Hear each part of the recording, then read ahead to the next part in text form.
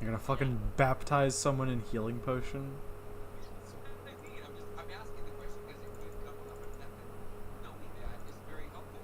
I can actually scatter a potion on somebody's head, and while doing maybe a point of damage, overall heal them. I think it'd be better to refrain from bar bottling someone with a potion bottle. No, no, I'm not saying what I'm saying. If they're unconscious, do not harm them. As dying. No, no, no. What I was talking about was like, I'm too far away. I'm gonna take this Hail Mary chance of throwing a potion at something else, and that kind of thing. You know, that's always how it goes. It would be interesting in a bar fight, though. Be very interesting. God. You're a horror when you get the idea to be. I hope you know that. Alright. I got the potions. I don't know who else is gonna be. Stanor, as I said, can heal. He has healing magic. It's not very good, but it is healing magic. It heals around a D10, so. Alright. 1d10 is what it says. That's a lot. Is it? That's actually Cool. It is a muse spell. It's called Soothe. yeah. No, It does, however, take 2 actions and a spell point, so. that's still like I'll point this out. I don't pay attention to basic bitch potions, so. I'm a bit of a higher class. Yeah, a D10.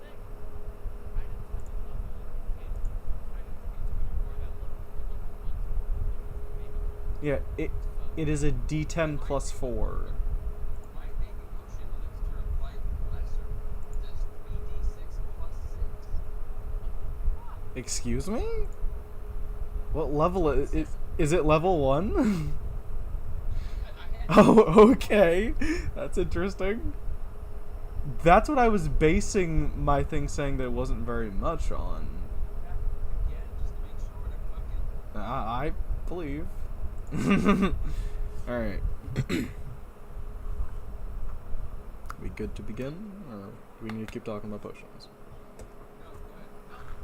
No, go ahead.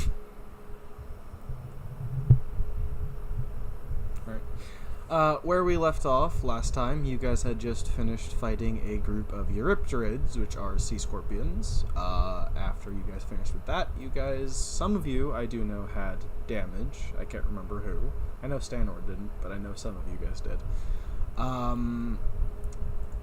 don't remember if you guys took all of the other quests from the mayor. I'm pretty sure you didn't. But you guys have 2 quests to turn in to the mayor as of right now. No, sorry, 1. Sorry.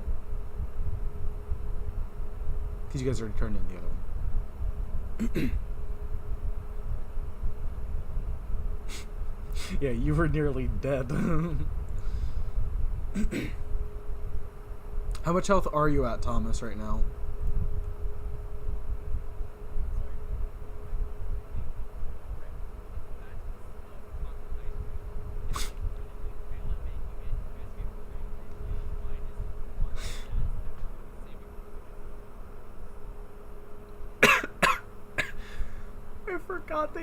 I forgot that you were reading about chocolate ice cream earlier.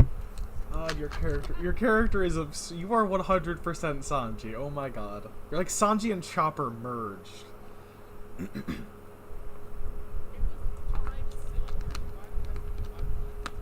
I mean, I'm not disagreeing with you.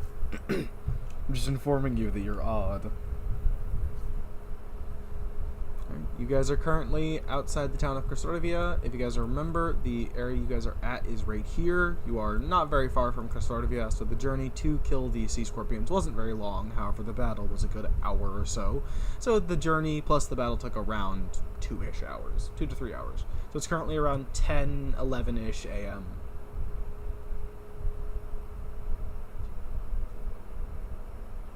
Okay. You should be fine. For now. Probably.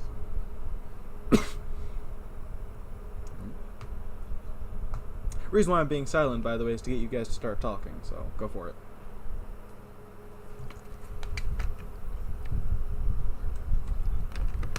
Probably a decent idea.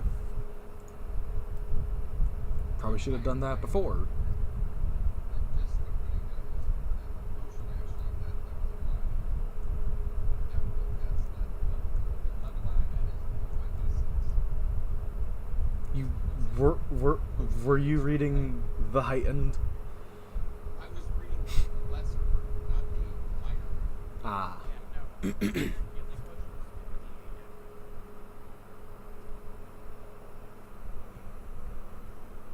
It's double. Elixir of life. Yeah, elixir. I think elixir of life minor has 26. That is different. Yeah, those are two different things. Oh, okay. They do essentially, as I say, they do essentially the same thing. So I'm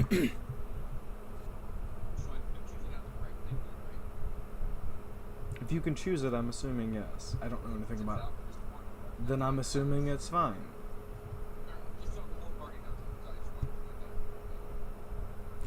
that. By the way, if you didn't last session, remember to gain the experience that you guys gained from last session. 220. It's been in the Discord for quite a while.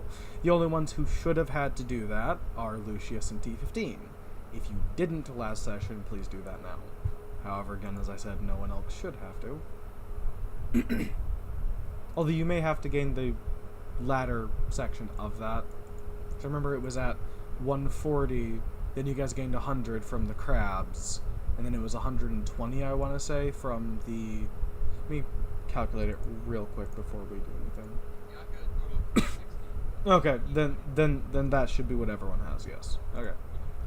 I don't need to do any calculating then. It was three sets of experience points, I'm pretty sure. It was, yes. It was 3 encounters. So you should all be at 360. Thomas, as of right now, you should have 2 sums of the reward money. You'll get the last one in a minute. But the one sums you should have were from the beavers and from the hermit crabs. I don't remember the exact amount that was. 30 something from what I remember.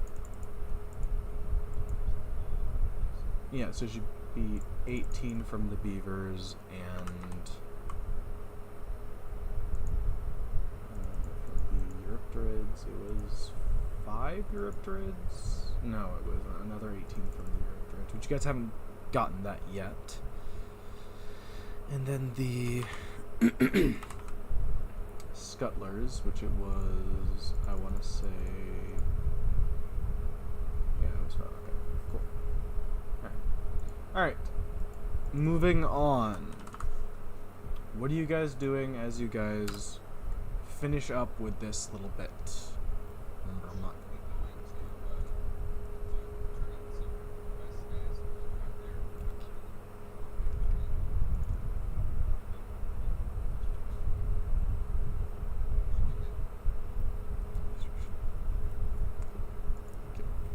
You guys make your way back to Kosovo. Well, it takes another hour or so, so by the time you guys get back, it's around 12. You guys enter from the northwest, getting better at directions, and make your way directly to the mayor's clock tower. As you guys enter, he is again sitting at his desk with dark bags under his eyes, writing. He doesn't glance up as you guys enter, he just throws a sack of 18 gold at you, Thomas, and says, "Thank you, next ones are on the wall." Bit busy. No concern, my guides. I all these quests such shall be, ladies and gentlemen, and gentle ladies and gentle... Fuck it. Alright, let's get on. That was bizarre.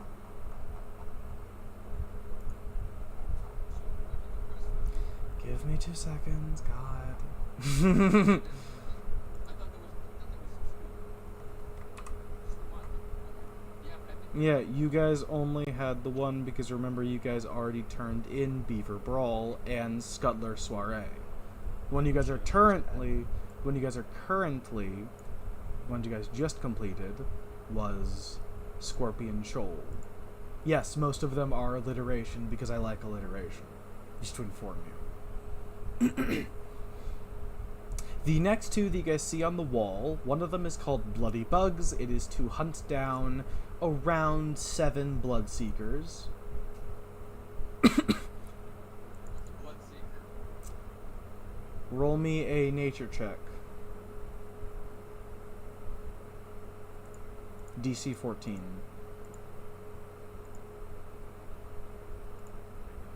Yeah, go for it. You can do it right. You can do it right. You whiz. Yes, you can. Yeah, like you rolled an 11, isn't it? 19. Bloodseekers are large mosquito-like insects that drain the blood from their enemies. They fly in swarms and tend to live around damp swamps or abandoned places. They are ravenous blood drinkers. They are curses of farmers and the creatures that they have. I can send you guys the full flavor text if you want. They are categorized as tiny, so quite small. Let me get up the actual size thing real quick. Like 2 feet or something? 1 to 2 feet in size. Which is around the size of a blood fly from Dishonored, which is horrifying.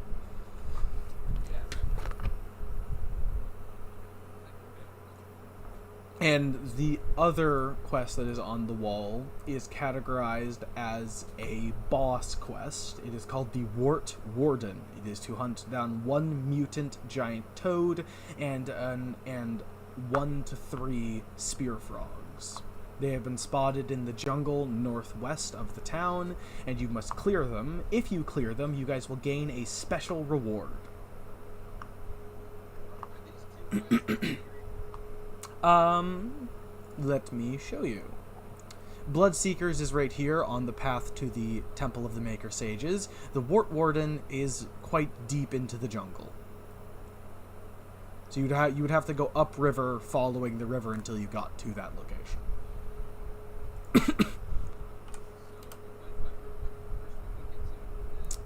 You wouldn't be going upriver for the first one. The first one would be Bloody Bugs, which would be up the road to the west of the town. If you want to go to Wart Warden, that would be up the river. what's the square distance again? 1 mile per square. Each square is 1 mile. Yep. It's a massive... It's not that big of an island, though.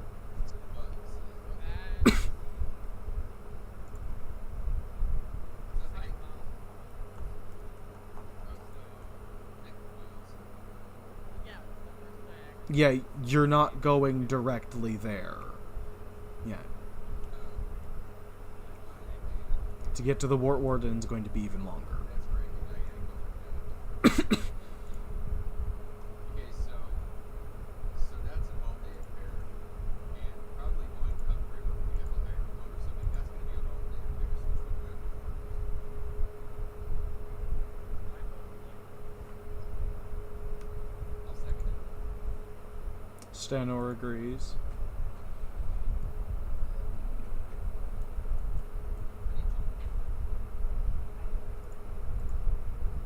Good job. Alright, let me open up that map. I don't know, do you? I'm not asking you, I'm asking her. I know I'm talking to the GM. I said this is historic vision for Batman, anything.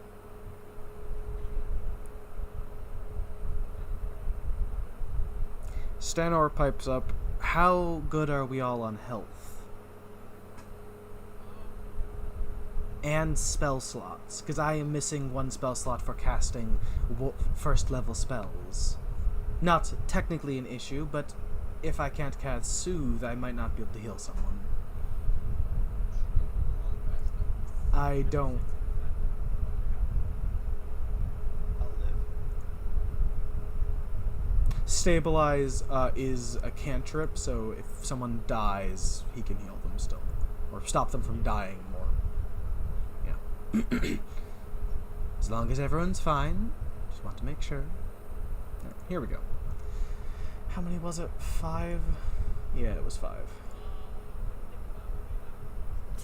Let me check the flavor text real quick, because I don't entirely remember. I'm having them being non-nocturnal, but this may give better means.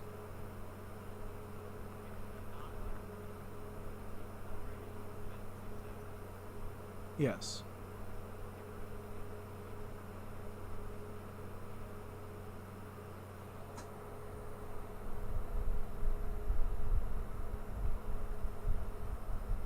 It does not say whether or not they are nocturnal, so I am... However, one thing that it does say is that they are consistently and constantly hungry. So they don't really stop feeding, they just continuously feed. They feed, produce more, so on. This is one of those kind of fights that I wonder about because a lot of different range and potential for one, but at even more than 10 or 15 feet hitting the gun is not going to be easy. Yeah, good luck with that. Our feed style is going to have to be maybe a little bit different for everybody to consider separately. The AC, I'll give you this due to you guys' nature checks. AC is 16, so not actually that hard. Health is 6. Alright, so we would be better off taking tennis rackets.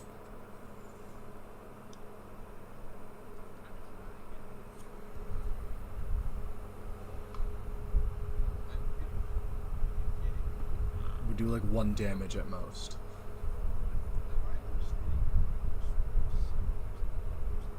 There was. I changed it because I'm trying to how I set up these encounters is for the total of 7 of you. Since there isn't 7 of you, I have to rebalance the encounter to be moderate instead of being severe. Unless you want to fight 7 of them. Alright, so the trek out there, how many miles did you say it was, T15? Okay, so you guys get there in 3-ish hours? 2 to 3 hours? Yeah, I'm averaging it, because I'm assuming you guys aren't sprinting there. Half an hour mile. Yeah. So, 1 to 2 miles. No, yeah, 2. We'll just say 2. It's fine. Doesn't matter.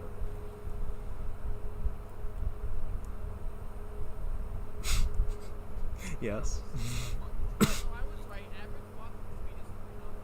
Yeah, you're right. I wasn't saying you're wrong. I was just saying going for 2 to 3. I don't know. 2 then. I don't really care, I'll be honest. It doesn't matter. Alright. You guys get there? As you guys walk, you guys are walking along a beach path with some palm trees. You guys notice clinging to one of the palm trees is a rather large mosquito, presumably the Bloodseeker. Farther ahead, you guys see 3 more swarming around this path area. Laying in the middle of the path appears to be a person. You can't tell if they're alive or dead, but they appear to be injured. There is blood around them, and the Bloodseekers seem to be concentrating on that.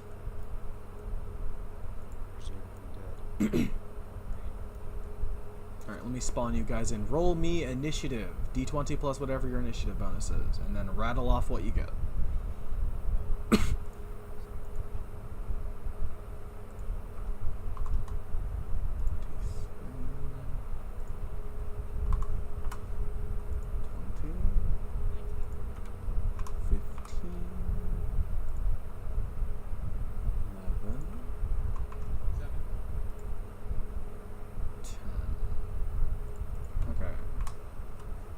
So, T15, 19.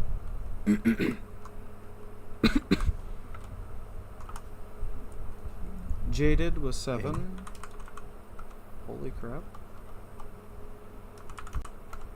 Jaded was 7. I should probably roll for Stan, or I'll do him last. Thomas was 8, you said? Mm-hmm. Kenichi, what did you roll for initiative? Awesome. 1 second. Oh, cool. He actually rolled decent this time. Yay. Actually, he's rolled decent every time. So I guess I shouldn't really be complaining. Alright, and Kenichi, I will put you right there.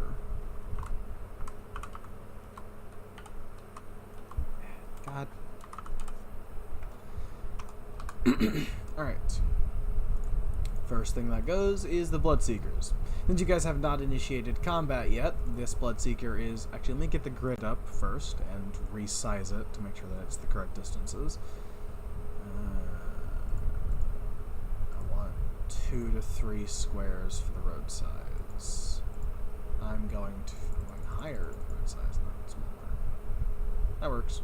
Each one of these is 5 feet. As you guys are sitting there... What? Christian, Yes? as I'm standing there on the pathway and I look to my left, those bushes that are up to my right, those bushes that are on my right, can I see over them? It is a dense bank of both trees and bushes, so no, you cannot. I just want to know if I can see what's No, you cannot. You guys don't know that one is there. As you guys are sitting there, this Bloodseeker is going to move forward to the corpse, land on it, and begin drinking. This one is going to do the same, for obvious reasons. And then T15, it would be your go. No worries.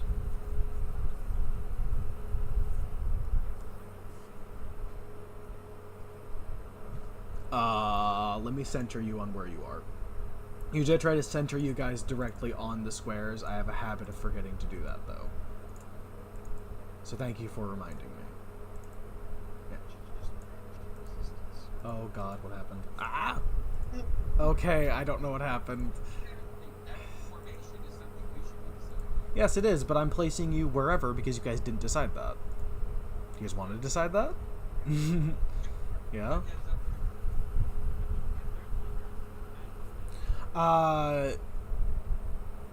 What are you wanting? This is my first question. Well,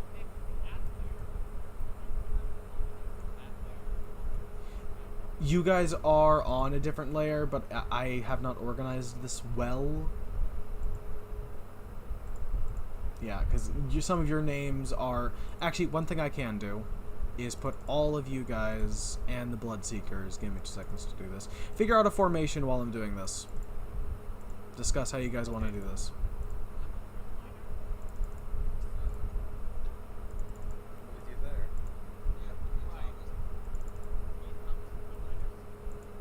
Stanor is I am a bard, so support. Yep. Okay. Now, I can lock everything. Oh. Yep.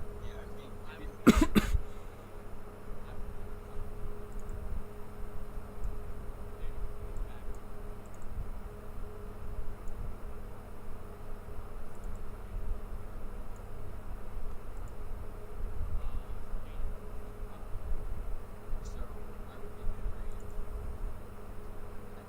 I can do melee, but long range is mid-range.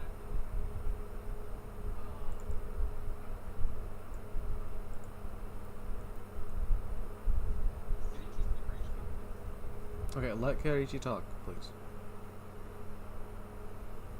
What did you say? So, mid-range. Mid-range. Are you melee?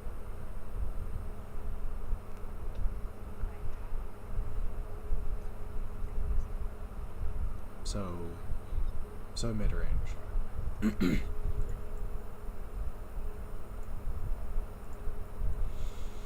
Alright, ready? I fixed the background issue. So, Hold on.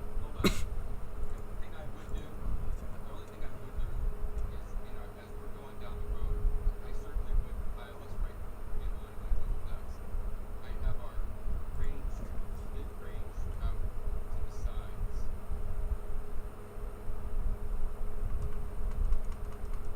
You have exact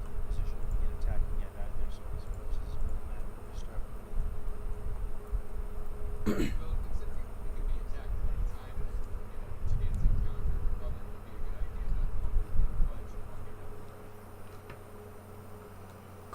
That would depend on the nature of our opponents, of course. However, Unless you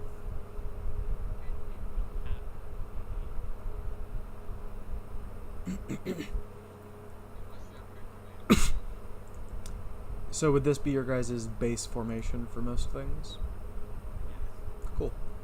Glad we have that figured out. Can someone write that in the general so we are aware of this so we don't forget? Thank you. That works too. Yeah, I was gonna say I can that, but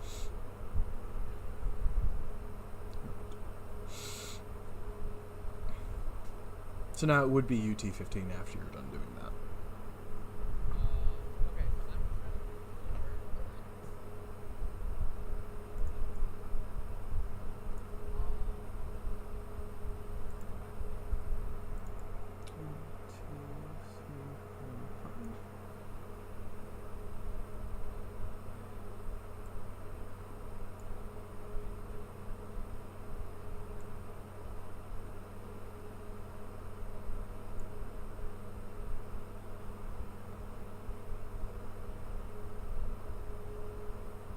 Okay. That would be next. Would be the Bloodseeker. Would he have? Are you attempting to hide? I guess is my first question. Okay, cool. The Bloodseeker does notice you and is going to attempt to attack you.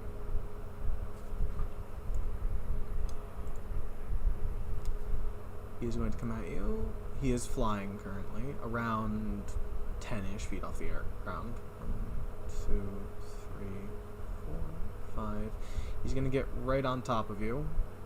I'll make sure you guys are kind of sandwiched in the same thing. He's then going to attempt to attach to you, which is counted as a melee.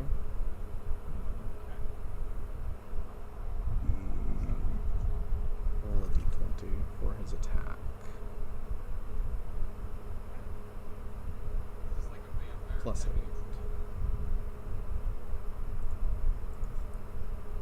I suppose.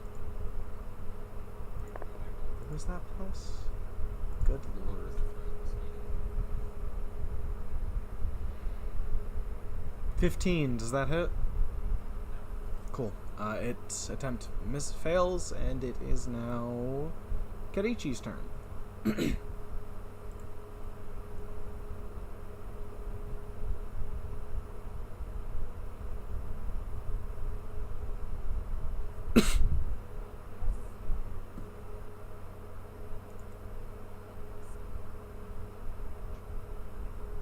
Okay, so like do that, and then keep going like that.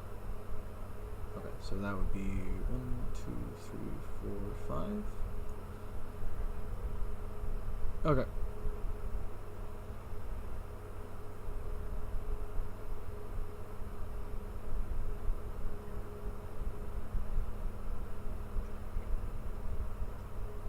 Go for it. DC 16, so shouldn't be too hard. Upward there, it shouldn't be.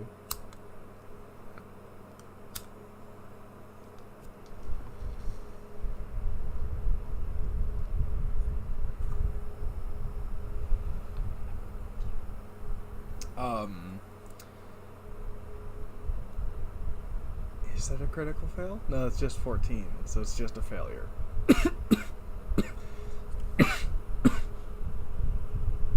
Would that?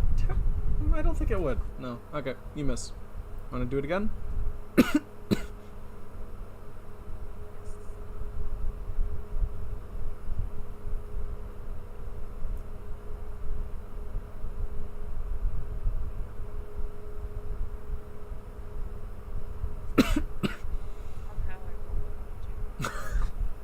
You miss again. Your shots have both landed at T-15's feet. You should stop aiming for your friend. It's not a good idea. Alright, well, the next Bloodseeker has not noticed you guys yet, so he is just going to go like this.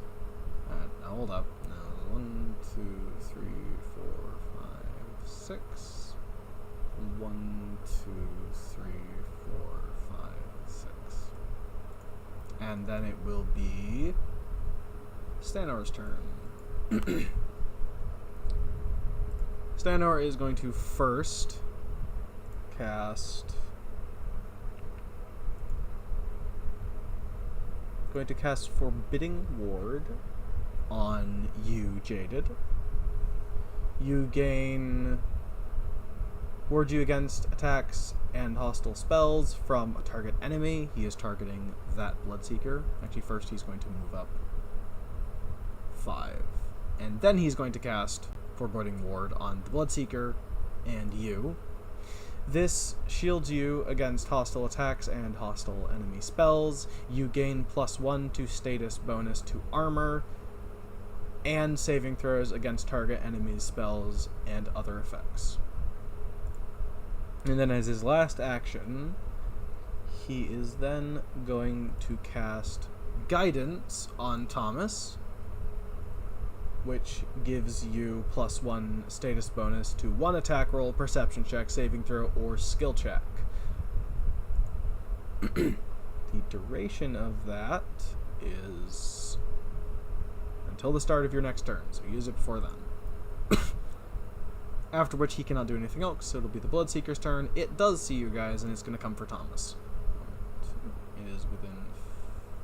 Now it's within 5 feet of him. It is going to roll to attack. Ooh. Oh, never mind. I misread that. Does a 14 hit you, Thomas? I'm assuming no. Cool. It can't do anything else, so it will be your turn, Thomas. Perfection.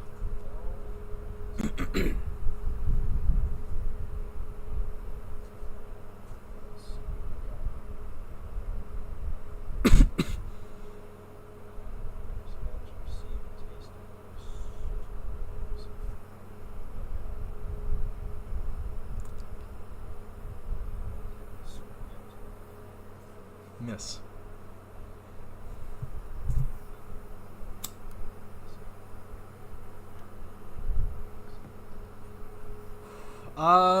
Since that, I was gonna say that was a critical fail as well.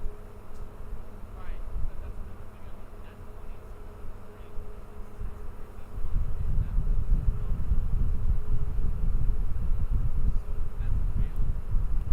that's a fail. Yes. Okay. Cool. That's useful. Didn't know that. Awesome. Thank you. So, Thomas, you hit Jaded. Roll me damage.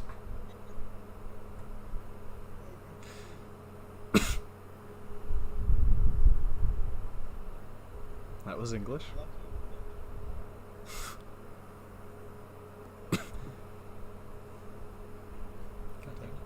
Yes, you're taking 4 damage.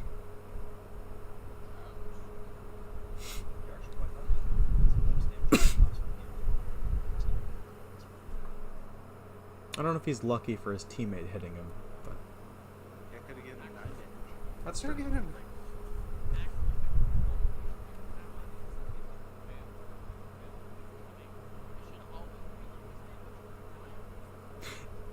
It is really funny though, but I agree. I agree. It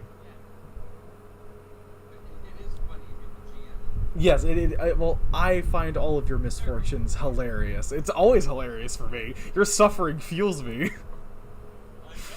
I'm a really fucked up person. Alright, Jaded, unless Thomas has something else he wants to do, obviously. You still have 1 action. Maybe I should go for a 3rd strike. Or 2nd strike. What's the negative on that? Like duck now? It's -4, I think, if I'm not mistaken, or is it more? I should. I'm going for a 2nd strike. I'm gonna go with my fist this time. This can possibly cause too much damage. I mean, probably not. Oh, total 22 this time. You actually hit this time. It's not a... It is a success, but it is not a critical success. So I'll have to- Yes, it is a 4 damage. Nice. The lowest possible when you're looking for.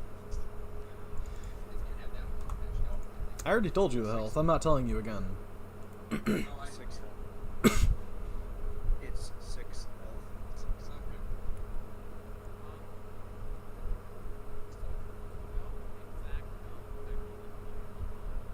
They already, you guys already did that, which is why.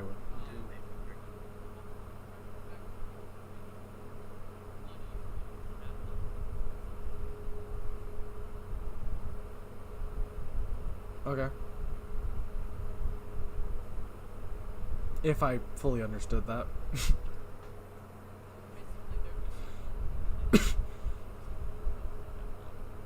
So the one in front of you would be bloodied, because it is near dead. Cool. You're talking about terms to use, yeah. I make no. I was gonna say I make no promise to actually remember those. I will try, but I make no promise. No promise I'll look there either. Whose turn is it? It is currently the bugs. I was waiting for you guys to finish this. No, sorry, not the bugs. It's your turn. Sorry, but I was waiting for these guys to finish talking. Now it's your turn, Jake. I'm gonna briefly contemplate shooting Thomas. And turn the gun on the bug. We'll use the It's really fucked up. first. Wait a minute. Who wasn't the last campaign that shot his dog? That was Brandon. No, that was you and Brandon. Brandon stabbed it with a spear. You shot it. Alright. I guess I Alright, so the first shot's +7, and that's a total of 18. Also, I'm pretty sure Hit. it was you who did a critical failure in the last combat we had near me anyways. You guys just keep hitting each other. You hit, by the way, Jaden. Nice. As you fire, the bug evaporates, dying swiftly. Some blood spatters on you guys as you do that, and you're covered in blood. Whose, you don't know. Someone's, though. It's not bug blood, by the way, to be clear. It's definitely person blood. So, There's the hepatitis B coming in. God, you're loud. south went in front of Thomas. You mean like, South. okay, I see.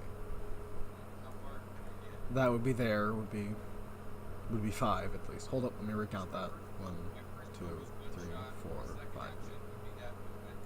My third action You'd have line on this bug, and you technically could try shooting these two, but you would be shooting past D15. I just want to use my next movement to get further.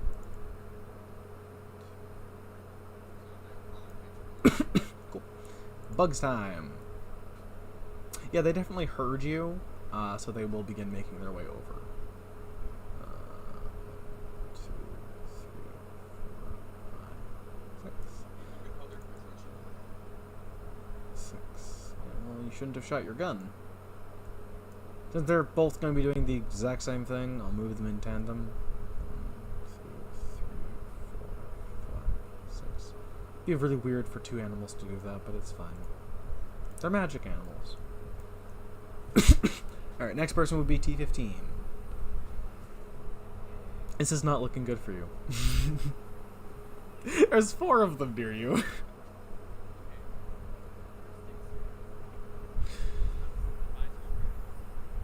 Go for it.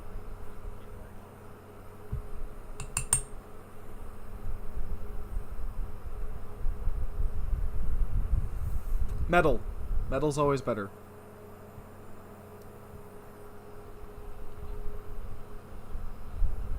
Blood. Wait, did you say blood? Okay. Blood. I have dice like that too. I don't know where they are. They're plastic though. So they're garbage. So poor.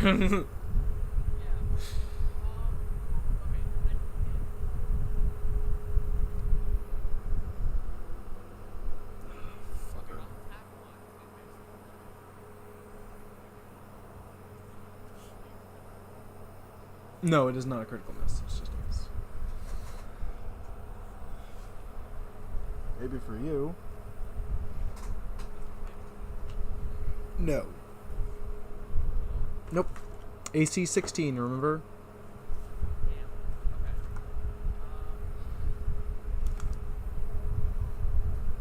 My last action.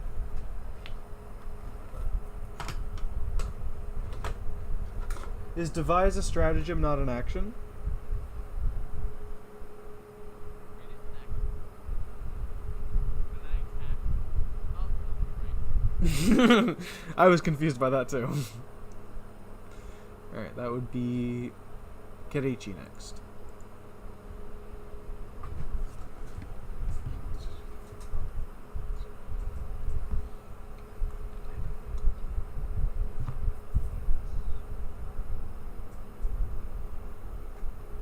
Those three are all within your line. Technically that one if you want to risk it.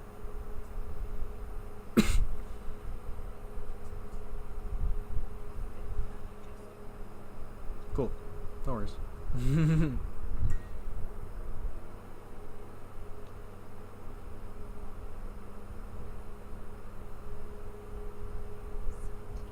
You hit. Nice. At least someone's rolling well. It won't be so easy to kill you all.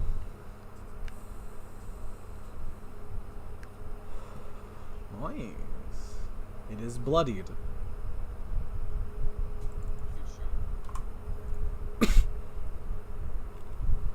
You guys being a good team. Except Jaded and Thomas who keep hitting each other.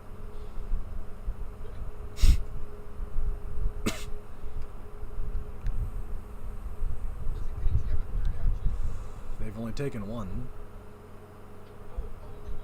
They've only taken one. They would.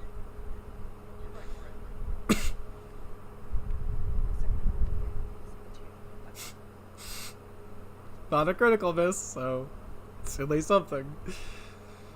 T-15, a third bolt lands at your feet. Konichi's almost hit you 3 times so far, so... I don't know why they're aiming for you.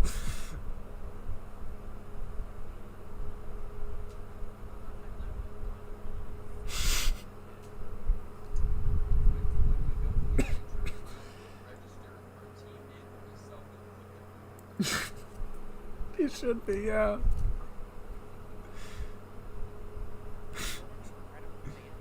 Or friendly fire. Yeah, that's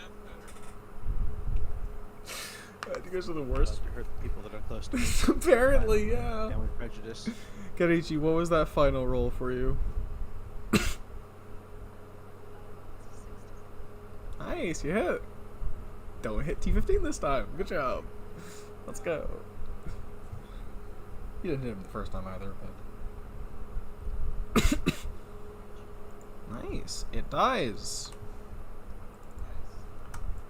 Another one gets evaporated. T-15, you are now splattered in blood. I don't know why, but I thought she just killed They... killed T-15 in a violent fashion. I was like, oh my gosh. Oh my gosh. No, they killed the blood. T-15 is now splattered in bug and person blood. That's okay, though. He's a robot. He doesn't care. He doesn't have a soul. Yeah, just... I think I got really fucked up really quickly. That means that only the rest of us will get hepatitis, so great. Whoa, yay. Alright, the Bloodseeker is going... This Bloodseeker is... English is my first language. 1, 2, 3, 4, 5. Sometimes it doesn't feel like it is, I'll be honest. It's not close enough, so he'll have to use the rest of his turns to move closer to you. Alright, that's Stanor. Yes, they are basic monsters, so they don't get multiple they don't get more than 2 actions. If it was a higher level monster, it would get 3 actions, just like you guys, but for right now, we're trying to keep it a little easier for you guys, because this is just basic stuff right now. Eventually, however, yes, they will have... Like, if it's a boss monster, it's gonna have 3. No, it doesn't go past 3. Doesn't go past 3. Alright. Stanor is going to cast. That is on a minion. Yeah, let's use those. He's going to use Bless, which is 5 feet. So for his first action, he is going to move up, and then he is going to cast Bless on Kerichi. 5 foot. Actually, no, sorry. It's targets you and allies, so that's actually both of you. Get a +1 status bonus to attack rolls once per turn, starting the turn after you cast Bless. So, yeah. You guys each get +1 to attack rolls. Yes. Alright. After that, that uses up his last first level spell slot. And then he is going to cast Prestidigitation on Thomas to attempt to clean him. That's not how that works. He'll use it on his armor. He'll use it on his arm.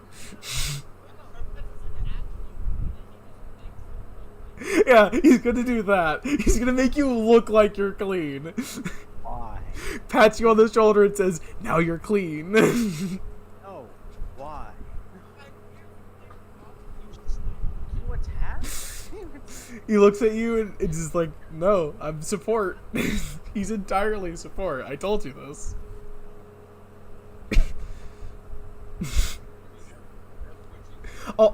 I'll point this out. Most of his spells are for role playing or support. Like he has disrupt magic, disrupt undead, and stuff like that. But most of his stuff is not going to be super helpful. The maximum amount of damage he can do with his whip and rapier, his whip can do 3 damage maximum. Why do you think he doesn't use it?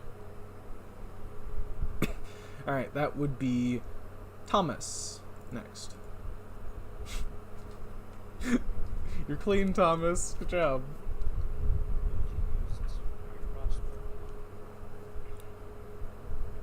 I hope you hit T15. I was gonna say, a weapon. No. No. 3 bolts have nearly hit you, though all 3 of them are at your feet. We're all shooting toward you. Though. Apparently, yeah. There.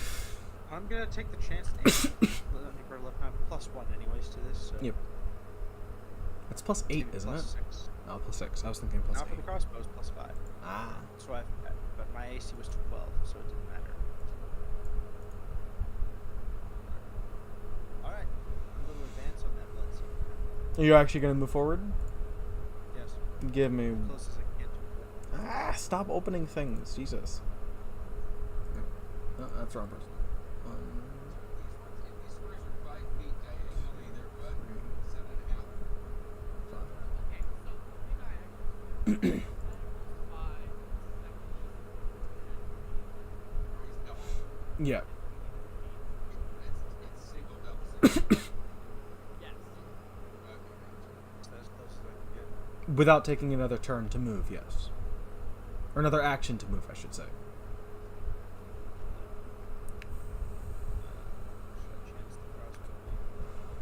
I'd say arguably you're actually in a worse spot now than you were before. You're also blocking Jaded. Do I still have Maybe not, but he's also... Yes, of course you have the +1. You have the +1 until you use it or until your next turn.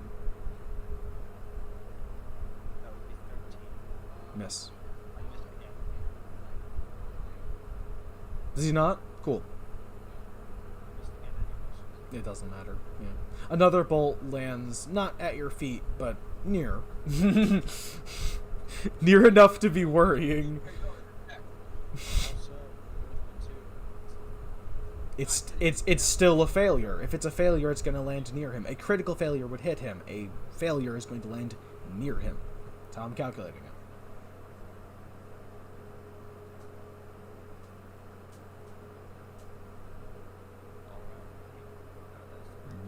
Is it? I thought it was 1. I thought it was 2.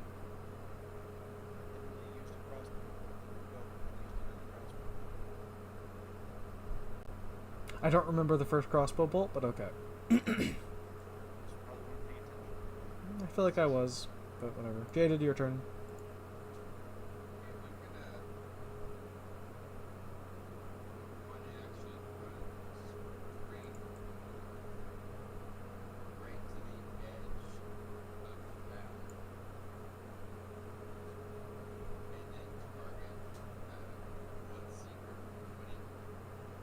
Cool.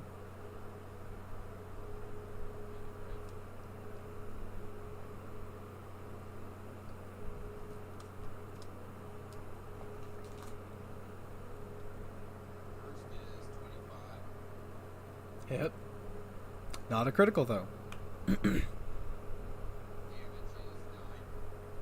9. It dies and explodes, painting the space where it was crimson. I'll shoot this further. It's more west, but yeah. Oh, whatever. Hit. Damage is 7. I feel like I should have given you guys more. Oh, what? More enemies. That's what you guys are doing, but no. We'll keep it where it is. For obvious reasons. That was the amount it told me, so it's the amount I went with. Because you're level, this is a level 1 encounter. We're still going to know our party and everything. Very true.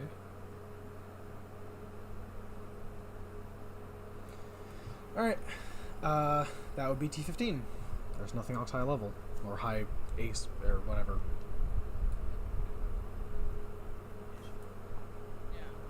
Yeah, that's what I meant.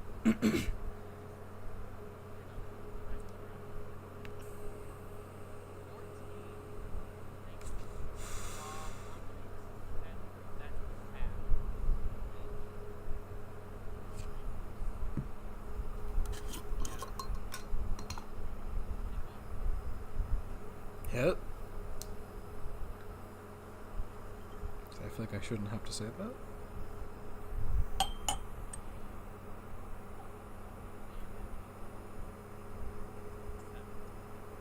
It immediately dies. I said it immediately dies. The Bloodseeker explodes. It only has 6 health, remember?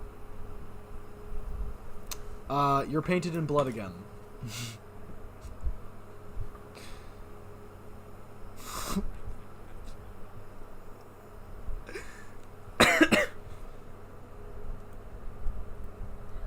Were you making a check to not contract hepatitis?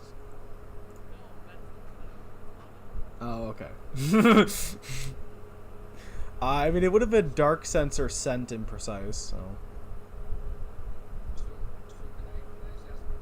So if T15 is right and it's 3 miles an hour at warp speed, it would only take us about 20 minutes. Yeah. So we got this one done. We literally could march probably more. And go to the Wart Warden, yeah. Or that, what are you talking about? Since we're done with this encounter, right? Let's go. None of us took any damage. Is anybody down for health enough for the potion or anything right now? Stanor isn't, but he is at the end of his spell slots for bard spells. Which means he can't cast Bane, Bless, or Soothe. What did you say? It was all wasted on those bugs. Just saying.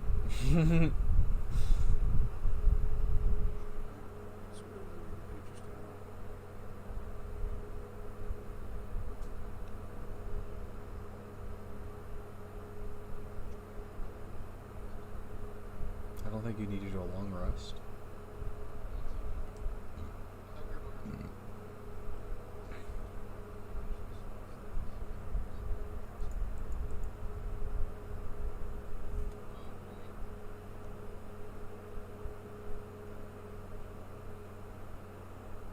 Well, we could go back to the inn and do a long rest and then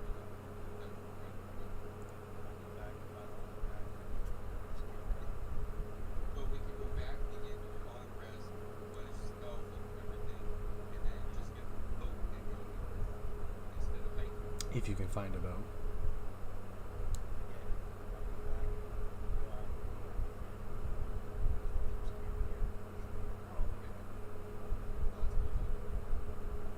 This is what he was saying since the beginning.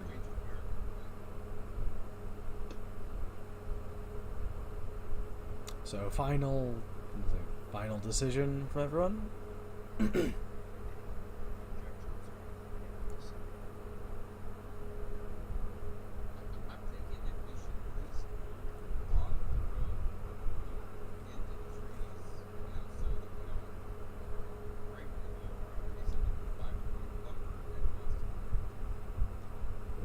obviously. Anyone else? The other two people who have not been talking. That's who we're referring to. I should say that. Do you have any objections on you guys camping out here to take another rest so people can regain their skill point, or not skill points, whatever it's called. Oh, also you guys gain 100 experience. So yippee. Assume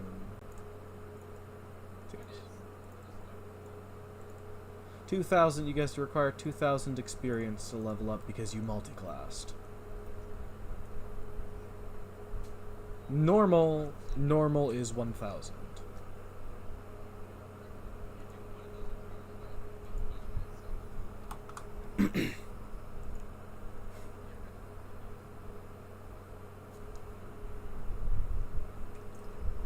For now.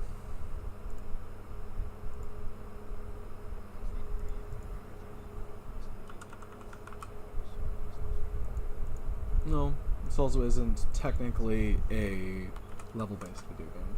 Technically. Alright, so we long rested and relatively booted up.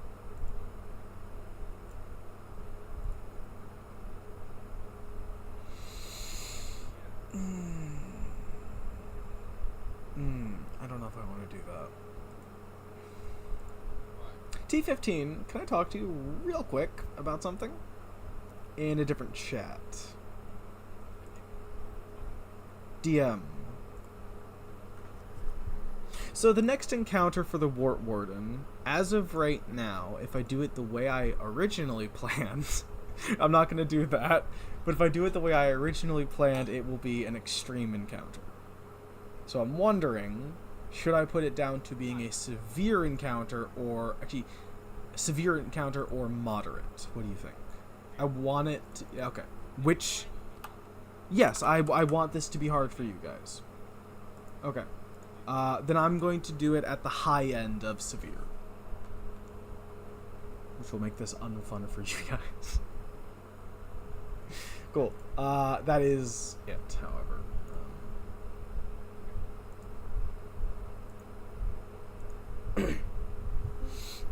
We're back. Alright.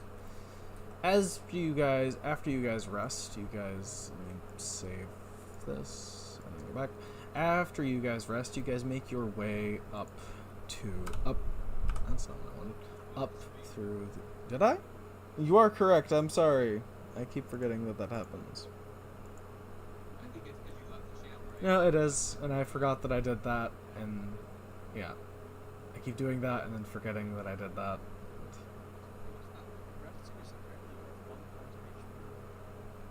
It depends on what your con modifier is, but yeah, it's not worth very much for rest.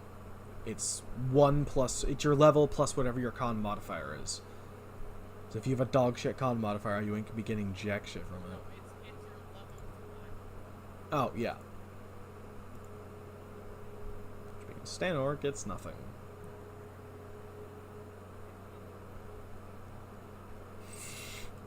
Still doesn't get anything. Not really. He doesn't need it though. Yep. It's not full health. What? You guys were on this side of the river.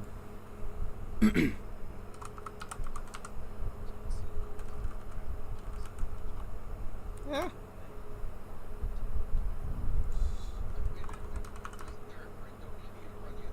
You guys already were on one side and said you were going right there, so I'm putting you on this side. Do you want to discuss it more?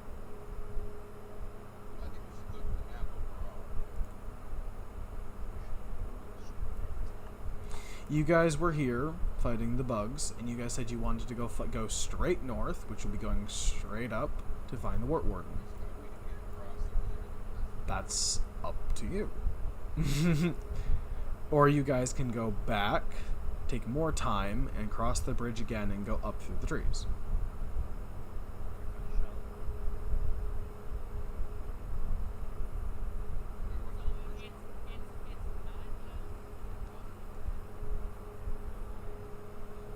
Thank you for figuring that out.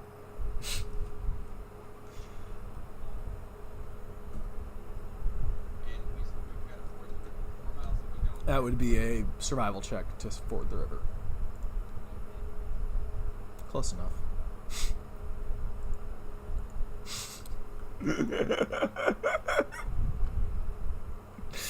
Oh my god. So are you guys fording the river, or are you guys going straight? Guys, grab onto each other's shoulders for safety. No, absolutely not. That's a terrible thing We're made of metal. You have a devil fruit. You won't. to do. You have to go 9 miles. He has a devil fruit. He can't cross the river. Not realistically. And if he falls in, he's fucked. I'll carry you over. You have a devil fruit. Oh my gosh, you're right, I do. You have a devil fruit. Stop forgetting that. Wait, but it will be ankle deep water every time. You'll still lose your abilities. Oh yeah, do your roll. We have to see which one of you are. Are you Dofi or are you Thomas? Yes, it's wisdom check DC 16. That's what I said. Will, you know what I mean. God. You know what I mean. Jesus. DC 16.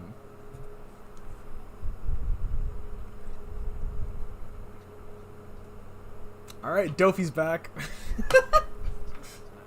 It is 100% you.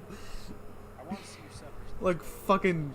See, you're like fucking Doofenshmirtz. Like, it's evil time. Not Doofenshmirtz. Who am I thinking? I don't know. Alright, let me move these. Ah! He wasn't evil, I know.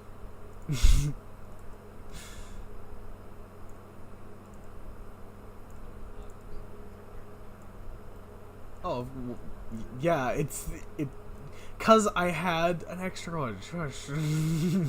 I had an extra one. Sounds very Are you bizarre. cloning us? Clone. It is definitely possible.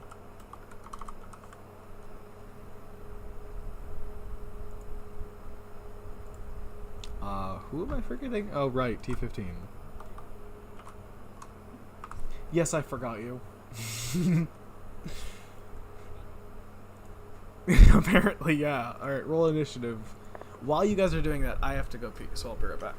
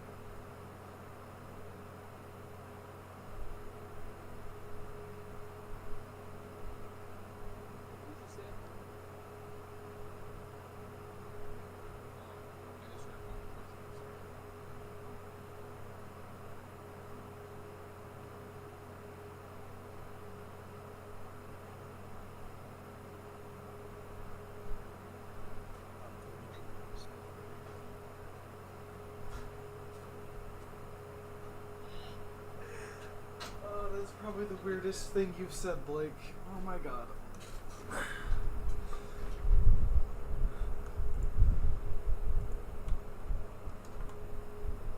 Blake said pop filters on mics smell good. I'm saying that that's odd. What did all of you roll for initiative? Start with T15 and go down. Thank you. Jaded.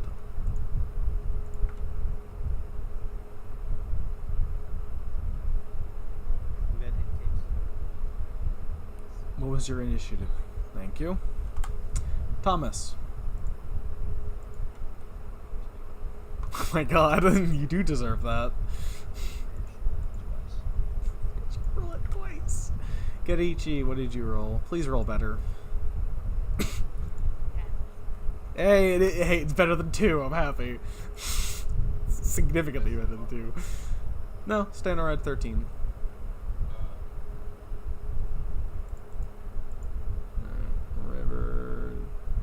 That's good. Alright, let me put up the spear frog and stuff.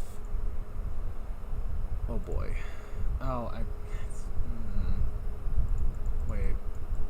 Oh, is it lagging? No, it's not lagging. Oh, I'm on the wrong thing. That's why. Oh my god. I hope all of you are happy, by the way. A frog rolled better than you. 2 frogs, actually. Yeah, I mean the fucking frogs that are over here and the toad all rolled better than you guys. It's kind of depressing, I'll be honest. I don't think they're his family members. I think it's a bit racist to assume that, but okay. Okay. Alright, it'll start with these guys, but since combat has not been initiated and they don't know where you guys are here, I'm not going to have to do anything. It will go straight to Stanor, who is going to continue heading straight, I guess. Oh, this actually does count as rough terrain, by the way, T15. What are the rules on that again? I forget. Thank you. This does count as rough terrain, so half. So, is a half rounded up or down?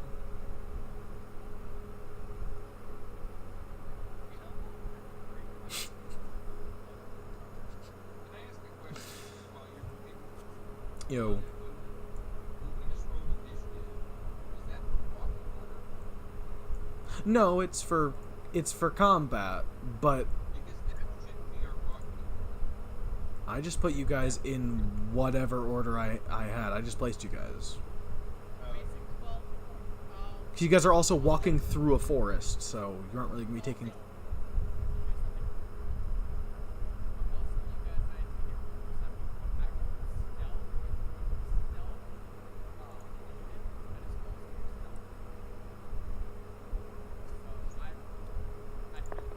You know, I didn't actually do that.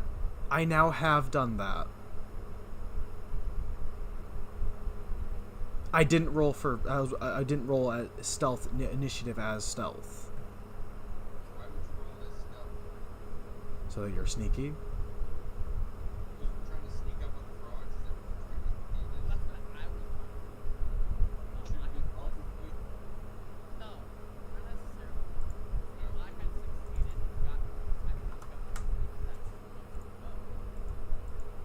One thing with this, though, the fact that I probably shouldn't do that with Stanor is the fact that he is not a front laner. So him going first is unhelpful. True. True. Initiative. Well, let's put it, let's just do a real short illustration. We're in the mine, we're stumbling through the forest, we come out of a clearing, something pops up out of the clearing. The first person to stumble out of that little path into that clearing is going to be the first one to take damage. So it kind of does make a difference what we're walking as. Just a question. Yes, but that is considered with initiative. No. Exactly.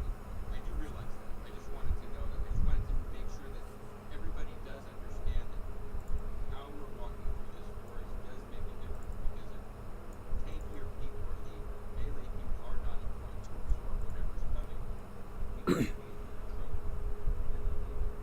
I fixed it. That's why I'm bringing it up. Because we're walking through the forest. Let me put all of you guys along with the frogs on...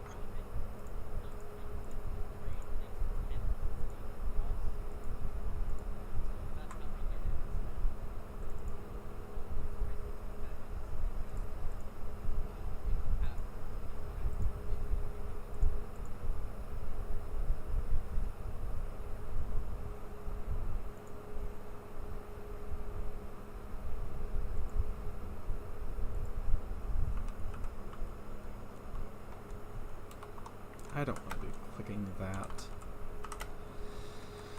I want to see what this looks like. What does this look like? That's not what I looked up. Unhelpful.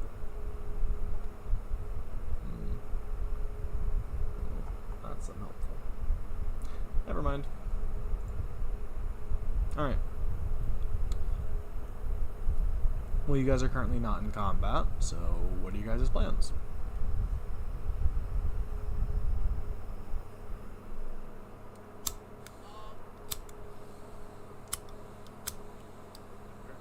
Contemplate the irony of being the last to go, being the one who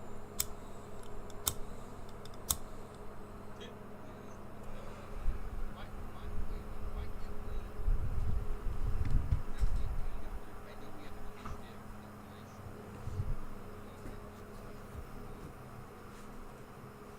Are you asking about the order you guys are in? I said you guys based up the order you guys are arrayed in based off of the previous order you guys used. Thomas and T15 in the front, Kirichi and Jaded in the middle, and Stanor at the back. That's what you guys discussed last time. I'm going based off of that. That wasn't your question? I apologize. Okay. Initiative determines order in combat, not currently. Okay.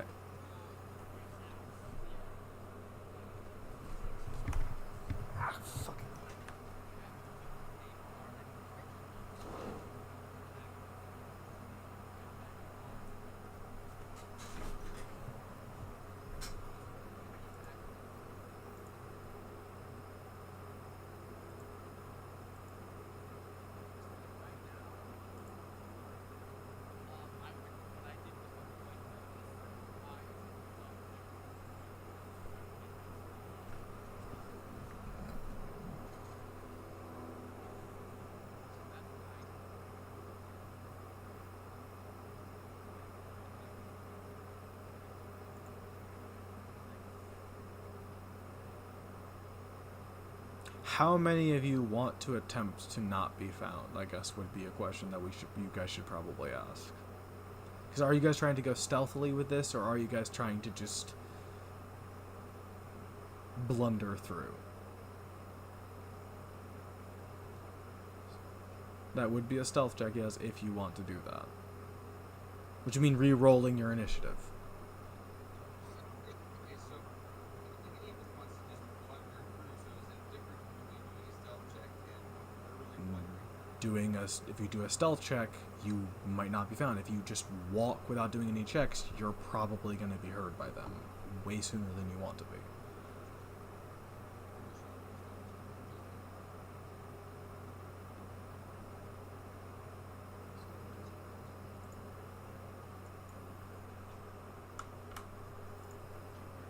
That would change your initiative, yes, based off of your... So re-roll, but you roll a stealth check. Plus initiative as well if you have any pluses in that. But I don't think most of you do, so... By my roll, apparently I jumped up and started waving my arms. So not stealthy.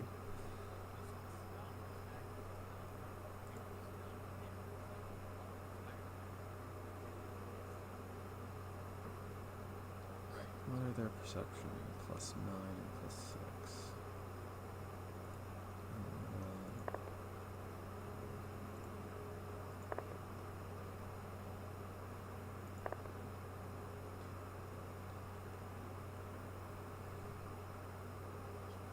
Yes?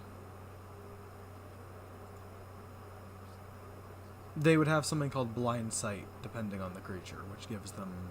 Or they may have tremor sense, it depends. If they have no skills like that, then... Probably. They're gonna die.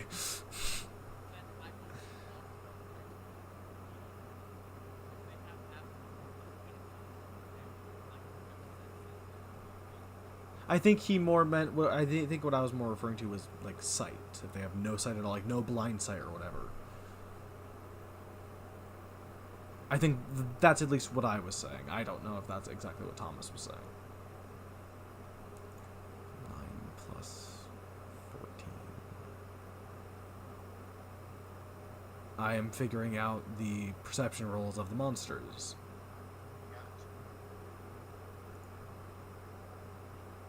First frog rolled 9, next frog rolled...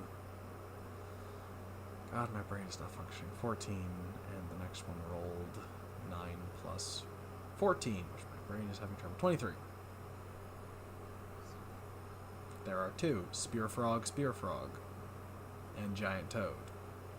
How do you not see more than one frog?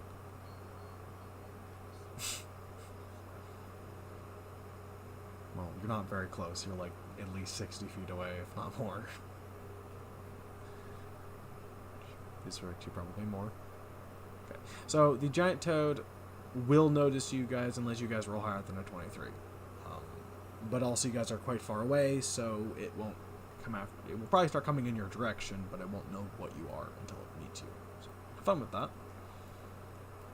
How many of you re-rolled your initiative and didn't tell me? I know Jaded told me. I wrote down Stanar's. T15 wrote down his. Thomas and Karichi, what did you guys roll for stealth? Let's start with Thomas. Did you roll worse? 17. Good job.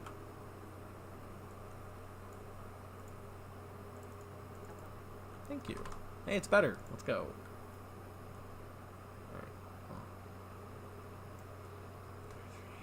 Alright. Okay. What next? You guys are all attempting to sneak. There is attempting.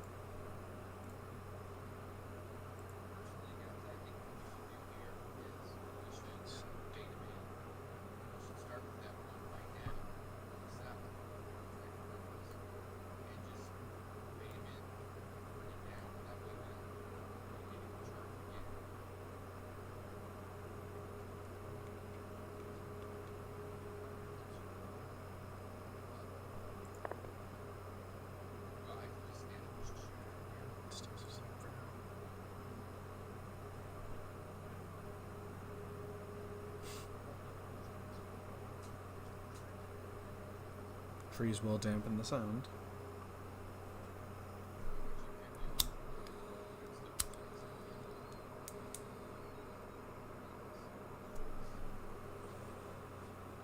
Very much so, yes.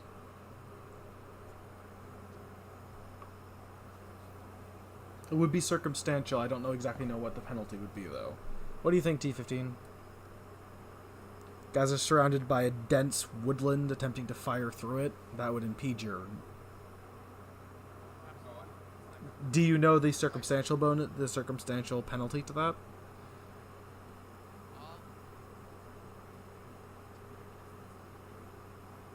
That works, yeah.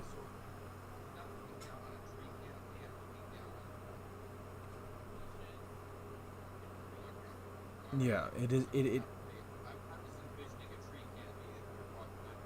You guys are walking under a canopy of trees. These are dense jungle trees. Yes, it is a dense jungle forest with under roots and all that stuff. It isn't obviously all shown there, but it's pretty dense. So you guys will have disadvantage on your attack actions. Would that be all of them or just ranged? Would that be all of them or just ranged attacks for disadvantage?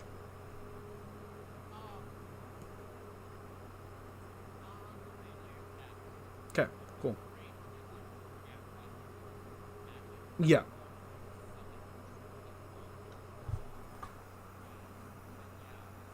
But if it's like Stan Orr's stuff, no, because that's... Yep. Cool.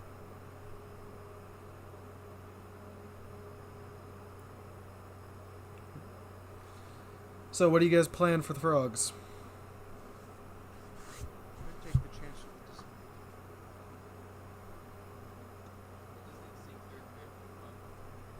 Stanor wants to bring up something. We could try and lead them all into a clearing behind us. If we can find an area by the road or something, if we can lead them that way, we might be able to get them out into the opening. So then we're not fighting them in a dense jungle. But that also could not work. They may not leave their territory. The moment we leave, they might just leave us alone.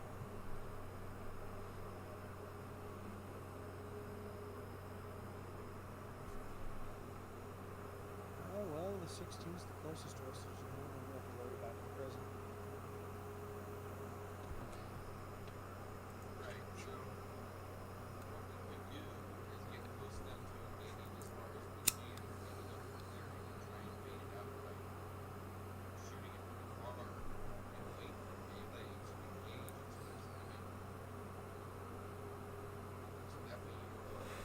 T15, I have a question. Could Stanor make a performance check to try and play a song to lure them in?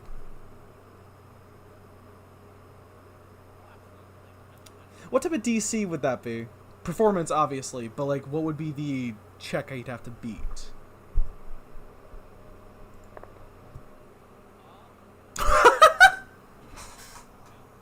I rolled a 27, not 20. I don't think they're beating that, I'll be honest. You guys want to see that roll?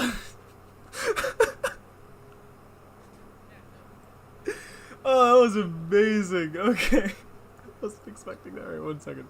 Spear frogs have a +6 to will, while mutant frog has a +7, so let's roll. Oh my god. The giant toad resisted. He rolled a 20 +7. God damn it. Because I transferred to that, it's fine. Give me 2 seconds. Frog is lured.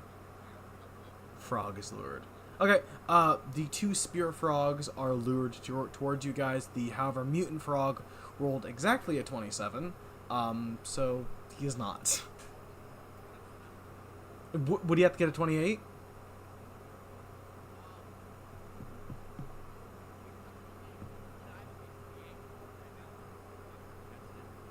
So they have to both re-roll again?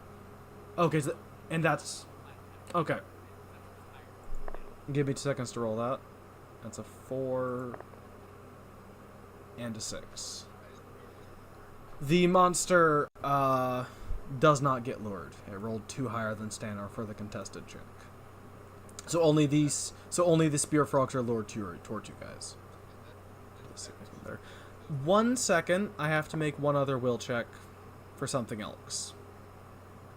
What is this? I can't see what that is. There it is. What are you talking about?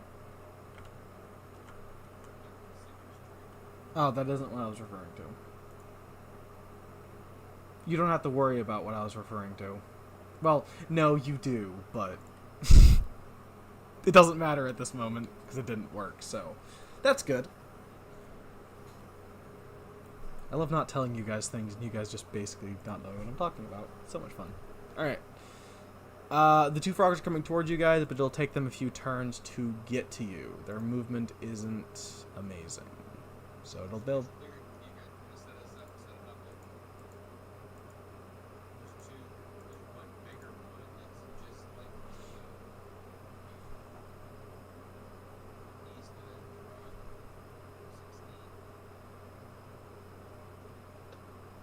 Are you asking which one we should focus on? Yeah, he's asking you guys.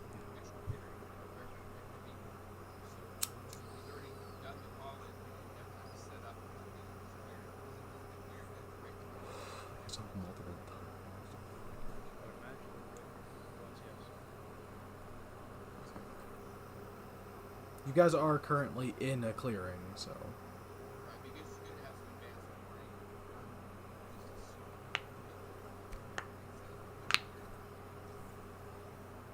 It's a bit late for that.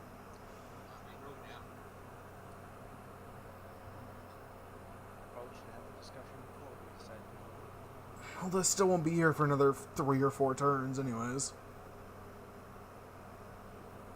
And it's not technically combat yet, either.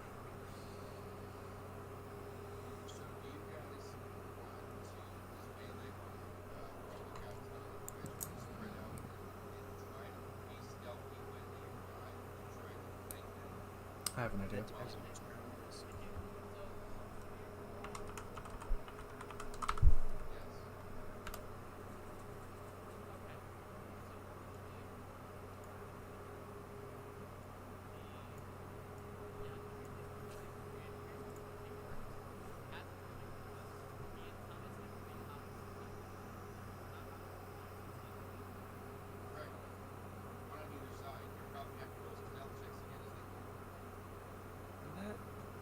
Bases itself on the presumption that we know where it's going to go. If Kenichi and I lure them in by shooting at them, and they're coming straight at us, we might be able to catch their attention to keep them focused on us. what if I try to flank it and it decides to go around the other way? When it's behind one of us. Then- Yeah, we're hoping it does a straight line, but I might answer that. You guys have until 2 minutes to discuss this until they reach you, by the way. Or 3? I don't know. Let's just set up our ambush and hope for the best. How wide should we have you guys go out? That's the question. We're within a distance where we can actually strike it with the turn. So maybe you should adjust based on where the spirit frog is traveling as the spirit frog travels. Each move is. You want to do it that way? I can do it that way. I was more just going.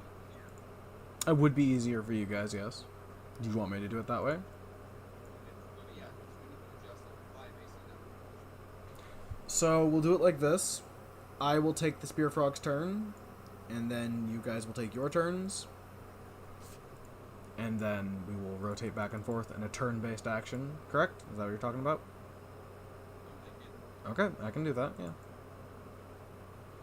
So first, for their turns, I'll move them. 1, 2, 3, 4. 1.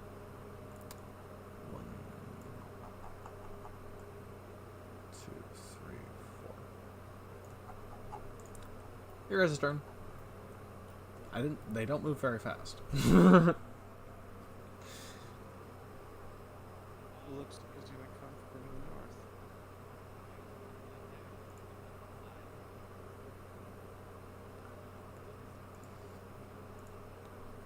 Alright, so you want me to move a little further into the woods? Going diagonal or Straight this time. Just go straight into the woods. No, not up. to the side. sorry. We're trying to encircle it, not entice it. You didn't technically say. You didn't technically say, so just Also, we're supposed to be moving at half speed, right? yeah, you are correct. I forgot about that. Sorry. Be 2 because rounding down.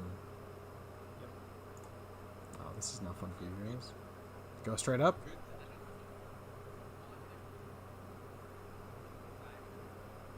Okay. Oh, sorry. Shush! You're playing. You have to tell me exact directions.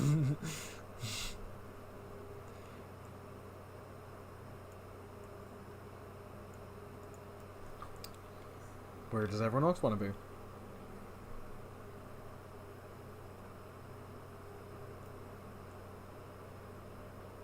You guys are doing so You good. guys decide. So I'm gonna stay standing kind of in the clearing where I'm at because I eventually want to sight it and I want it to see me. So I'm gonna stand kind of out in the middle there. S- We're not gonna see Stanor. Stanor is remaining where he is for support. I'm gonna just leave it at the bow. This technically doesn't matter if Stanor is standing in the open brush. His stealth roll is 26. Yeah, his stealth roll is 20. The only thing that would potentially see him would be the toad, and that thing is not coming, so. In fact, I think I'm the only other person in this party who would want to see. So I'm thinking if Thomas continues to move west, I'll move a little north and west, kind of into that little clearing there. Maybe I can get a sight of this frog. Nothing next, or I have another movement. You've taken 1 movement so far. Okay, so if I can move a little, just one square, go diagonal one. Not that way, you know, where Thomas, there you go. So I'm gonna be almost right on top of him because he's gonna continue to move west or northwest. What about Kedichi? After Jaded, obviously, but. If we all come together. Okay, Kedichi, what about you?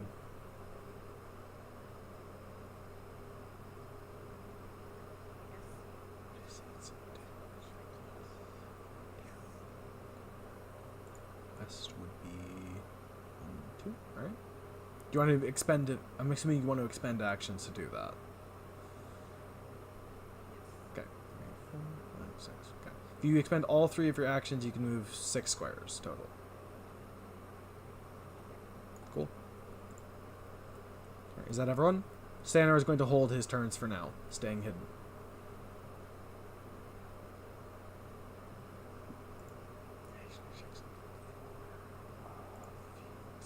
Alright, that's the frog's turn.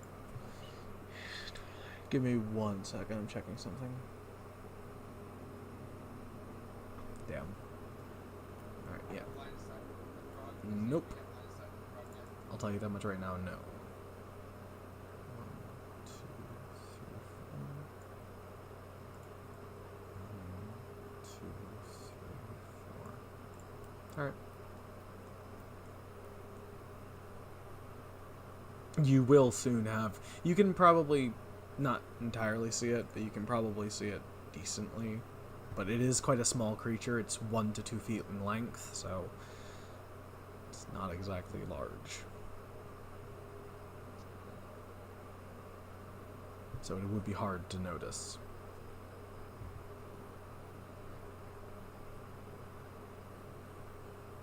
I mean, there was a big clearing right here, so. You have to go to the bathroom real quick. Alright. We'll skip over Thomas. And Santa isn't going to do anything for now. Kenichi, we'll just start with you, since Thomas was technically next.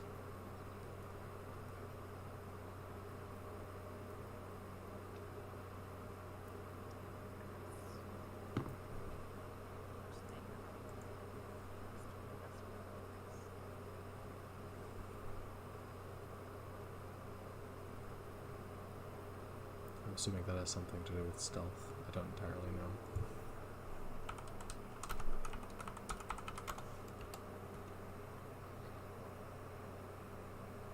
Oh, that is immensely useful.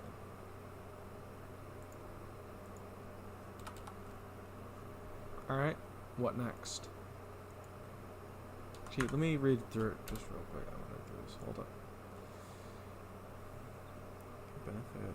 You obscure the tracks you leave behind, make it harder for others to find you. The DC checks to track you gain +4 status bonus, or it is equal to your spell DC. Results in higher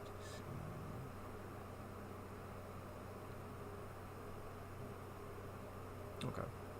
So basically, it makes you harder to find.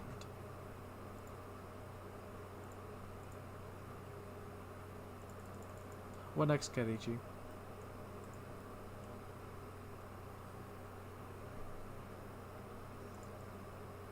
Oh wait, no. 1, 2. All your actions or just 1? So your left action. So diagonal? Alright. Do you want to expend all your actions? You still have, I'm pretty sure. Oh wait, you only have 1 action left, so you'd only be able to move 1 diagonal. Next person would be Jaded. And then T15. Stay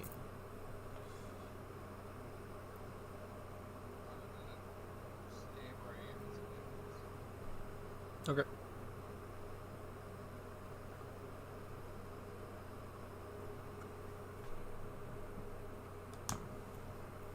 Same thing for you, T15. Thomas isn't back yet. T15 would be his turn.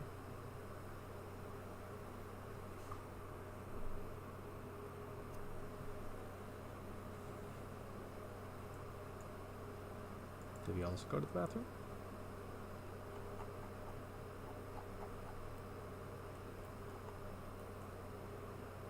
Oh, hello. I guess we'll go to you then, since T15 isn't talking.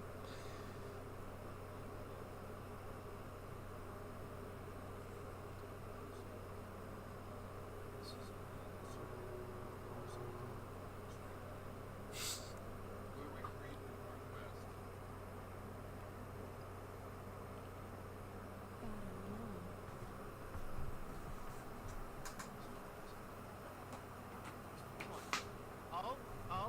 Oh, there we go. Motherfucker. What happened? My mic stopped working again. Oh, that's always fun. Charging battery. Yeah, I said I was gonna move up 2 spaces. Sorry. I'll do that.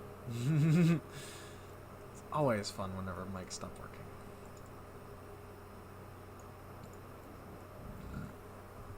It would be one diagonal, Thomas, unless you want to expend more movement. Or more actions. Oh, 2 up. Sorry.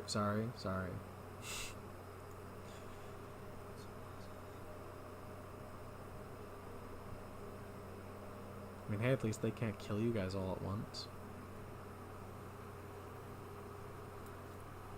Keep in mind that we've got a frog coming down from the north that could encounter our flank quite carefully.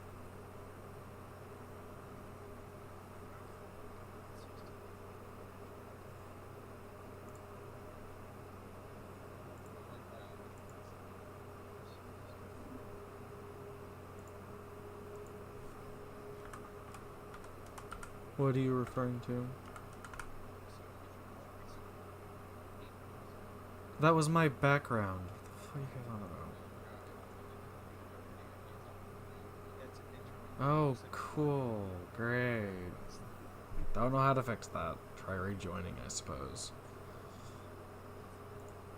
Yeah, it doesn't look like that on my screen, so I don't know.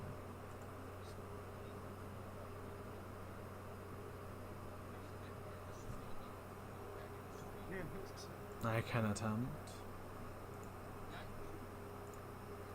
You said for me to do it. Fixed. You know, it was fixed. Well, I blame Jaded, so.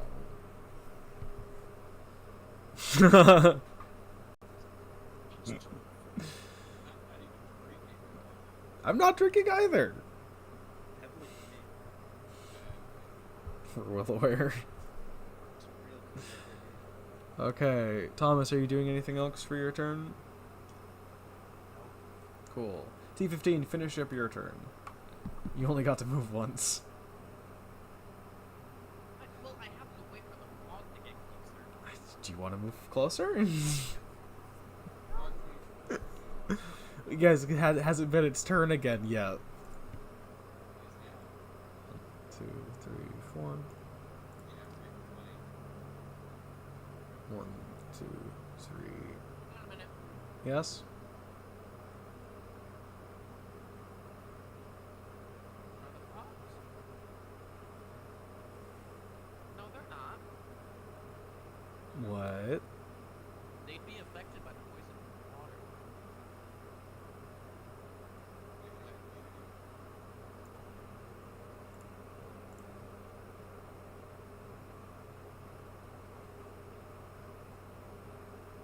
They do. These ones do have toxic skin, so they would have at least. They also do have venom. Yeah, but Though, they're not resistant to poison.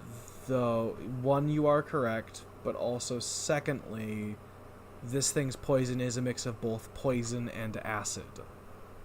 So you are correct. So I'll have both, or Frog 24 needs to make a con save. DC. You know what I mean. You know what I mean. Well, I know what I mean, so shush. Plus 5, 20. Yeah, he fails and gets stage 1. Which is stupefied. Which I don't entirely know what that means.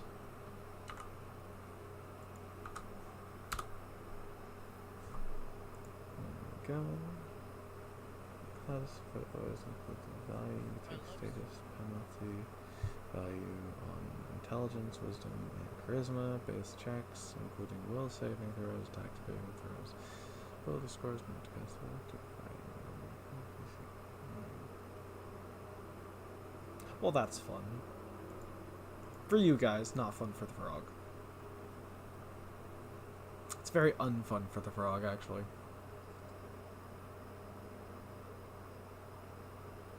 I take it we're attacking you from 2 sides now. He is flanked now, yes. Well, the frog needs to finish his action since he never got to. Alright. Since he is now well within range of you guys, and actually, hold up. Yeah, T-15 is coming after you. But that is both of his actions expunged, so he isn't going to be able to do anything. Next person would be Stanor. He is going to move up a few. And then he is going to cast Guidance. Yeah. So he cast Guidance on you, T-15. Granting you +1 to status bonuses and attack checks. Or attack, whatever. You know what it means. After that, he'll end turn. So next would be Thomas.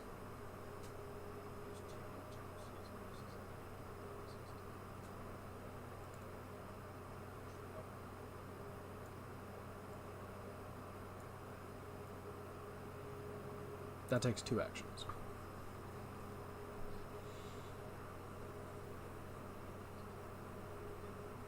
It is flanked, by the way. You guys are both on either side of it, so I'd say that's flanked. Oh, no, I dropped my pen. Oh, I thought you were talking to me. And I was means that if it... Actually, I don't know exactly what that means. Explain it for us, robot. Isn't that a conditional? What is flat-footed? No, flanked. Yeah, flat-footed. It gets -1 AC to those who are flanked by it. It says -2 on the archives of whatever. Let me double check. If it's -2, then that's all the better. I was just saying that's. I'm just telling you what it says. Is the game flat-footed? Yeah, it's -2. It is -2. Mm-hmm. That's way better. That puts it at Way better. that puts it at 10 AC. No, sorry, 12 AC. Jeez. Beware of the acid being so close. You're within melee range to engage. This one does not have acid. It has poison. It's not gonna matter. I just rolled a natural 20 for a total of 28.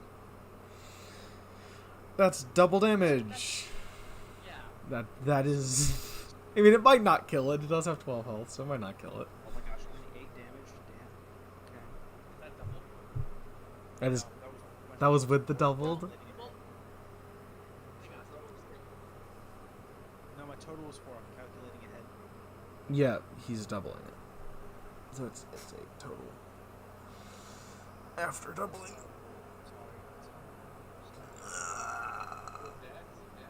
No. Over halfway dead. It is bloodied, but it is not halfway. No, sorry. It is bloodied, but yes, it is over halfway dead. It's only 2 over halfway. That was a 48. Yeah, and it has 12 health. That It's 2 things. What's next? Yeah, you're right. still not well over. You guys just need to breathe on it. It's just Next would be you. Would be Karichi.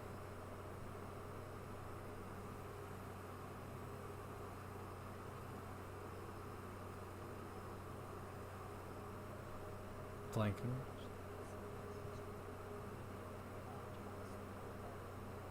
Makes sense. Thing is, you guys definitely have this one handled.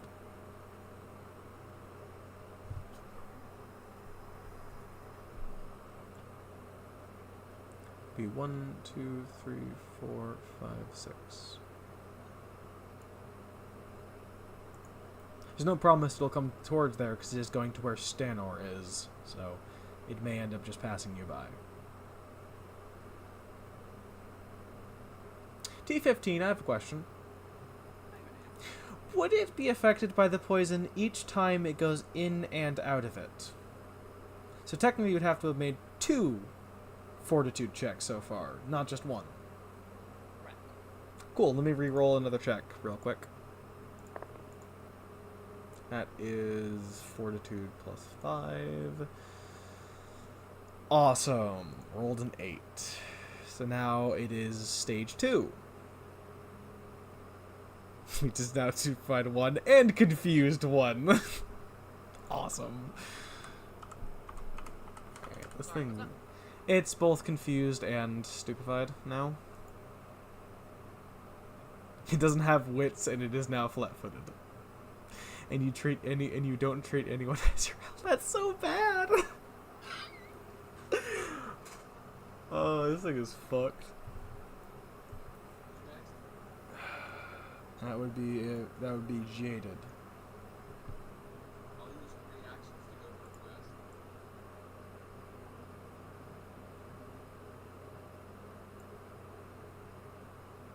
I think.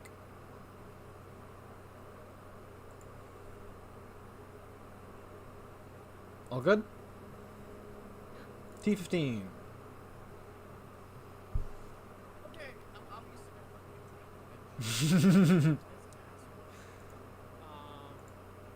I'm not stealthing it. I don't mean it in stealth, so I'm not gonna bother with that.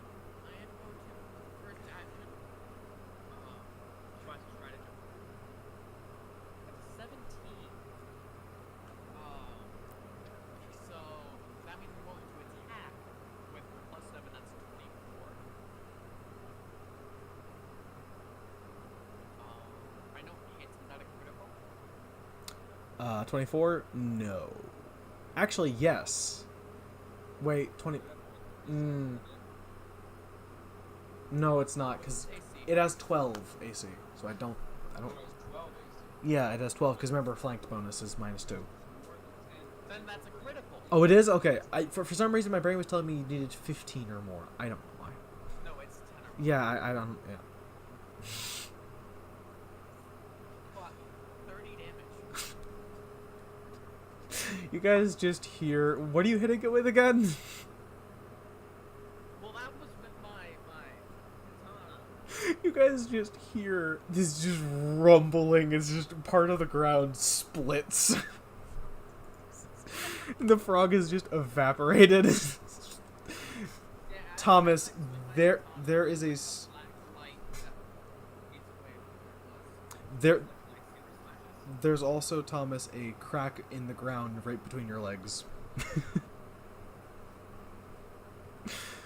my god. I feel like I should have given you guys a harder encounter. But then again, you guys still haven't fought the boss yet.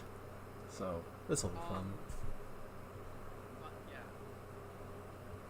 So that's one I killed. So I'm gonna need to figure out what I need to do. Spear frogs have low light vision is the only perception power they have. But ability wise, Yeah, I gain a feat related to them. so that would be toxic skin. That would be the only technical feat they have. Let me see if that's there. Yeah. Oh, that's not fun for you, actually. That does not help you. Toxic skin is not a feat. It's not? Okay, never mind then. I don't think they have any feats then. Unless sticky feet is a feat.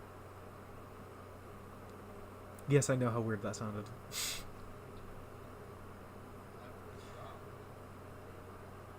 Did you not get the joke? Sticky feet. Sticky feet being a feat. Yeah, now you get it. I'm disappointed. No.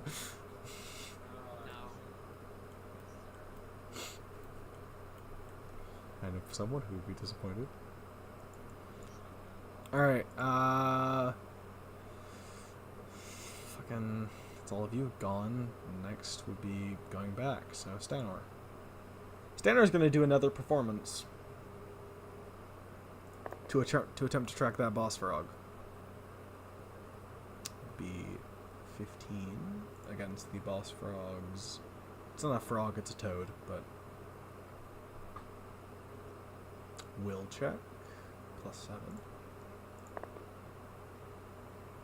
You're a fucker, you know that. Why do you roll well when I don't need you to? It's not attractive. After that, he is going to cast, and is only a 30-foot emanation. That does not help. Okay. he's going to get closer after doing that to Thomas and T15. And he is going to cast... I'll keep saying it until I eventually actually do it. Okay? He's going to cast Bless on... Actually... Oh, wait. No, hold up. He was here, right? Where was he? He was here. 1, 2. That gets him to rough terrain. That takes up his action for that. He'll just use Guidance, or Bless on Thomas. Thomas, you get +1 for attack rolls. Alright, and that'll be it. Next person would be the frog. Does confusion have any effects, T15, on its ability to like move and know where the fuck it's going?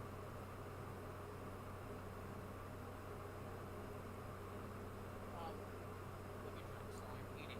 No, you're good. No worries. What is it? Stealth. Non-existent. Cool. How does stealth calculate? They attack wildly, meaning they treat no one as their ally. They're flat-footed. They use all their actions to attack. So due to the fact that it's in the middle of the water, would you just keep going towards where you guys are? What's up? Due to the fact that it's in the water and there are no enemies, would it just go toward you guys? Yes. Cool. When it attacks, it makes a DC 11 flat check to recover.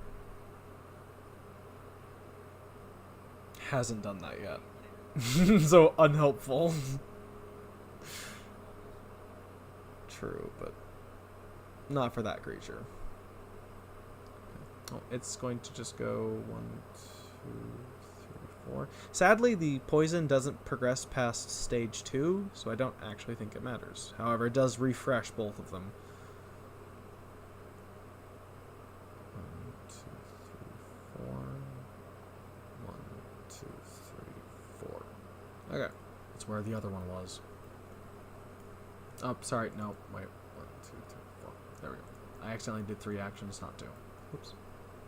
Okay, next person would be Thomas. Alright, it's my time. Okay, I definitely can't hide from giving myself direct combat. I'm gonna approach directly as far as I can. Diagonal or going straight? Either one gets me closest. 1, 2, 3. You are in his path, so. Alright, I'll end my turn there. Alright, that would be Kerichi. He seems to have juked you.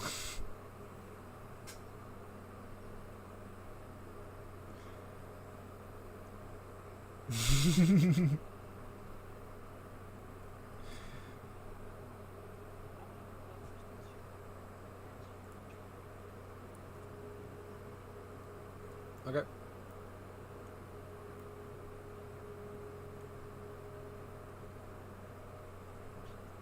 That was 2. Standing on the shore.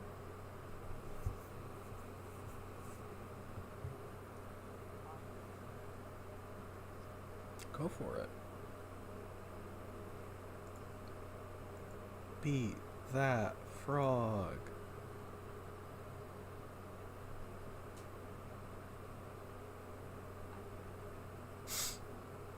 You don't hit him.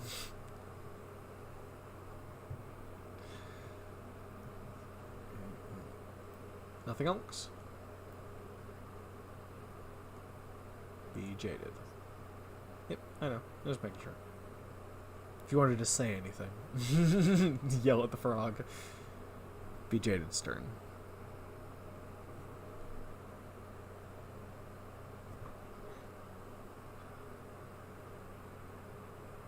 Yeah, I guess I'll just keep. I'll use 3 actions to just move straight here.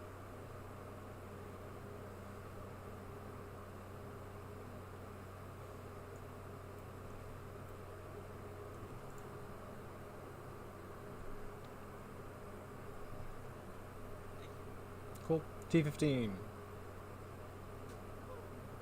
It's ya boy. I'll use my reaction. I'm assuming this way. Huh? I'm assuming this way.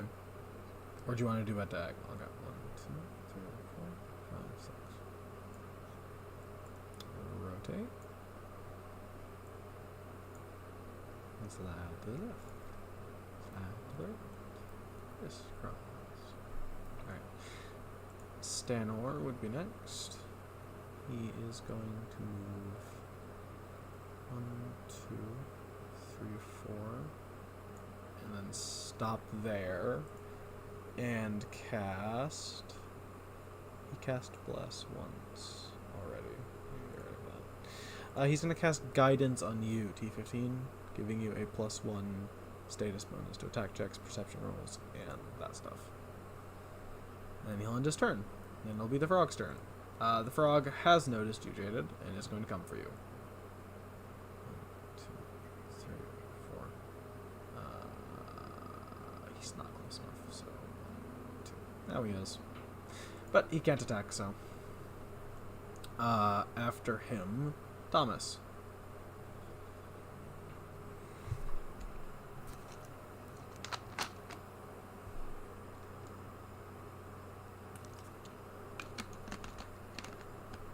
I will move right up into that frog's space.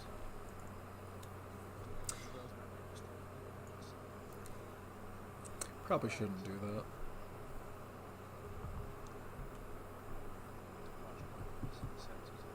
Okay, roll Fair. for damage. Roll to hit first. Don't roll damage first. Yeah. I got 12. Miss. Okay, I'll roll again. So, I'll keep rolling. Wait, 12? He rolled.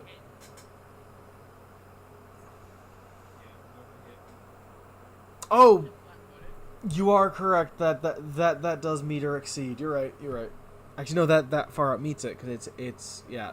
You hit. Sorry, I'm not paying attention. Oh, Sorry. it's 5 damage. Ooh. Alright. Slice into it. Lets out a shriek.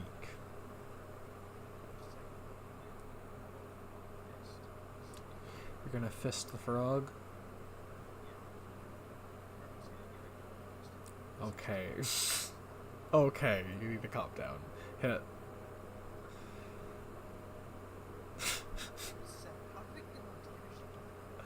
It's unconscious.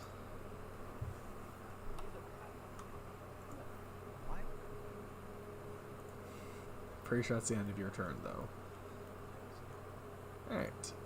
The toad is going to begin moving. 1, 2, 3, 4. How many movement? 25. Cool. Yes. Answer, probably. I know it's not how it works, but wouldn't it be better for us to define how many movement actions we're taking, add up the total? So, like, if we're moving twice, and your speed is 25, it's like only 4 steps to the box first. I don't know. Sure.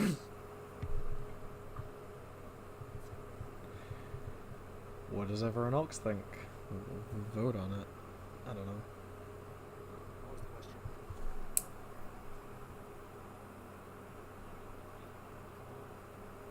Yes. For those of us with, like, a 5 and a 15, instead of It's all of you.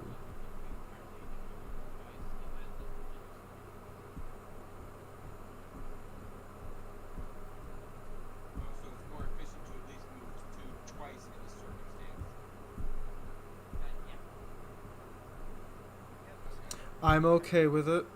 I'm okay with it as long as you guys all agree. So if you guys move a total of 1 movement action, you'd move 3 instead of 2. Yes.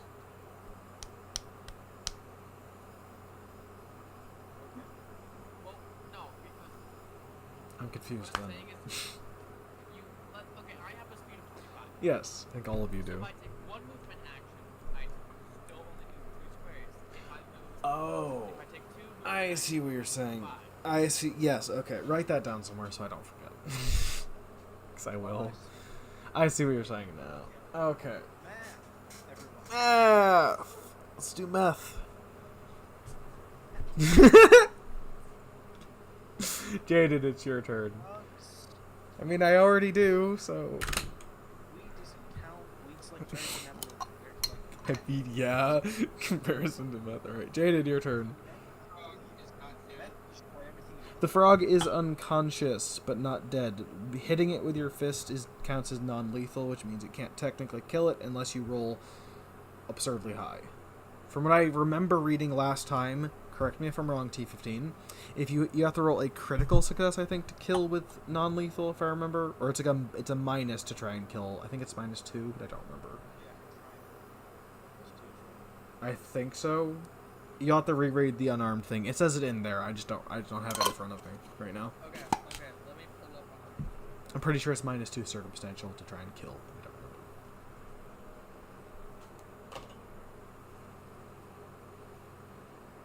If it was like if you rolled natural 20, like that would be like not a lot of days in your turn. I guess. Yes, it would suck. Okay.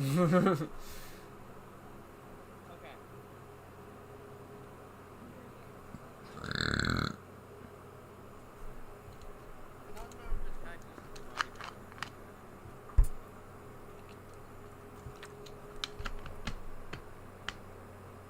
Oh, it's level 3, sorry. It doesn't. Do you need long-term? Yes, non-lethal is what I was referring to. I said unarmed, non-lethal. We were talking about unarmed because it's non-lethal. It was just a wider part of the general conversation. Yes, it is a -2 circumstance. Hey, I remembered something. Let's go. Make a lethal attack. Yeah. Cool. It is Jaded's turn either way.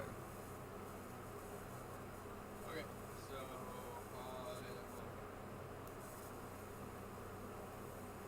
26. Hit, and it's critical. Double damage.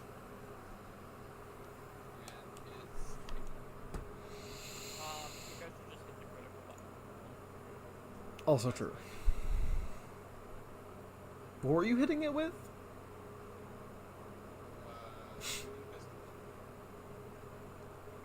Okay. Jesus Christ, guys. You guys are just horribly massacring these poor creatures. well, I'm standing right at the top of it. 5 of those? 3 of them. Point blank 24 damage right to the skull when it was already unconscious. It's kind of fucked. Alright. One attack, right? If you're done, Jaded, or if you want to move more, that's fine. Okay, there we go. Awesome, thank you. I want to roll. What do I roll to figure out from here as I'm still in my turn? So I shoot that thing, and I want to turn around. I want to figure out if I can tell if we've attracted the attention. Probably perception, I would guess. He's trying to see if he... Yeah. Sorry, explain. I want to know if by shooting this I've attracted the attention of the boss. What do I have to roll to figure that out? Nature recall knowledge. I believe the DC for that was. For the DC for the monster itself, for that monster, is 19. Oh, that's Yes, for that monster, it's 19. Spear Frogs is 14. yeah. So basically, what you're trying to recall is what the fuck is there. I have a feeling a gunshot it cares about. Yes, DC 19 nature check.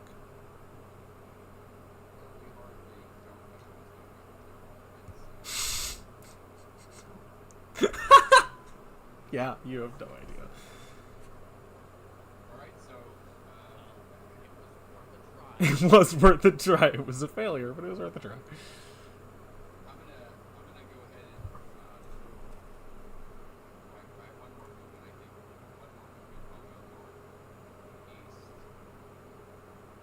diagonal, or are you going... Okay. I'm just checking. I'm not good with directions. You know this. Alright. T15. It's your turn. 7 squares more. 1, 2, 3, 4, 5, 6, 7. Look at you doing math. I'll rotate. Now it's a penis. Alright, that'd be Stanor. 1, 2, 3, 4, 5, 6, 7. Thomas. Alright, moving towards the giant toad. That would be the assumption. I will move as far as I humanly can. I'm the only human here, so that means a lot. Towards that giant toad. He actually is the only human. Oh my god. He's actually the only human. Because I have a halfling, a robot, a lizard, and a kitsune. I'm only like 70% human, but it's fine. I was gonna say, yeah, you're part goblin as well. So, alright, 7, correct? Up straight north, or are you going in a different direction? Right north, this guy's really far ahead, so I'm not going through. Okay, let me zoom in so I can actually see the goddamn squares. 1, 2, 3, Please, I can't. 4, 5, 6, 7. You were getting very, very close. Right. That would be the frog itself, or not the frog, toad. Keep saying frog.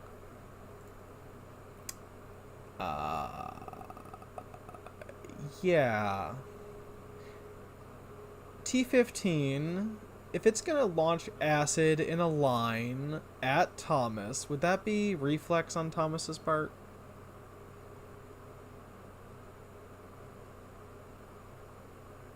Depends. Reflex would be to dodge. I'm assuming he wants to dodge. But I could be wrong. Do you want to dodge acid? It's not the fun kind of acid either. Captain, oh captain. Am I going to do a reflex save here? If you were listening, the mutant giant toad is going to spit acid at you. Do you want to dodge it, or do you want to stand there? Oh, that's a good question. That is a good question. I don't think it is, if I'm being honest. The smart answer is move. I kind of want to make a stand up and just stand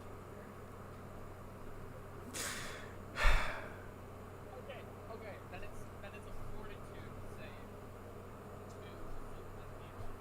Let's do it.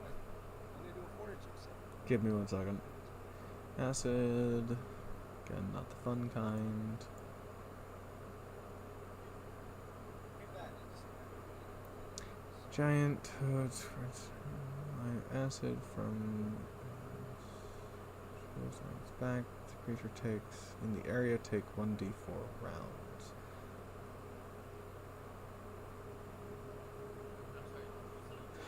Ah, okay. Technically, I rolled a 2, but I'm plus 6 to fortitude, making it an 8. Yeah, no, you're fucked. Yeah. So, weird thing about this, by the way, the acid doesn't actually give me a damage, so from what I can tell, I think it just puts the actual toad poison on you. From what I can tell. We have a time limit now. Give me a minute. Yeah, look that up for me, please, because I can't find a damage for that. It just says that the creatures in the area take 1d4 rounds, but I don't know exactly what the fuck that means. And acid doesn't give me any fucking... It says the acid trait deal acid damage, but it doesn't say how much acid damage either. So I'm... It's like a simple overtime calculation. I have no idea. That's why we're trying to figure it out. There are so many weird. Creatures? This is Oh, how- I found it! I found it!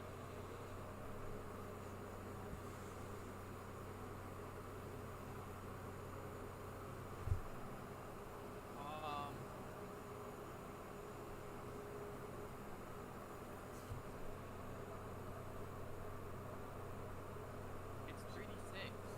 It doesn't say anything for me, so I can't find that. Oh, I'll... I'm looking on archives of Yeah, I'm looking on Pathfinder 2e dashboard. That's why. Okay, yeah, no, it says creatures in the area take 3d6 acid damage. Oh my god, that's a lot. That is a lot of acid damage. Oh boy, have fun with that, Thomas. 3d6, you said? 3d6. Awesome. Well, the worst one was 6. All right, Thomas, you take 8. Actually, hold up. That's 60 feet, isn't it? How? That's 60 feet long. How? It doesn't hit any of the rest of you.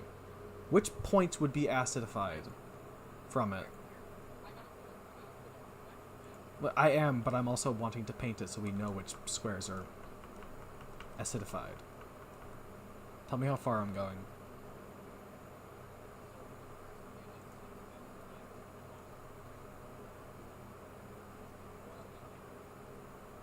How many squares forward? 12? That's 1, 2, 3, 4, 5, 6, 7, 8, 9. It goes off the map. Don't go over that, I guess. Actually, could I do this? Would that paint over Thomas? It wouldn't. Good. Oh, no, it does. Never mind. Ah! Never mind. That doesn't work. That's fine. Just go. What I would do, there's a line. True. There is. You are correct. I was completely forgetting about that.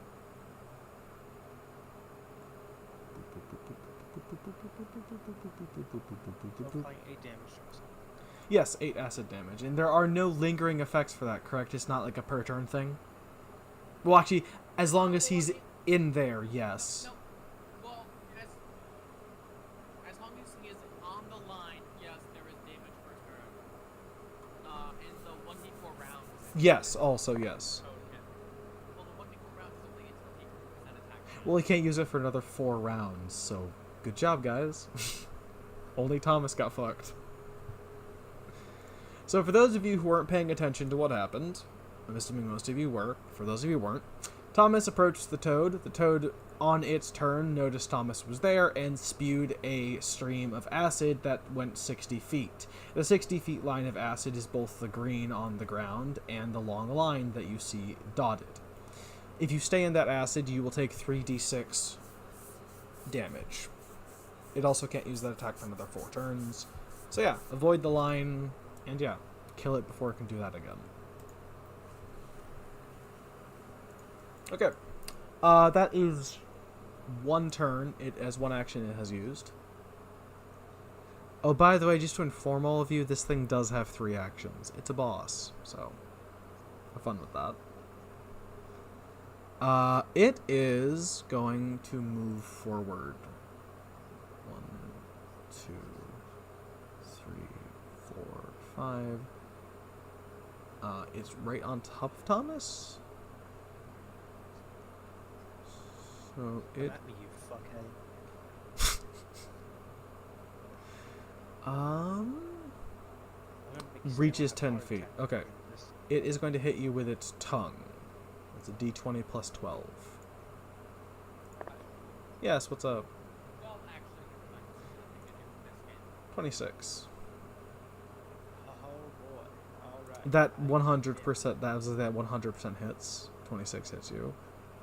Does T15 shush for 2 seconds? Sorry, but shush for 2 seconds. Does it's so if it hits him with his tongue? Ah, okay, I see. It's tongue grab. Ah. Yeah, I was for some reason thinking I would do. So giant tongue becomes grappled by the giant toad. The creature hit by the tongue gets grappled. The creature isn't immobilized, but it can't move beyond the reach of the toad's tongue. Creature can sever the tongue with a successful strike against AC 15. Okay. So it just has him grappled. Okay. Cool. Okay, so I'm gonna take damage. You don't take any damage, but you are... Oh, well, here's the thing with that attack. You're also stuck in the It's not acid. just AC 15. No, it's not just... Well, not necessarily. He can move in a radius. where True. one's rabbit. True. But no, that's not the thing. The thing is that AC 15 attack A doesn't do damage to the toad, and B has Yeah, very, very true. And if it's not slashing damage, it ain't gonna do jack shit. Can I just target You could, yeah. within melee damage of it? Yes, but it's also within melee damage of you.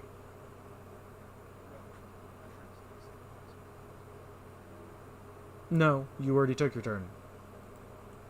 Kirichi's turn is next. You do go. You do go before it. Yes, you are correct. Acid, moved, tongue. Kirichi, your turn.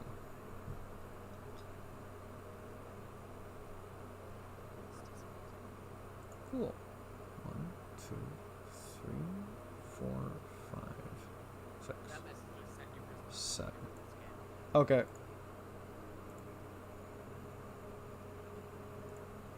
I have no idea. Let's discuss that after. No, I said it wasn't. Okay, I'm just saying. Cool. Keiichi, you moved 7. Next person would be T Jaded, not T15. You come in. I'll one action move northwest. Ah, no, what am I doing? Sorry. I accidentally had scroll lock on. Sorry. Scratch that. Northeast. Okay. You are gonna cross the poison, you know that, right? Or the acid. If you keep moving. I'll stop short of that. Just Okay, okay. That would be... One thing... Actually, hold up. Sorry to interrupt. Sorry. Hold up. Giant toad is large? Okay. The giant toad is larger than Thomas. So, it is taller than he is. So you can see him. If you roll a critical fail, obviously you will hit him, but it's going to be a lot harder because it is significantly larger than he is. Alright, well, okay, so that's, I just wanted, so I didn't really need to move and I could stay where I was. Probably, yeah. But moving isn't really a problem. As long as you avoid the acid, you're fine. Well, then can I just not have moved? No, you cannot have moved. I'm completely fine with that, yeah. Alright. I'll just go ahead and take one of the 3. Just gonna say. Want those massive negatives? Sure.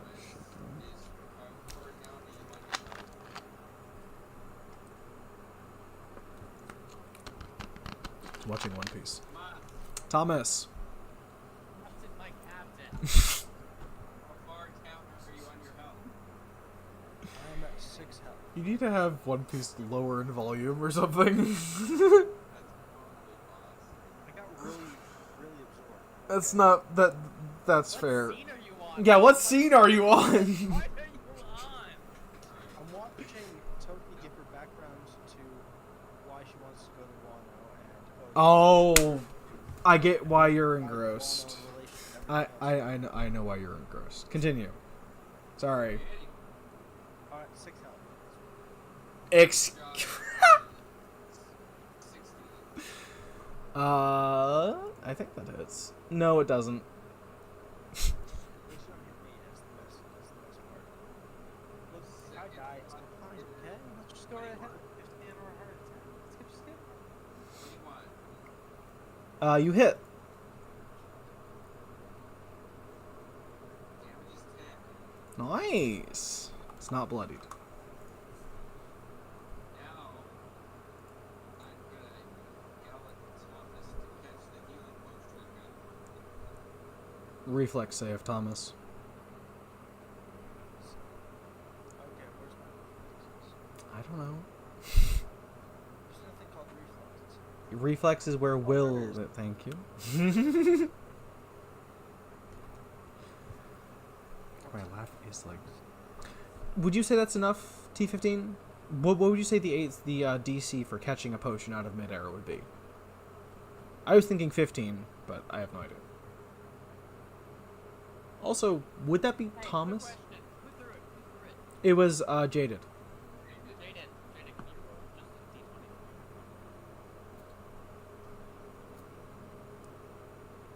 I love it when T15 gets ideas. Over. 3. Oh shit, bro. Okay, yeah, it's 50-50. Sorry, Thomas. Uh, since Hang on, what did Thomas roll? 14, so it's close. It would probably hit him. I mean, yeah, that's Thomas, the potion smacks you in the face, deals 1 damage to you, and heals you. How much does it heal him? Smacks him right in the face. What's the heal on that, Jaded? Was it It's 1d6. plus whatever? Plus what? It's let me look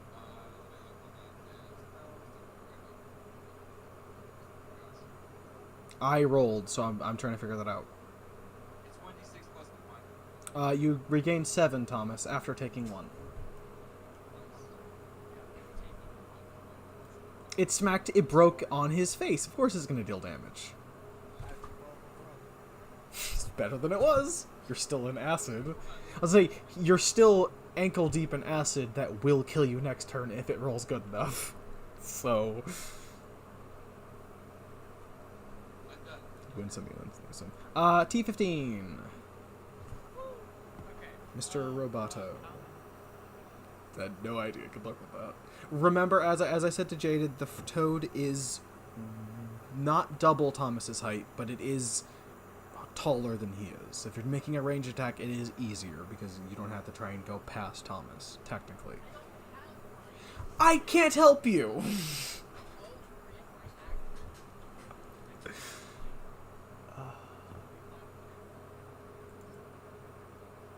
Oh, okay. You want to do that? You are crossing the acid. Did you take damage from acid?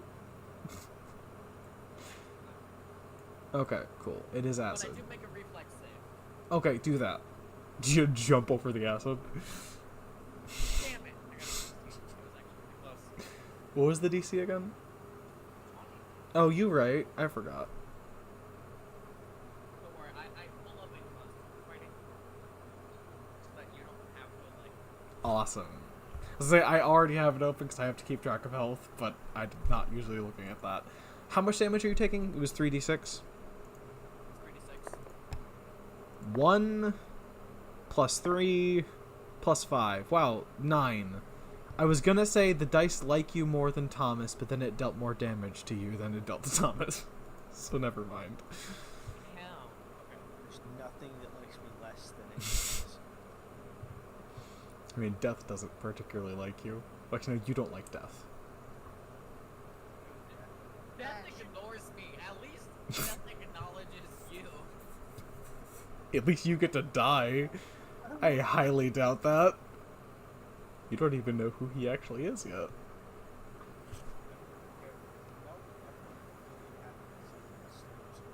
Oh my god! He'll help you. You don't know the reason yet. Once you do, you'll fully agree with him. Okay, just imagine you guys having this conversation, you and T15 and Thomas just talking. Thomas like, I'll kill all of them. T15's like, what the fuck? Flanking this bastard now. Okay, next person would be Stanor. He is going to move 1, 2, 3, 4, 5. And then he is going to use... Where is it? There it is. Hey, Yes? hey, I'm doing something for your mother in the kitchen, so I can kind of hear. It'll only be a couple minutes. I'm just going to fix You won't be for a little while anyways, so no problem. Oh, god fucking damn it, Thomas, you're useless.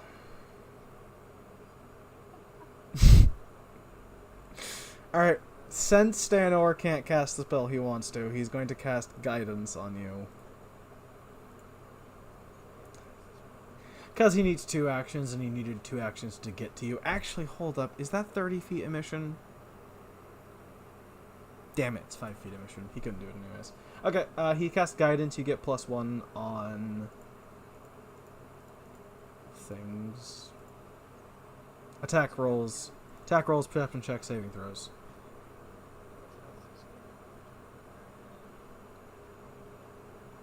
The toad? It would be a nature recall check, DC 19.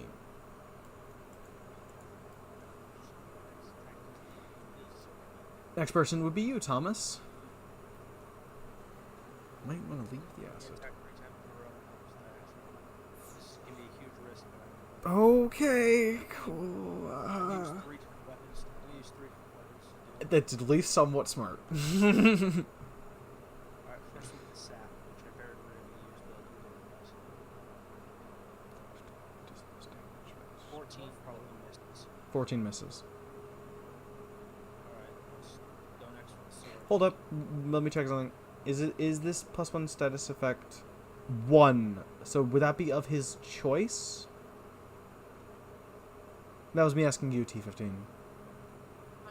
I wasn't. That's fine. For guidance, that is Thomas's choice on which attack to use it on, correct?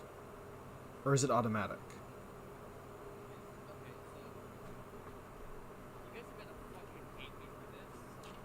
I mean, I'm not going to. I'm gonna pull up the spells so I don't get you right here. I mean, I'm not gonna. I don't think anyone's gonna yell at you. Guidance. I was gonna say, I have it up, but I was just... Oh, wait, no, it literally says it. It literally says it. Never mind. Yeah, oh. Literally says that the target chooses. I'm just blind. Yeah, you get to choose which one to use it on. So you can use it on your sap or the one that you have the best chance with, Thomas.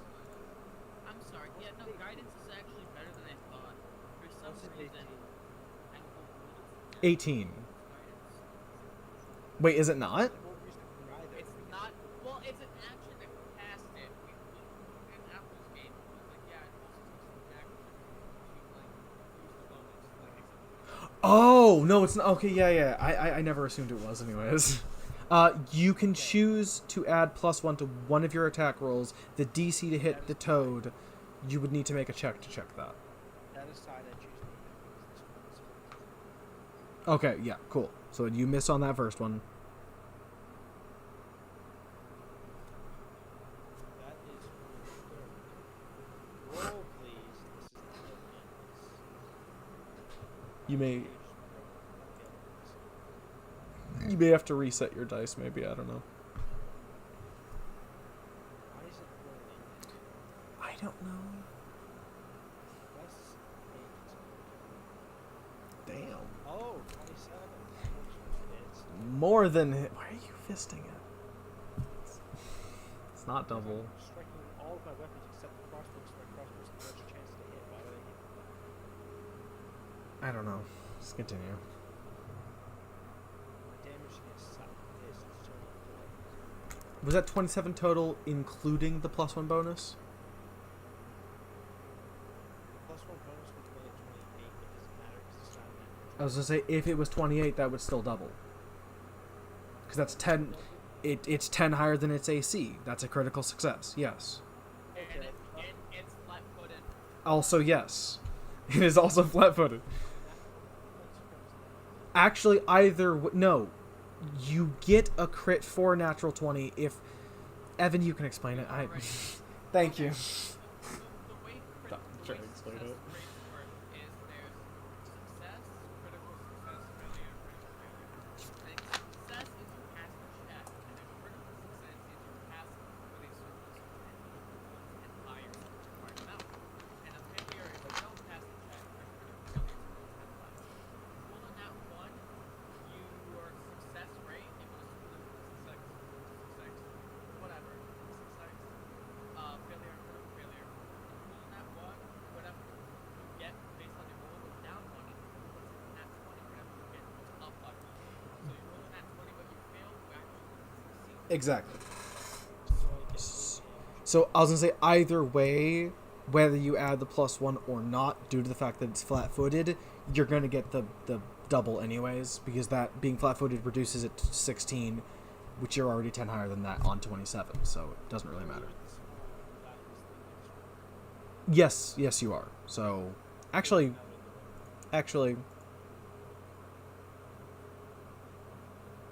never mind. Yes, you are correct. Whatever. 8 damage is the total amount of Okay. That's all I care about. Do you have another action you can do? I do not have to get third strike. I keep thinking you haven't taken more than... I must be fucking forgetting entire actions because I don't know what the fuck's going on. I attacked all three of my The problem is I'm not hearing you do that for some reason. I keep hearing you I only heard you make two that time. Your sap and your melee, your one-handed. sword and my fist. Stop. Okay. I did hang on, not hear stop. sword. Stop. You attack with your sword. Like when you Sap. attack. Run me through your turn. Sap, sword, fist. Get rid of your fist because unless you, it takes an action to pull out a weapon that wasn't previously pulled out. So if you had your sword and you pulled out your sap this turn, because your first turn you attacked with sap, and it was you pulled out your sap, you attacked with sap, and you attacked with the sword. There is no fist. That would be nice to know before. I completely forgot about that. Sorry. Yes. Do you want to re-roll for your actions? That would probably be good because I have no idea. Go for that. Do that. I forgot to incorporate that. Oops. It wasn't the guide though I sent you. So we'll start with sword as always. That total was 21. Okay, that's completely different. That's a hit.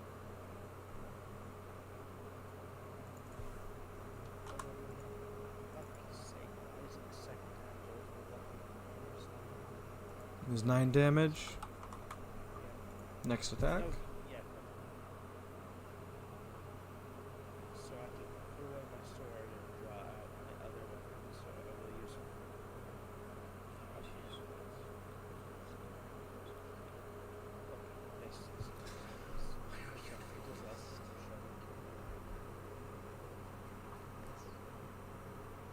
You ever roll a chance? I missed anyway, so it doesn't matter. There's 3 actions done.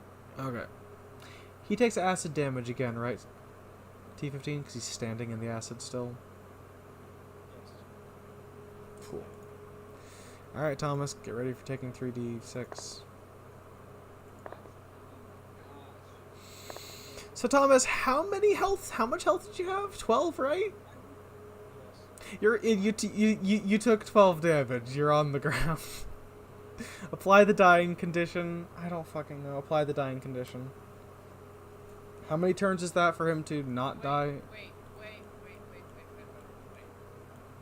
your reactions he just took? He hit it with his sword, exchanged his sword for his fist, and then hit it with his fist. No. Because if he's attacking with a sword, it has nothing in his other hand. He has a fist he can attack with. Oh, you are correct. Thomas, what I would do is I would move to the left. I can't move around it. You can move as far as 10 feet from the thing, so yes, you can.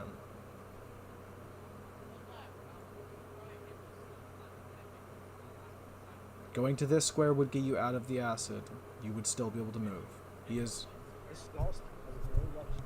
Yeah, you know what? It's stuff I would like to know too. I didn't know that either, so... So I will take your suggestion. Also- Probably we can have speed anyways, so we can't actually move that far. Yes, you can. You just need to move one square out of the way. Also, I sent you all guides to Pathfinder. If you didn't listen to those... Neither did I. Granted, I didn't listen to all of them, but just saying. Guarantee that was in there. Alright. You do not take damage from acid, so don't take damage. Now it's the Toad's turn. You're still going to take damage, though, because Toad.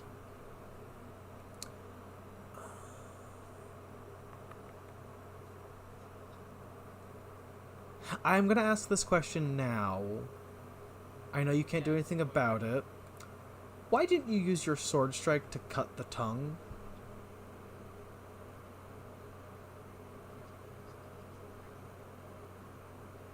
Just checking. True, I'm just asking. I was just wondering. Is it? I thought it was slashing. Cool. Learn something new every day. Neat. Okay, Most swords are piercing. There are some. No, most swords are slashing. There are some that are piercing, and there are some that are I was gonna say the rapier is piercing because it's a rapier. Yes. Okay, I assumed it was slashing. It's short swords, I believe, are both actually. Like, look. Not telling me that he knows. I would assume it's not then.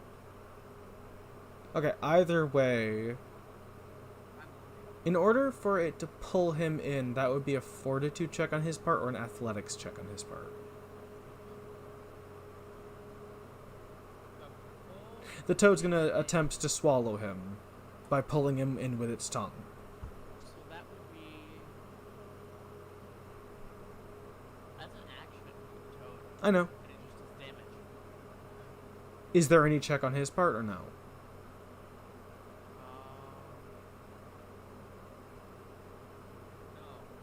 No. Okay.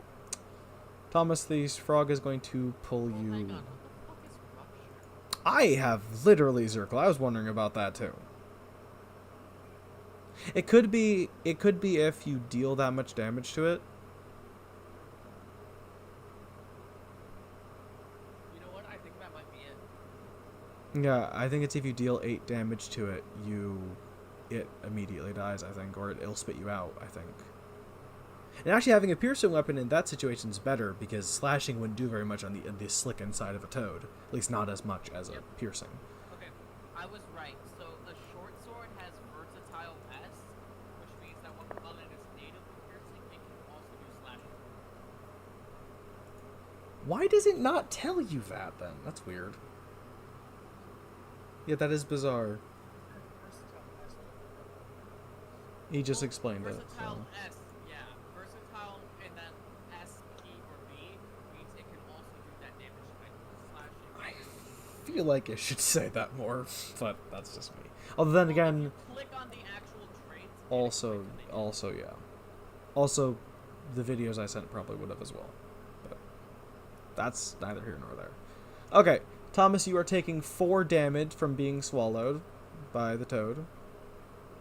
And you are grappled by the toad more than you were. Actually, wait. I don't think you can swallow him. Because it says a creature that's one size smaller. Oh, wait, no. Swallow creature of the listed size or smaller? Because Thomas is categorized as large. Because he's 9 feet tall. no, it can't swallow him. It can't swallow him. Okay. Because it's Never medium, mind. it's only swallow medium. Yeah, reverse that damage, Thomas. Sorry. Because you're categorized as large. It can't swallow something that's its size. I keep forgetting. God. What do you mean we're ignoring your character sheet?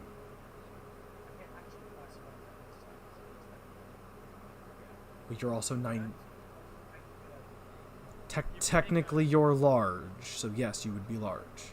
So you should be able to change that in there. It doesn't. Well, classify yourself as large anyways. Then put that in MISC or something and remember it. 9 feet tall is within large, because large is 8 to 16 feet. So you are large. So just remember that your character is large. You can add it to the notes. Yes, It's actually saved. No, they do as long as you actually click the save button. If you forget to do that, they won't save. You do not take 4 damage, sorry. I need to remember this shit more. God. Okay, it is going to... Now it's going to do an attack. God, that took fucking forever. Entirely my fault. Okay. It hits because it rolled a 25. Going to deal 1d8 plus 7. Okay, cool. That's... Dealt 15. Yep, you're getting the dying anyways. Okay, cool. That's, yeah, fantastic. Well, thankfully, you're just I was gonna say, and thankfully Stanor's literally right there with stabilize, so it doesn't actually really matter. And healing as well, so you'll be fine. It did movement, No, it did not do movement this turn. It tongued him. No, did that last turn? Tongued, attempted to swallow, and hit. Yeah. That would be Karichi is next, correct? Yeah, Karichi.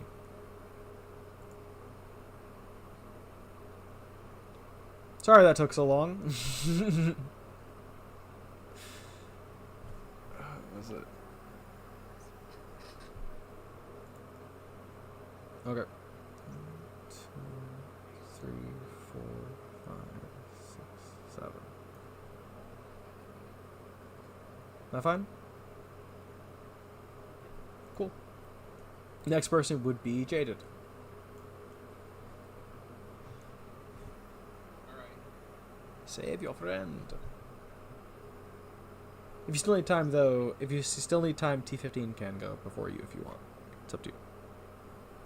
Well, I recently decided to go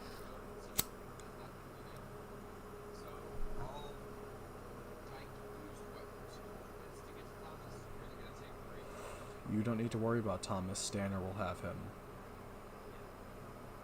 Oh, Stanor can both stabilize him and heal him all at once. You don't need to worry about Thomas. go then. Go for it.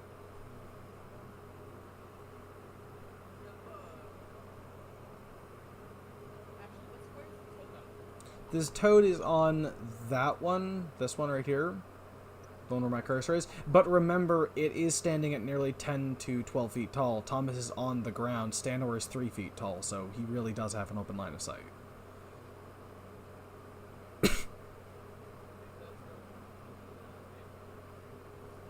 But again, Stanor is 3 feet tall, so unless he gets a critical, he won't hit Stanor. Literally 3 feet. He's literally 3 feet 1 inches tall. He is tiny. I didn't realize He is a halfling, remember. that. Okay. He is minuscule. Okay, first roll is a 23. You hit? Damage or critical? Just damage. Damage is 6. Nice. Second hit is 20. You hit again? God, Jaded might clean this. Jesus. Damage is 6. Yeah, Jaded might clear this. If he doesn't, T15 will. Can you please clear this? I'm really getting sick and tired of fucking rolls up there. Keeps happening. Next roll is gonna be better to hit than the others. Please don't. Yeah, really. That one, he gets a Oh negative 2. my god. Yeah, you hit Stanor. Roll damage. Jesus. Luckily, he has decent health. And he hasn't taken any damage, so... 9. My god! Okay, all of you are T15, you're just watching this, and you just see a big ice spike pierce Stanor's shoulder. From Jaden. Oh, if it's just that's fine. He can If he does, his arm's still there, for now. Luckily, he has healing. God, you people are the worst.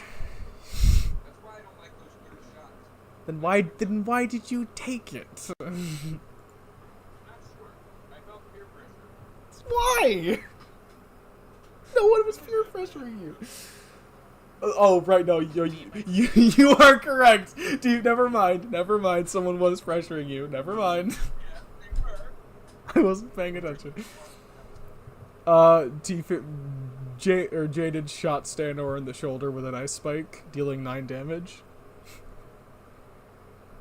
It was on accident. Funnily enough, Why do you funnily keep enough, hitting everything that follows me? This is the second time you've done this. No, this is the third time you've done this, actually. Alright. I chose this class on purpose so I could heal the damage. True. So Stanor won't be damaged for very long. that is First one. No, Stanor. I was gonna say, it is also ice, so it will melt, and they can then just heal it, so it's not exactly really that bad. Well, again, it's ice, so he can't really do anything about it melting. Alright, T15, your turn. He's not an ice wizard. He's a bard oracle. who sees death all the time. Okay. First thing I'm gonna do is devise a stratagem. I hope you get a feat from this. I hope. Okay. Am I an asshole for hoping that? First things I'm gonna do is actually move step to the right, and then I'm gonna roll devise a stratagem, which got me 9. Which, That's really bad. well, hang on. Does 16 hit? Would it? It's not flat-footed anymore. Yes, it is. Is it? Would it still technically be flat-footed? Well, yeah, because I moved to the right to. Oh! Okay, never mind then. Never mind then. Yeah, you're right. Okay, yeah, then it would. Yeah, that would hit. It does hit? Yep. Wonderful. Okay, well, I need to pay more attention, apparently. God. 17 damage. You guys see T15. I almost just called you Tiffany. I almost just called you Tiffany. You guys see T15 raise up his katana and slice this toad entirely in half. It's bisected, its body falls. So about that roll. Let's go! Oh, let's go. Fuck! I have to roll something else now. I have to roll something else. Let's go! I'm so happy. Should I be happy about this? I feel like I shouldn't be. They don't even know what's going on as well, which is the best part. I have to keep an insanity curse. They don't know what that means, and I love it.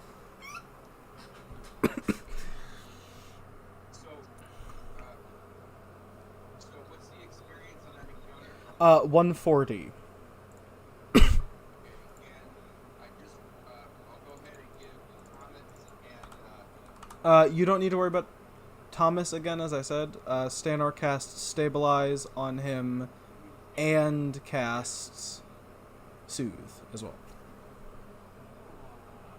So, Thomas, you are no longer dead.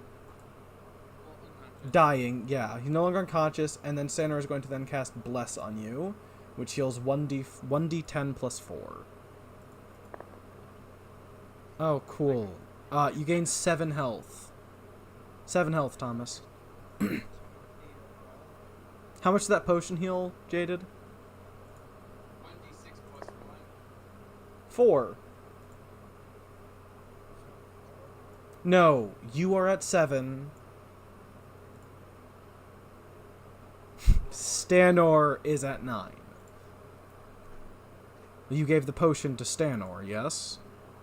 Yes. Stanor drank it, and then he regained 4 health. Alright, I'm sending you what it is. Okay. You regained 7. You were brought back from being unconscious, and now 7.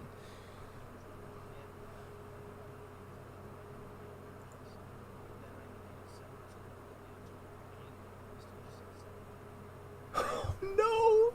That's really bad!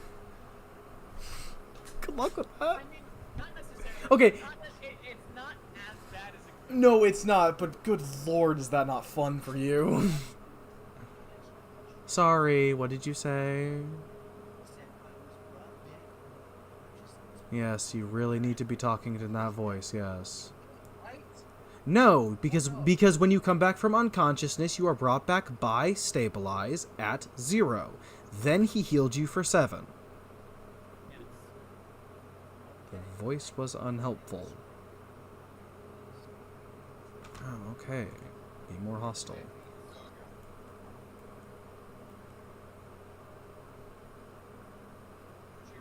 Yes, I heard you. Well, that would be a good one to get. Breath control. Hold your breath long. Gain benefits against inhaled threats. That would be related. Do you even breathe? That's a question. No, I don't. Actually. I don't think you breathe. So would that just always be active? Because if you never breathe, aren't you always holding your breath? Or would that just not count? Because, yeah. I don't know.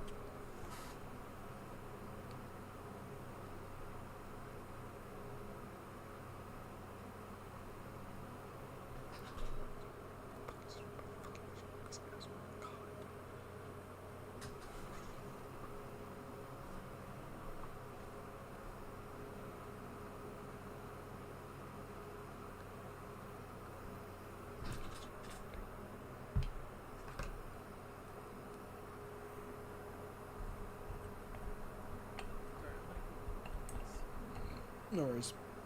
We're going to wait for Jaded to return anyways. For those of you who haven't already, gain 140 experience. Probably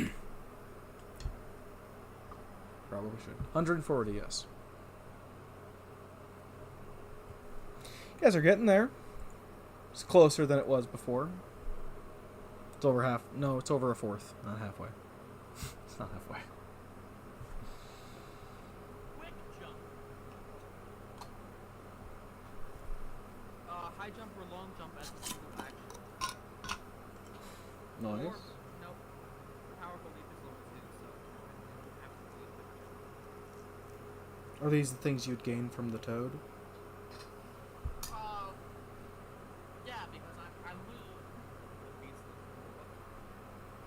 like all level 4, so trying to figure out the I don't know. Does does the toad's thing show us what feats it has, or no? Would it not?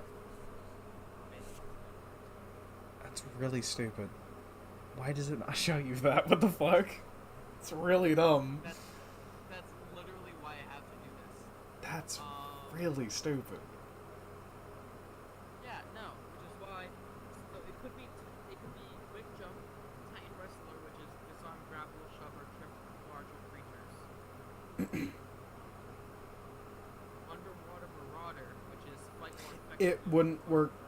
Toads don't go underwater. They're entirely terrestrial. Yes, they are. So then it would be quick jump, I probably say the one that most matches would be quick jump for the toad, but that's my opinion. not Titan wrestler does grapple. Could you? So, I have a question. For the giant toad, could you count the thing where it has poisonous warts? Could you count that as a feat or no? Because that's what I was calling a feat. I don't really know why. I don't really know where you place those, but that's kind of what I was picturing, but I don't know for sure.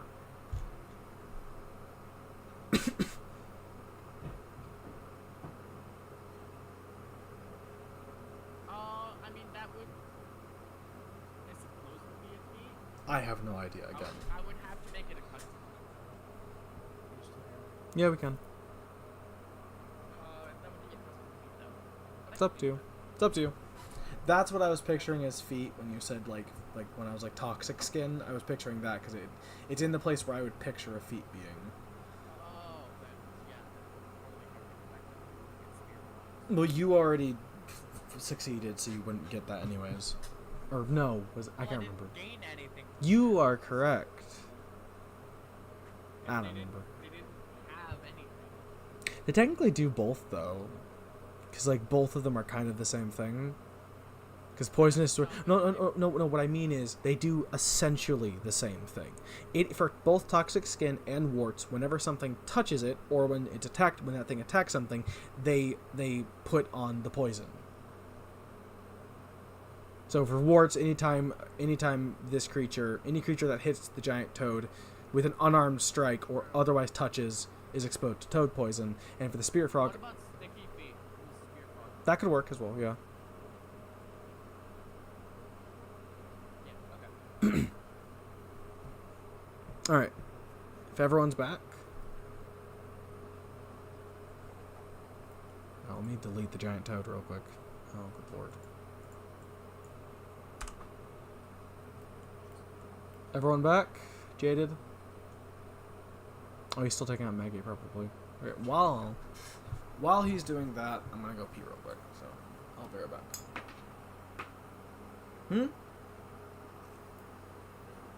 Jaded? No, I think that was Thomas. Either way, I'll be right back. If it was a few seconds, then it was definitely.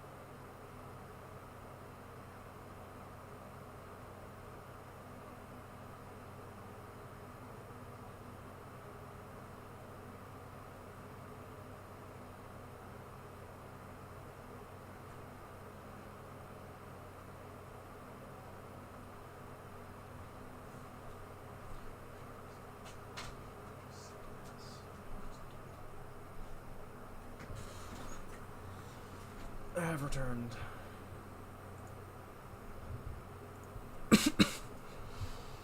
I assume Jaded does not. Actually, I would know because I have my headphones installed. Oh, he is. Is he? I can't tell. I hear something.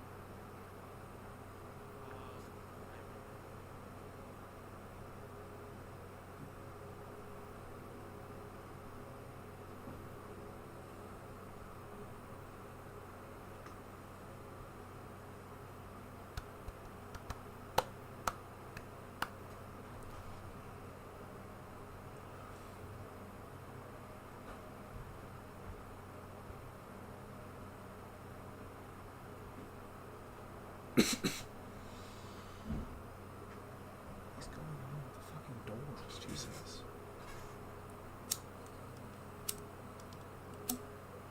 Does not look like it.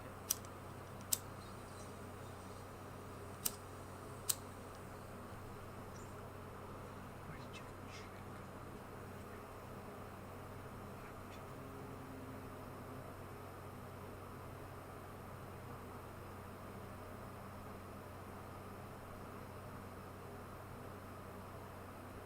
You might want to mute, Thomas. We can hear you. No, it is pretty funny. I'm just saying. Just saying. He's not back yet. Let's see. I heard. Yeah, I'm assuming he'll let us know when he's back anyways. So we'll wait.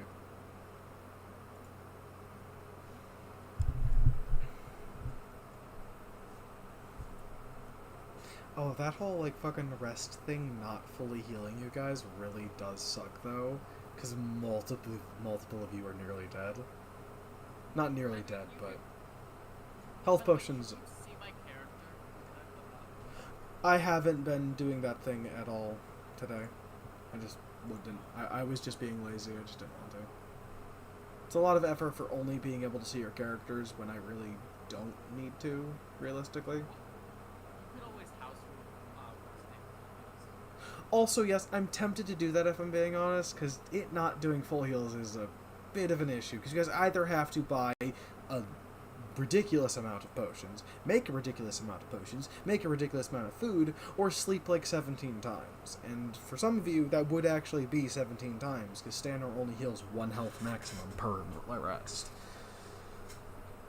I'm gonna say full heal. I don't like that, so we're doing full heal.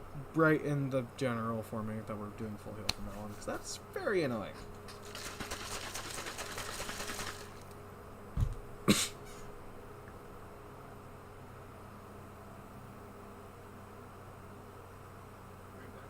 Yeah, hello. Alright. We've made a few changes, real quick to let you know. Not really something you need to know right now, but I'm telling you anyways, since you weren't here.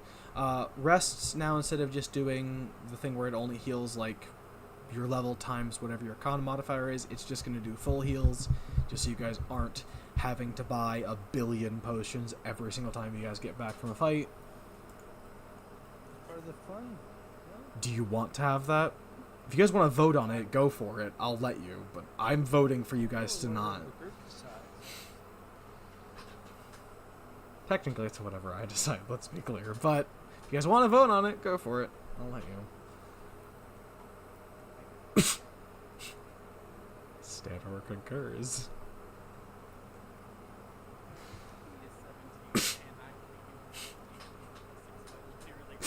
I was gonna say, I was gonna say, fucking Stanor has 14 health, and he's literally at 9 health right now. He'd be there for 5 days straight. This is just not fun. Jaded Karichi. Cool. Jaded or Karichi? I mean, not Jaded. What the fuck? I mean, at this point, it's already majority, but.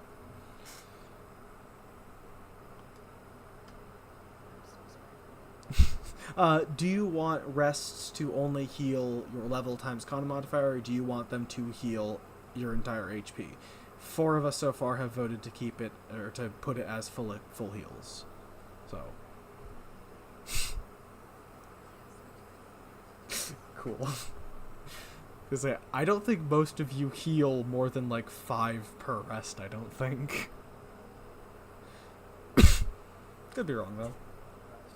Okay, so that's majority of us that heal only 1. That's not good. Alright, moving on. Alright, you guys defeated the Wart Warden. Large Toad. Does anyone want to try and get anything from that? Like meat or something? I know, T15, you wanted to do stuff like that. Is there anything in specific you might want to try and get? Like hide or meat? You want to make a check for that? Yes, I think so. More than pass. Good job. Since it is a large creature, I'm going to say several pounds of meat. Several, probably, yards of hide. Well, no, it's ingredient based. Okay, so it's... How many basic ingredients? How do we want to calculate that exactly?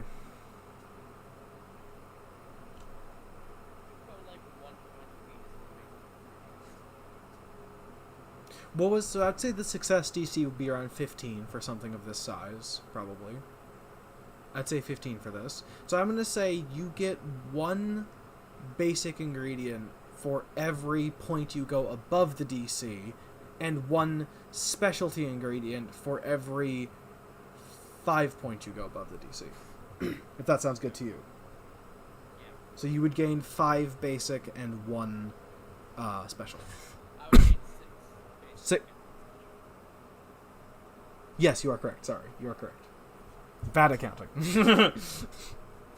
Alright. You guys defeat the Wart Warden and make your way back to Crestorvia. Time-wise, that was 6 miles there, so that's 2 hours to get to the Wart Warden, but with half speed, that's 4 hours to get back to the bridge, correct? Yes. Would that be? Yeah, that is. No, because it was 9 to get there from Bloody Bugs. So yeah, that'd be 6 to get out. But wait. It's half speed, though. Which is rough terrain. God. When you get a chance, D15, I'm going to need your help calculating something. Okay, let me see it. So, on your way back from Wart Warden, that's 6 hours, correct? Because it took you 9 hours from Bloody Bug to get there, right?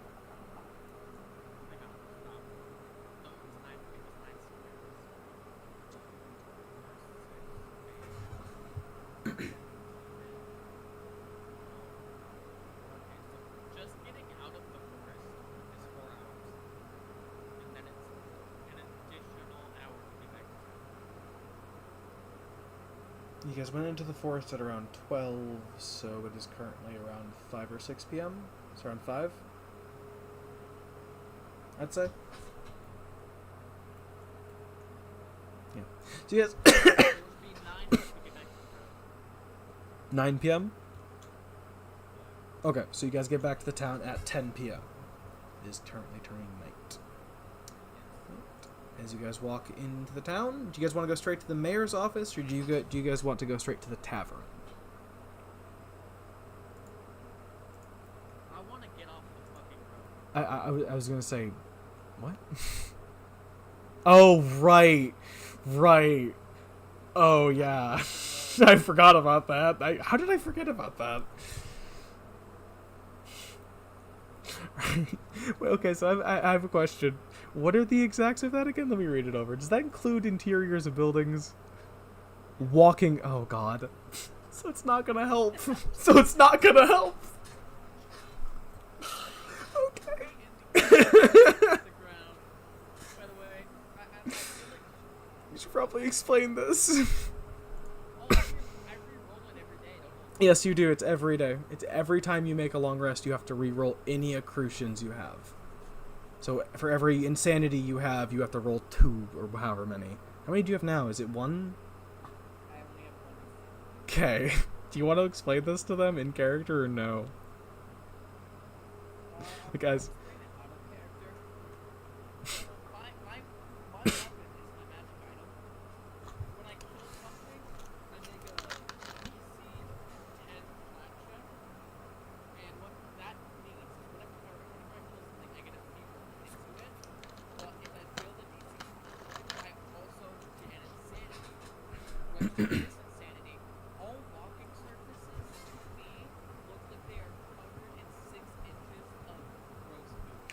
And he has to re-roll that every time he takes a long rest. So, yeah.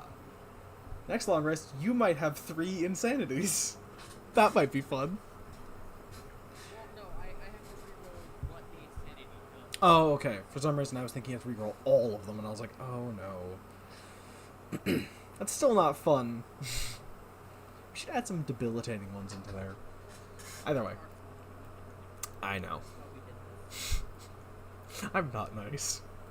Alright, so what do you guys plan? Do you guys want to go to the mayor's house to return your 2 quests and gain your special reward?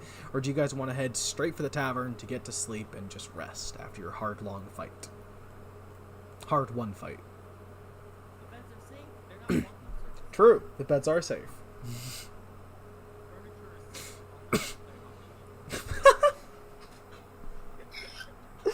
No one's gonna understand.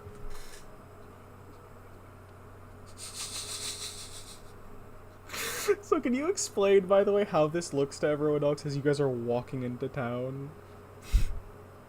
Yeah, so basically, as we're walking by any, like, bag on the ground, any bench, I just hop on. I take any shortcut I can to avoid walking on the ground. You guys just see T-15 jumping from bag to chair. Oh. When we go into the tavern, you're gonna do that. Mm-hmm. Yes, I don't want to walk in it. The question is, are we going to the tavern or the mayor's office? Yes. Not decided that we're going to the tavern. Where are you gonna stay So while many we decisions. Allowed to do a little bit of role playing, but okay. Let's go get the reward and any more quests. And go back to the tavern. Okay. Any other opinions?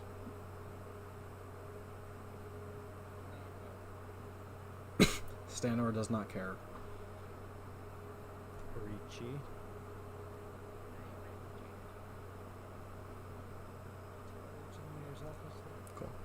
As you guys arrive, it is obviously late. It is 10.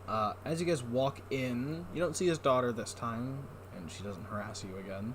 He is not busy at his desk, but he is sitting at his desk just drinking a cup of what appears to be coffee. As you guys walk in, he smiles and says, "Ah, you're back. Good. I was wondering how long it would take. Did it go all right? I see that you're a bit worse for wears, and some of you are more covered in blood than others. How was the fight?" I immediately jump on a chair. He looks at you. T-15, are you okay? I'm fine. I don't know how you guys are. What are you referring to? We completed the quests. Good. He throws you a sack of 26 gold along with Let me find the other one. Where was it? I don't remember if the other one was 10, so shush, let me figure it out.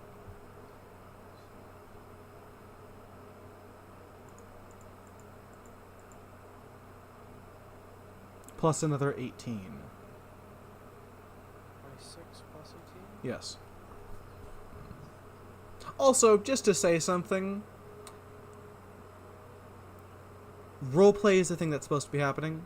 Just putting that out there. All I'm gonna say. I will have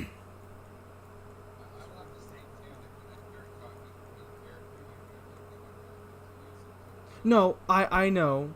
I'm talking to myself and to someone else. my point is, if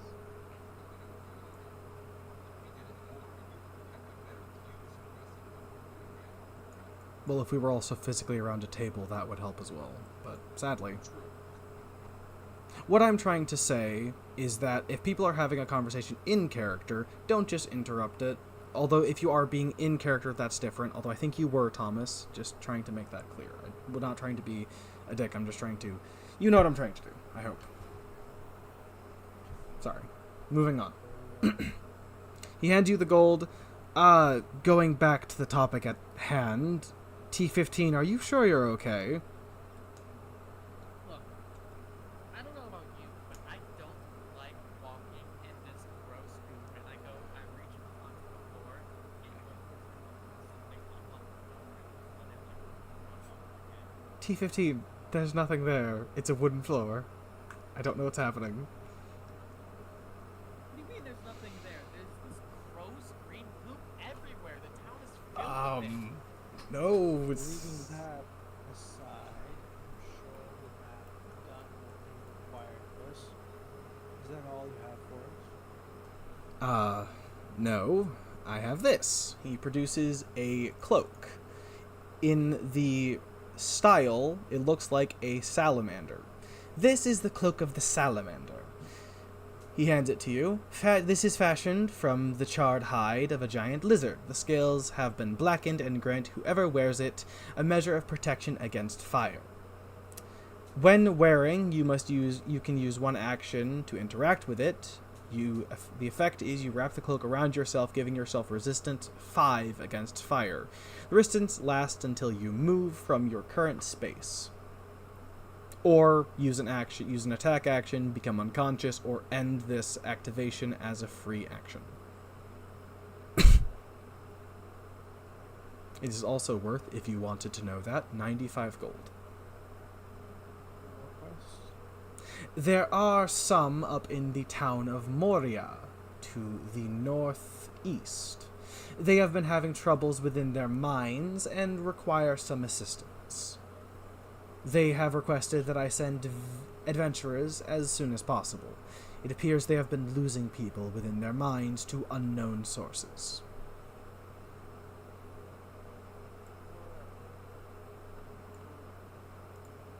We're gonna do this, or we're gonna take the Adventurers Guild initiative. I'd say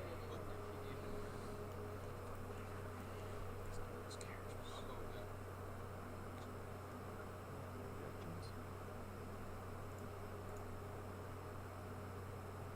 Any Or- other objections?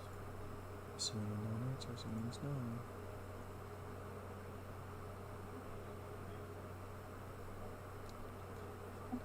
Off the Adventurers Guild we go.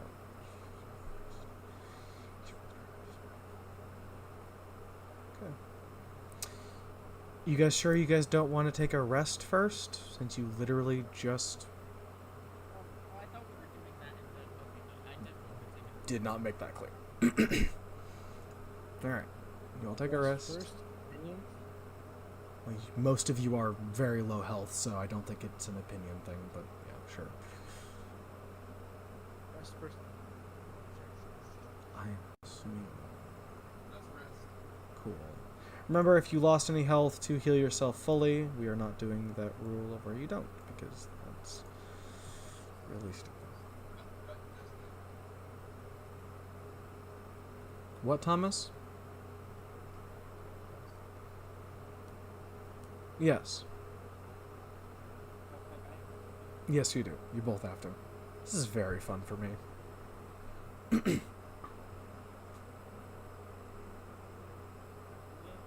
Ain't no one can me.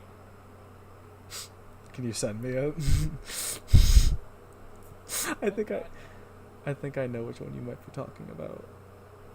no. No, like the poison war thing. Oh yeah, okay. I thought you were referring to the thing. You may That's want to. not bad. You That's might. not bad. You might want to communicate the whole poison wort thing with everyone. I was to say it doesn't do anything for you. No, it doesn't. You're just gonna be chugging alcohol and never getting drunk. Literally. Oh Okay, my by the god. way, so when I killed the giant toad, for everyone to know, I got the ability Poisonous Words, which means if you touch me, like touch my body directly, I do wear gloves, but if you touch me directly, you do get infected with poison. Which causes stupefy and confusion if enough accrue, which are Yeah, both if you touch unfun. it, just once, you get stupefied 1 for 6 rounds. If you touch it twice, you get stupefied and confused. Which are very unfun. That's a very It is a poison, so it is contact based. It's contact based. Yes. Alright. Guys, make your way over to the Adventuring Guild. I'll pull that up real quick. My roll was 8, by the way. So you're saying as who you were. No.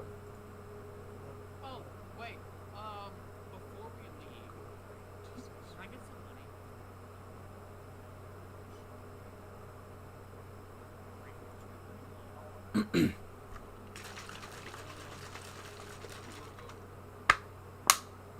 Depends on how much you think you're owed. Oh, I'm recalling now why I'm not wearing armor. Actually, wait. What's up? That makes no sense. Hmm.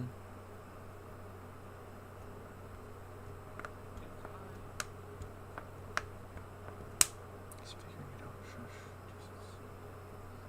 What's up? Well, I'm wearing the explorer's clothes, right? Mm-hmm. But for some reason,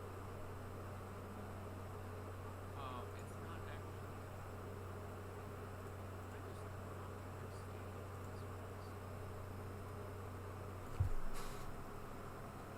this. Is the character sheet thing is like a. How is AC calculated? I'm pretty sure it's Dex plus something, but I can't entirely remember. I wanna say that. Yes, it is also armor as well. So you have a basic AC. Yeah, its armor class is 10 plus Dex plus whatever your armor is, but it also is Dex modifier up to your Dex armor's Dex cap as well. Okay, hold up. It's I'm looking it up. I was gonna say it's a bunch of things. It's not just holy shit. It is a bunch of things. Yeah, it is. Isn't yours unarmored? Isn't yours? Don't you have unarmored defense, or was that someone else? Well, that's what I don't understand. I am trained in armor. Mm-hmm. So that is plus 10. I get plus 10 to it's 10 plus 4 gets me 14. Yep. Plus So 17. got it. So I would okay, I get it now. I get it. So can you wear armor then? I can wear light armor. Okay, cool. So I'm gonna have to look for light armor. How much gold are you taking, by the way? I have to figure it out. Okay. Cool if I continue with the guild stuff then? Cool. As you guys enter into the guild, you guys see, as per usual, Loneheart is standing behind the desk. There is, as per usual again, sadly no one else there. As you guys enter, he looks up and smiles. Ah! Group of adventurers. 2 gold? Thomas, subtract 2 gold. Since you're the bank, pretty much. Ah, adventurers, it's good to see you. How are the mayor's quests treating you?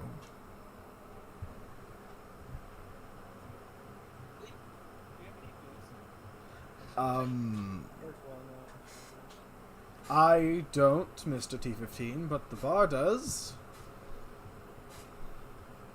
We need to restock our cabinets, but since we have a lack of adventurers, we haven't restocked in a while. I presume you are here to take on the initiation, yes?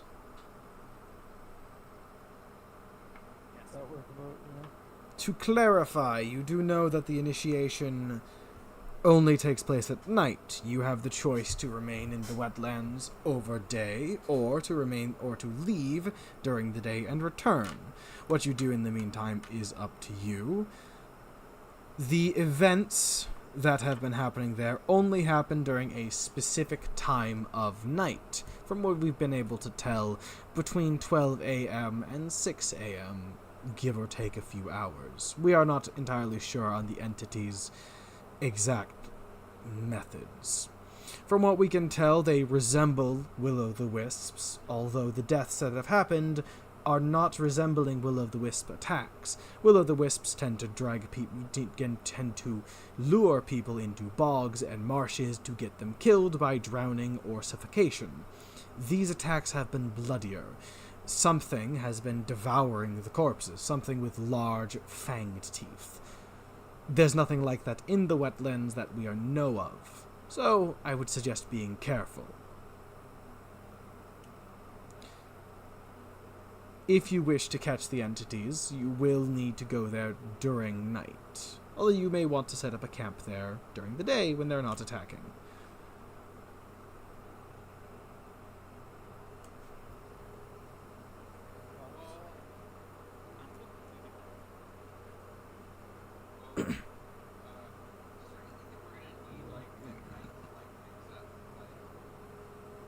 They do produce light, but I would advise against using that as a indicator or source. You may want to get torches or tinderboxes. You also may want to buy rations and water, because if you plan on staying out there, you could be out there for multiple days. And who knows what could happen.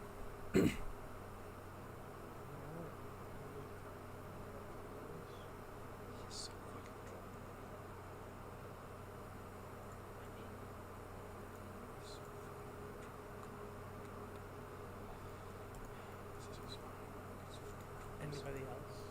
No objections, no reasons why we should do anything else later. All I'm doing is buying Thomas, can you subtract 10 gold from your total? Stanor is going to use it.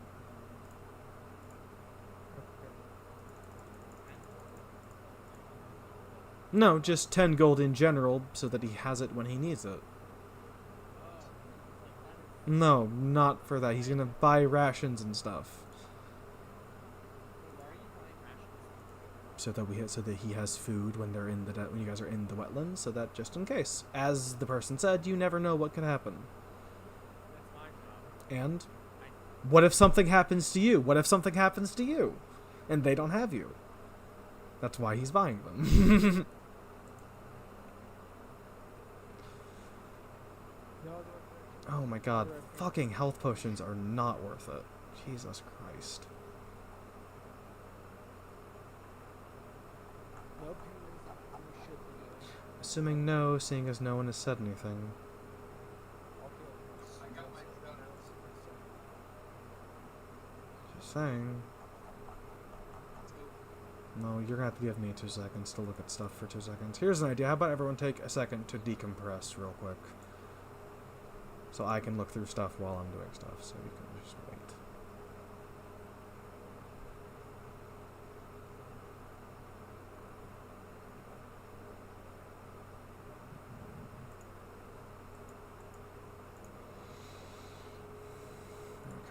just gonna say 6 of those. Does everyone have everything that they actually require to be in the wetlands? Tinder boxes, everything like that. Yes?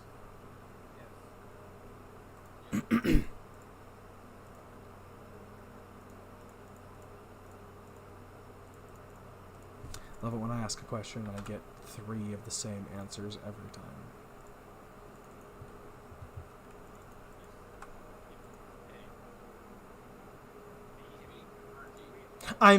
I'm being snarky. I know. I'm just... It doesn't matter. Alright. Let me get the map ready.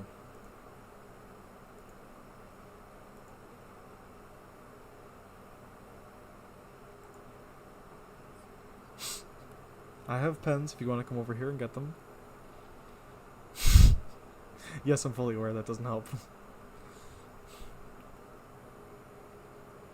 I've used up 3 pens this session. What are you doing to use them up that quickly? I'm writing. I've been doing it the whole time. Alright, well, let me lay out your guys' formation real quick.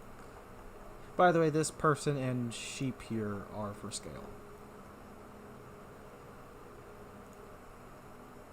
So I need to match this to them. No, that's not what I want to do. Let's say that's probably good. More?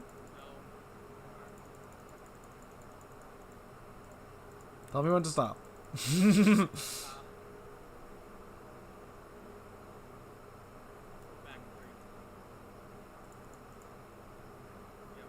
You do know that each one of these is 5. Never mind. You're right. You're right. You're right. You're right. Never mind. I'll shush. Okay. Let me spawn you guys in.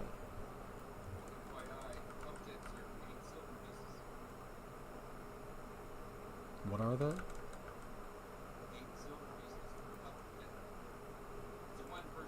Ah, okay. I was confused.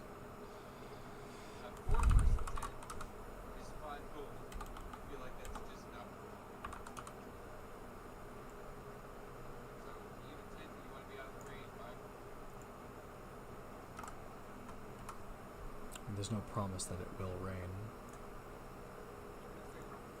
Rain? We're talking about if it starts raining.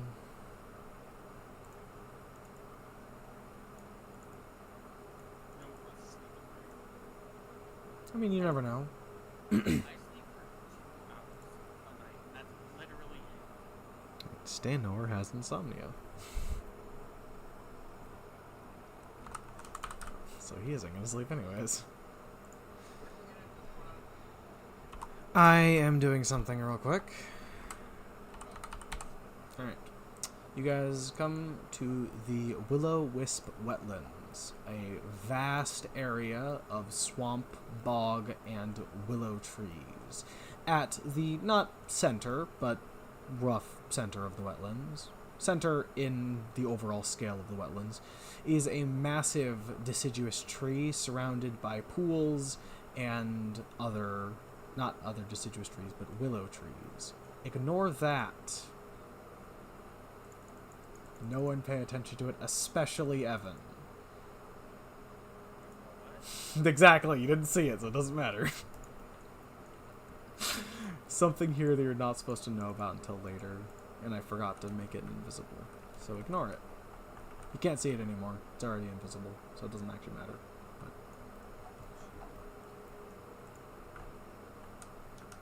But I'm just shrinking these guys down so they're easier for me to not have them being fucking gargantuan in size. You know, they're not gargantuan in size. Alright. So as of right now in the wetlands, it is around probably 9-ish a.m. However, you guys left the village at around 9 a.m., so let's do some quick math. AT-15, guess what? Math time. The entrance is right here. You guys gotta go from Casarvia to here. That's the entrance. 1, 2, 3, 4, 5, 6, 7, 8, 9.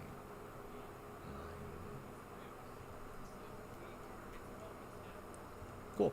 You guys arrive at the wetlands at noon. The sun is high, it is very hot, and very muggy. There are flies and other things in the air. What are you guys first doing when you guys walk into this? Exploring? By the way, these people don't exist. They're just for scale. I feel like I already said that. I think I already said that. Ignore the T-posing sheep. It's fine. Oh, let me also lock all of you down real quick. Sorry. One second.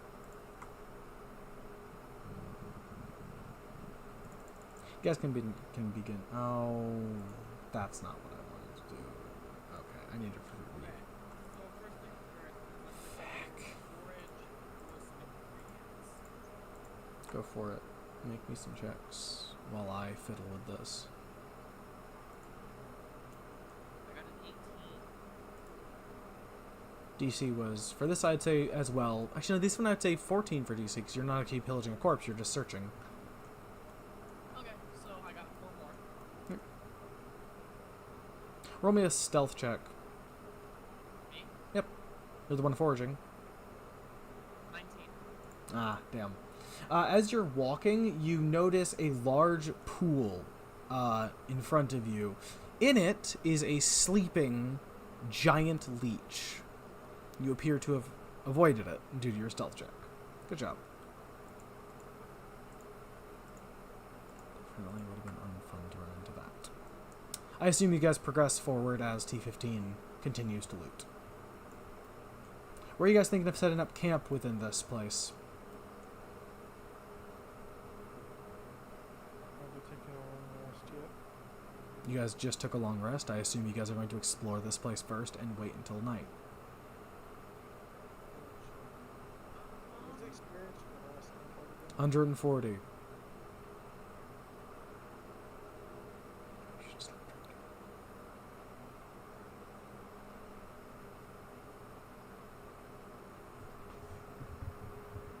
Okay. Because eventually you'd get out of the wetlands, which would lead to more things. Do you guys want to continue? There are other things down here. No, I was just wondering what was on the other side. The other side would be the Lost Mist-Laden Towers, which you guys can see from where you are. It is a large set of green karsts coming out of the ground. The short answer is dead center of the quest area, right? Is at the Willowbus Wetlands, yes. But again, it doesn't actually start until nighttime, so you do have time. Granted, walking over to that would take at least a day, so probably not a good idea. You guys think we should be more closer to the road or closer in toward the center in a clearing or in tree cover? Just off the road is typically the best way to do it. Because if we get into a fight, we're right near a nice open area.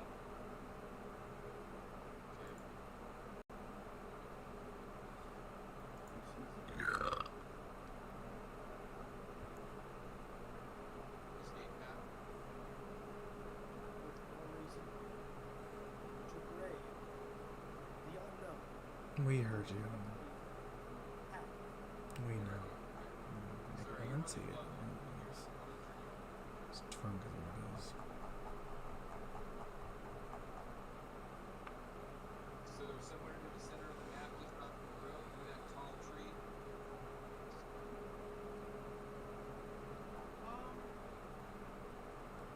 I feel like if we go forward a bit more, can you zoom out a map real quick? Yeah, sorry, I'm attempting to find something. Yeah, Clearing? right there. Right by the pond. There's a nice clearing there. There or over there? We can do over there. The second one. Yeah, that's a good idea. I will need any of you who are going to approach the pond to make me a stealth check.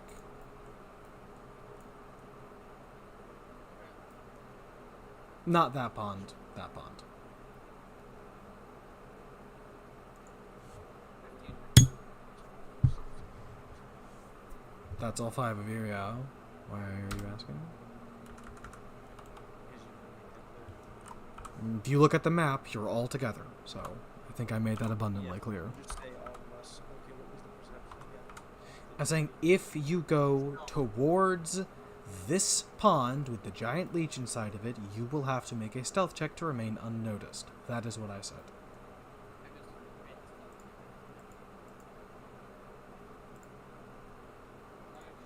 And we got a 19. 15. 9 or 6, 18 from Stanor. Gerichi. You rolling for that stealth check? Right. You all managed to actually... Let me not make that presumption. I was about to make a guess. That's a bad idea. Sorry.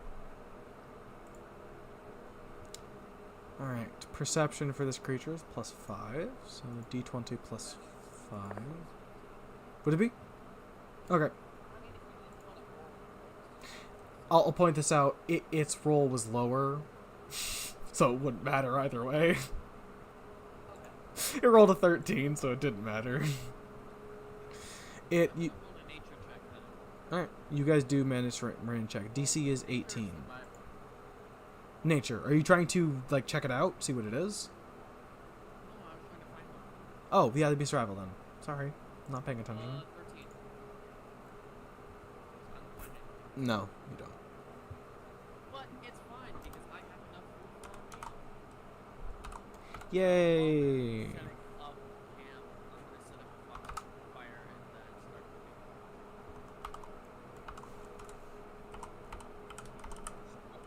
What I use if I wanted to really Survival as well, Well, I would that would be think. nature.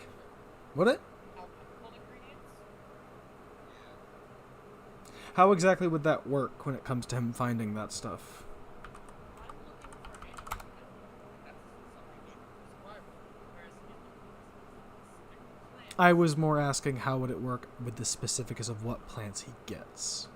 Would it be the same thing with yours where it's basic alchemical ingredients versus special, or would it be something incredibly specific? Or you can, no, for this it would be alchemical ingredients and then you assign a gold amount. I'm just wondering. Because the way crafting works is it's Based off of gold amount? half the gold amount in half the gold amount in materials and then work off the other half.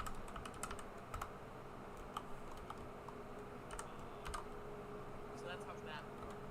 So you will find alchemical ingredients, you get the amount of whatever in gold, and then when he goes to have gold, So I don't need to know anything incredibly specific for him. not at all.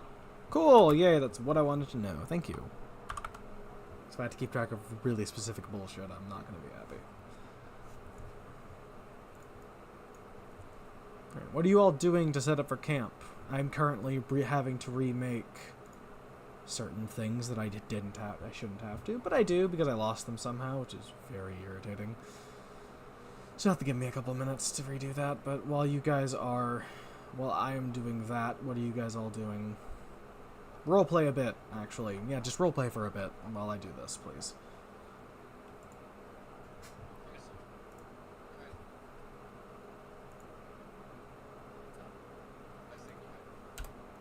Oh, yeah, no. So, I found some food, like some ingredients. So I went back and, set up a campfire. I then set up the cooking stuff for it. And I'm cooking a hearty meal right now. I have been setting up the tents the whole time. Someone sounds excited. So, Maybe you shouldn't be drinking it then.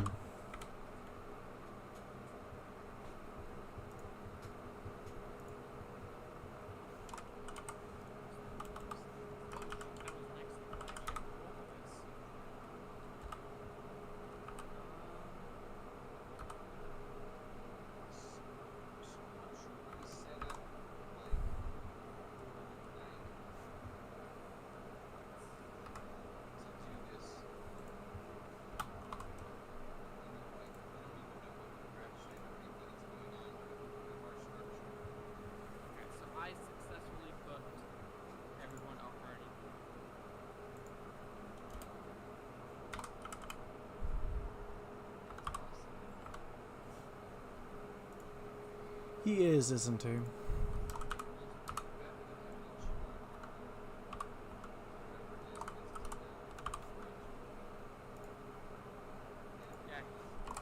Here's what it does.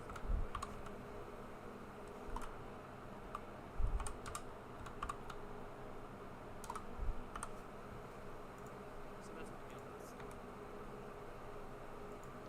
is. Is that in the general? Yeah. Okay.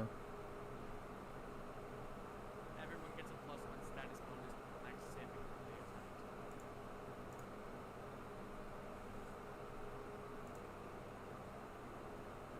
Be quite high strength. I'm gonna say that.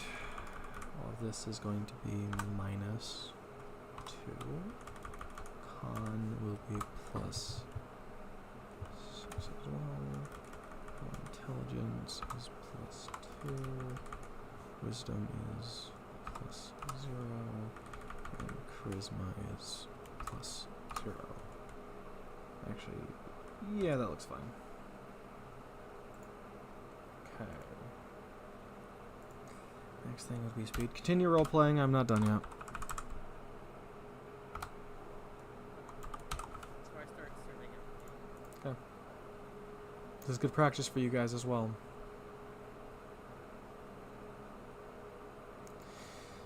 Speed, we're gonna say, let's say 45. Flying. It's technically not flying, but it is. Speed is 45 for flying. Weaknesses would be 2. Everyone has one.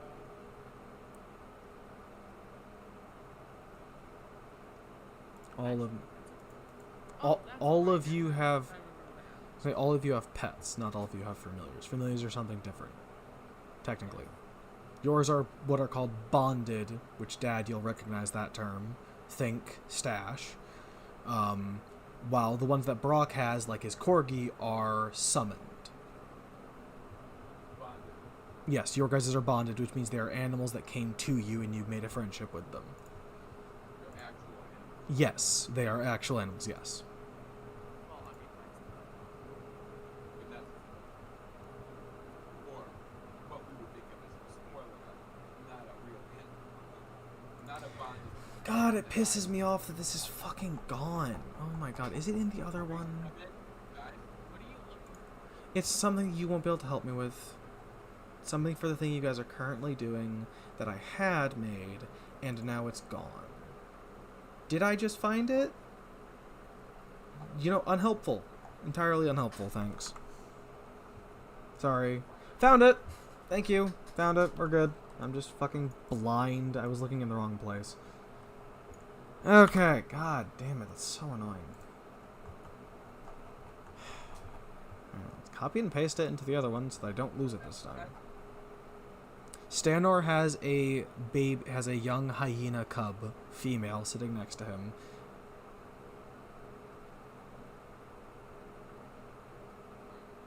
And I'm not going to describe the rest because everyone else can do the talking for them. Okay, so I have a young baby boy. Can't remember, but probably. Yeah. So, well, because the egg was black. Yes, it was. Yeah, it would be black. It would be black or red. Yeah, that's up to you though. It'll be both black. God. So mostly black with some white highlights. So again, a wyvern is a draconic being with 2 legs and wings and hands attached to their wings. So mine can't fly just yet, but it does love to help me come.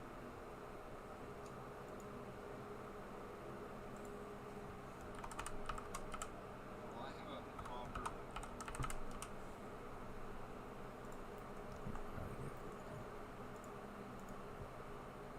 What type of bird? That's up to you. What type of bird do you want it to be? I haven't actually put that out yet. It's up to you. Wait a minute. It's entirely possible. I don't know. near your guys' tents. And then a fire in the center.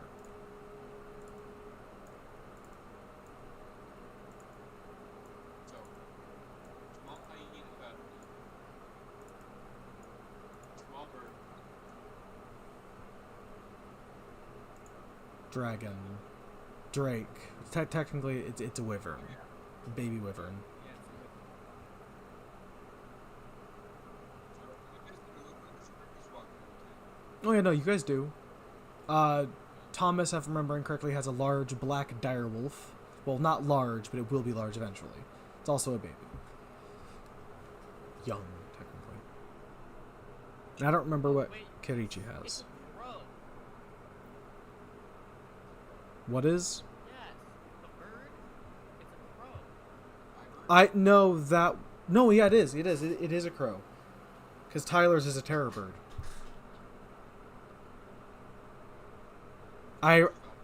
No. You said it was a crow the session before, or I remember you mentioning that it was a crow. Yeah, the first session you were like, it's a crow. Said it I'm was a pretty crow, sure. And I remembered this because I had to look up when crows learn to fly. And Yes, you did. That is what we had to do. I remember this. Go in there. Take notes. There we go. Bro. Cool. Excellent. Rain, what do you have? I forget.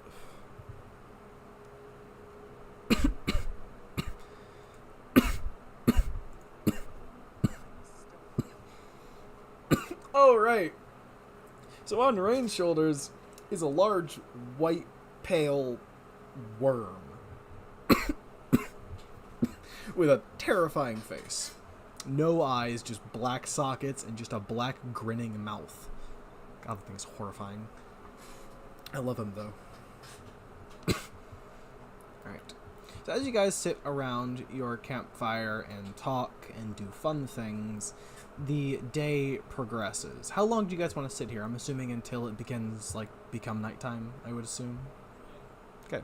You guys wait there until night. Once it gets to around 12, you guys begin to notice some changes. Over above this pool of water, you, all of you roll me perception checks. DC 14.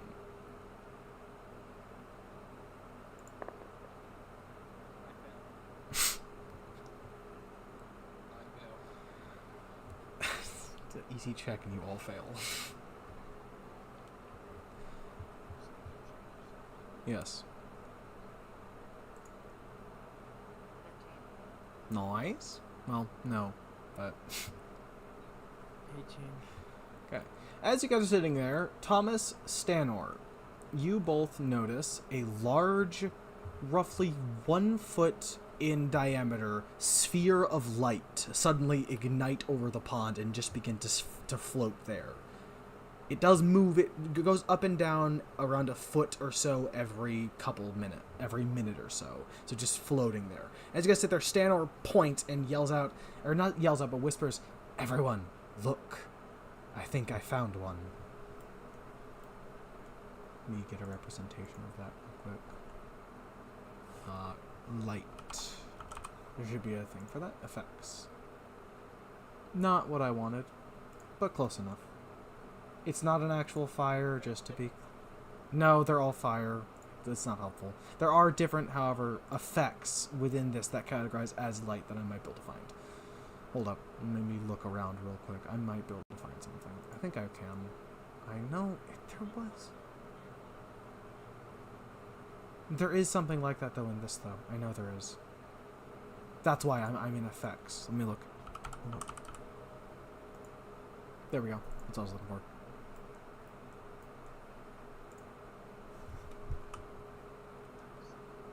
Well, I can try and find something else, but it is hard to see.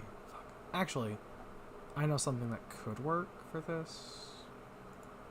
Sorry about this taking long, but I do need something to represent it. A gem could work, but it has to be nearly spherical. This could work. Can I make it large enough? Yeah, I'll use that for now. It's not...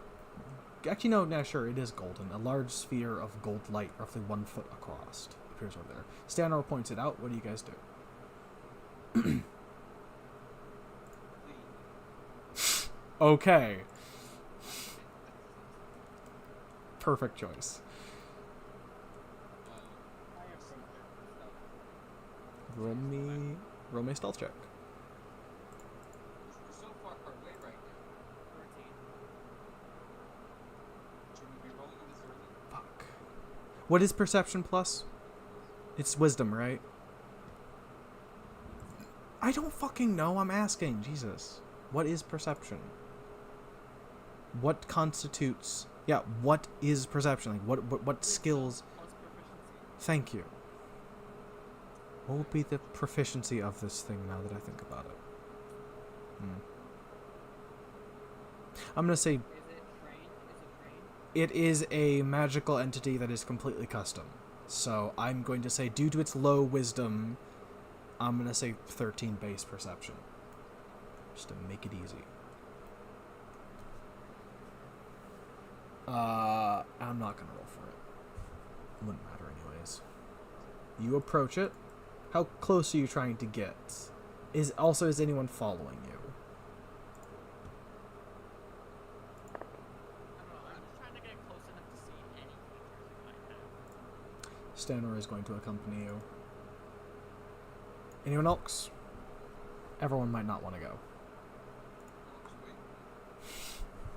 Is everyone else staying? Roll me a stealth check then.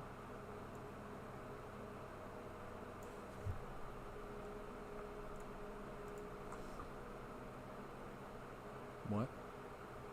8? You might not want to go then. But it's up to you. Just trying to make sure, because if you get found, something bad might happen. That's what I'm trying to avoid. Jesus. Okay, you guys continue to go towards it. Once you guys get within around 20 feet of it, you can see that it is literally just a sphere of light.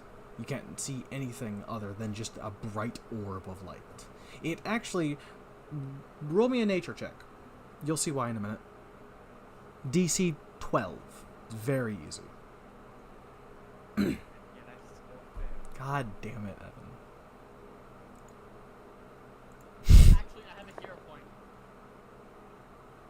I was gonna say, well, Stanor actually, Stanor got a 21. So as you guys are sitting there, Stanor whispers in your ear, "It reminds me of an anglerfish, bioluminescence. Oh, that's what I was already thinking. There might be something hiding beneath the light. You may want to be careful." Right in good. Got it. Do you, question. Do you have any, I don't know. This is a bog, sir. Oh yeah, it's a bog. To be specific, it is both a peat and mud bog. If you don't know the difference, you might want to look it up. Oh no, I know the difference. Yep. It's be fun. Oh, but it's not dry. No, it's very wet. So Damn, if it was, I forget. Yeah, peat dries. Also, Peat dries quickly, but also can hide incredibly deep sinkholes, which is the main danger. Peat is flammable, though, I'm pretty sure, but it has to be... oh yeah, no, dry peat. Yes, this is not dry. This is incredibly wet, so you would have to get it out and then dry it, and yeah.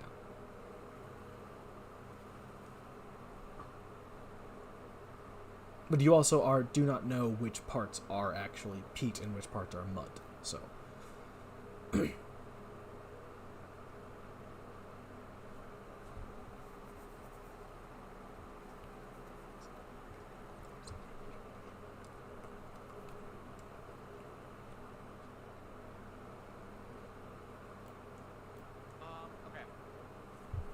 I say we go back and report to everyone. Okay. before you guys go back, something's gonna happen. As they head back, the team that's still at the campfire notices something on the road. I need all of you to roll me another perception check. Tell me what you get. DC 14 again. Actually, no, DC 12 this time, because it's a lot closer. It's also pitch black out, which actually I can do. You get to see it this time. Yay.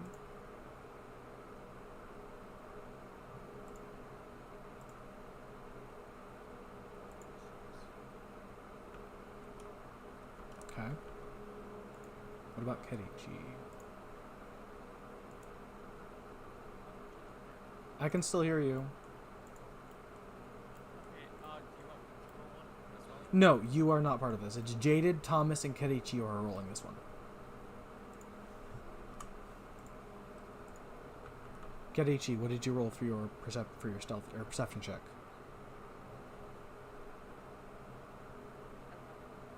Okay. Jaded and Thomas, as you guys are sitting at your campfire, you guys notice off to the... I'm going to turn off the night filter. I like it, but it's getting in the way. As you guys are sitting at your campfire, you guys notice off to your northwest-ish is another globe of light. Similarly, this one is also glowing a deep golden. It seems to just be sitting there. This one, however, if I was able to actually access the thing... No, of course not. What the hell is going on? Oh, I'm in the filter options. That's why. Sorry. Hang on 1 second. This one, however, is closer to 2 feet in length rather than 1. And seems to be bobbing up and down significantly faster.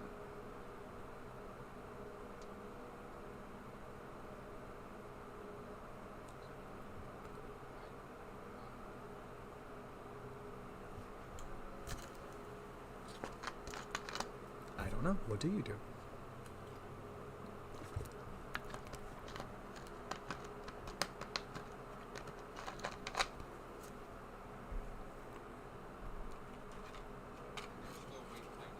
Yep, they are another probably 10 to 20 minutes away, depending on how fast they can get back through the peat bog. Actually, no, probably longer, given the fact that each square is 5 feet. The total length of this thing is supposed to be around 400 by 400-ish. It's not perfect, I'm well aware. So they're probably a good 20 to 30 minutes away from you, maybe more, maybe less. No, this map is bigger.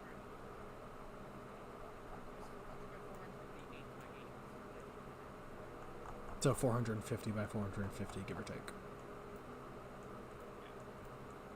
So yeah, it's going to take them a good probably 30 minutes or more, depending, to get back to you guys. Maybe less. Could be less.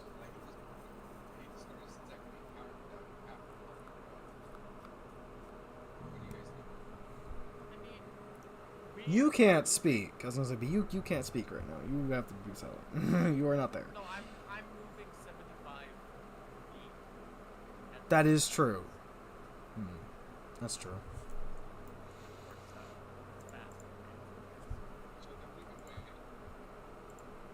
Okay. Anyone else want to do anything before they get back? No? Cool. As you guys stand there and watch, another one appears. Smaller again, but it appears by a tree. You guys don't need to roll perception checks anymore. They're not hiding, and you guys are looking out for them this time.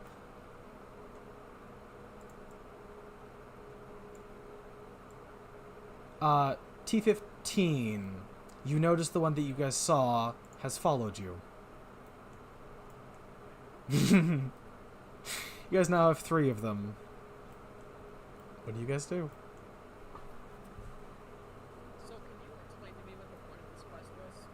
To gain initiation into the Adventurous Society, to get an Adventurous Society badge. No, like what's the completion of the quest? Oh, to stay here 5 nights and figure out what these things are. Okay.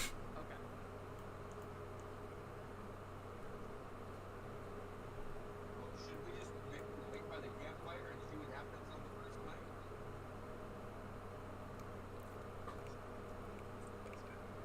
We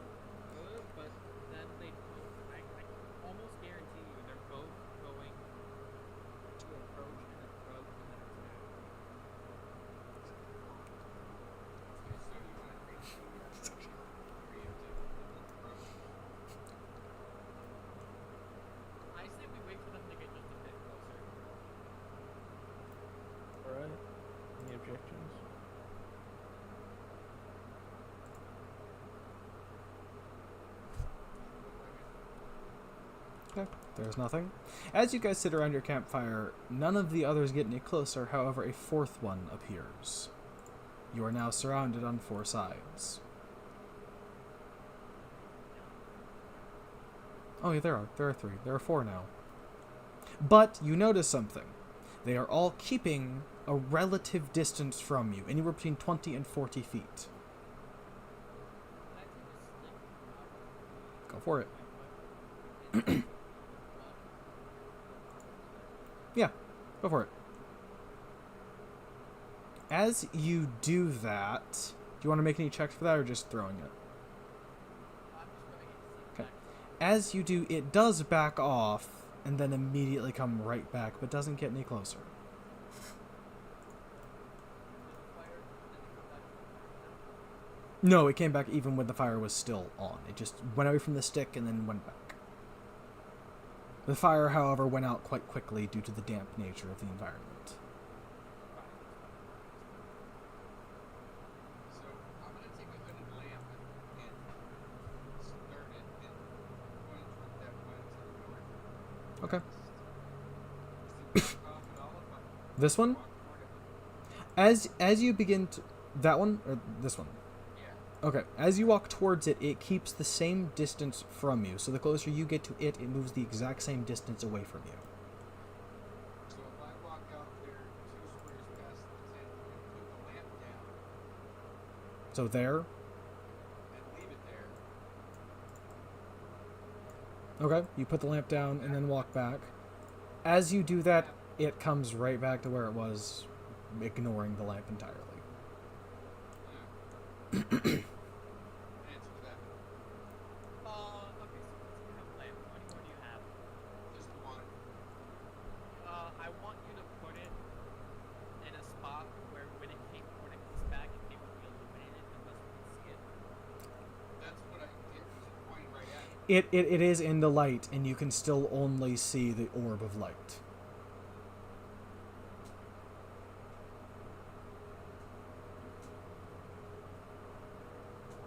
Does anybody have an identify spell or anything like that? Stanor has detect magic, but it probably wouldn't work in this situation. And identify would do absolutely shit here. He does, however, have read aura. Stanor does have that. That could work, hypothetically. Does anyone have detect magic? Stanor does. I already said that. He has detect magic and read aura. Cool. Can he see if these orbs are magical? All of them are. They radiate a high amount of magic. Not just that, he looks at you and says, "We were right. They are anglerfish." He tells you guys behind the light is a rather large accumulation of magic. He believes that they are dimensional anglerfish. So you were victims. Most likely. Probably. Stay where we are then.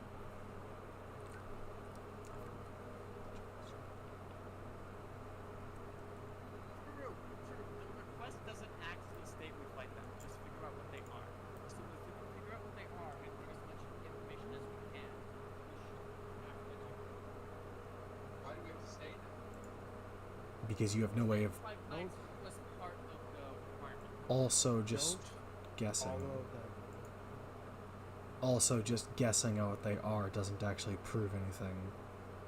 Oh, I thought he identified them. He used detect magic to make a guess. All detect magic showed him is that what was behind the light is a large accumulation of magic. What exactly that is, he doesn't know. He's guessing. Detect magic doesn't actually state what it is. Yeah. It shows that there is magic. You would have to use one of the arcana. There's occultism. There's religion. There's I think one more. I forget what it is though.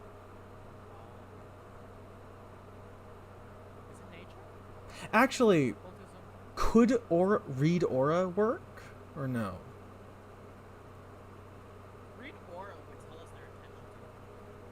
Stanor is going to use read aura on them, on the closest one. Its intention, from what Stanor can tell. Should I make a check for this? I should probably make a check for this. It is a spell. Then you don't have to. Okay. Its aura shows that it's not currently hostile. It's not currently hungry. It is just watching. It appears to be curious.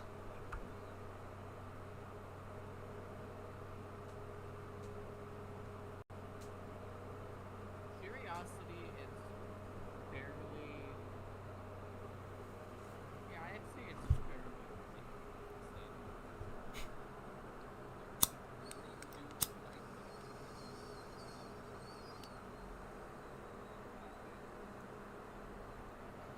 Why are they light? Well, I mean, it does a good job. It lures things close. We were curious about the lights, so we got closer. It does what it's. How do you attack it? Figure it out. You haven't even tried yet. How do we identify? Kill one? Killing them is one way. We could try killing it. Also, yes.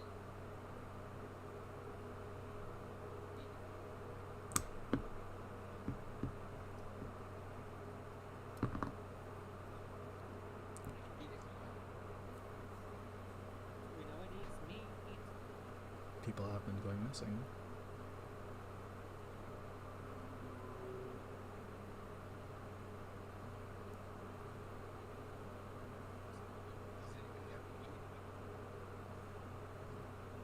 I mean, technically, yes, but it's unhelpful. Actually, you do, Stan. I was to say you have meat. Yeah, would that be a special ingredient? I feel like that would be a special ingredient. I mean, you don't know what type of meat, but you can try whatever. Well, I have meat. I know. I got it from the. That's what I'm saying. Is any meat will work, or you think could work. I don't know. It's up to you. Right, but I'm saying would. Okay, yeah, I'm gonna leave out some meat. I'll say 2 ingredients. Like here or where? That's Stanor, sorry. Picked up the wrong person. Like there? Yeah. Okay. Let me put a thing to show that that's there. A good slab of meat. Good slab of chicken. God, if I could find something. Where is it? Someone sees meat, tell me. I'm blind. I might have to go to a different thing now that I think about it. No, that wouldn't help.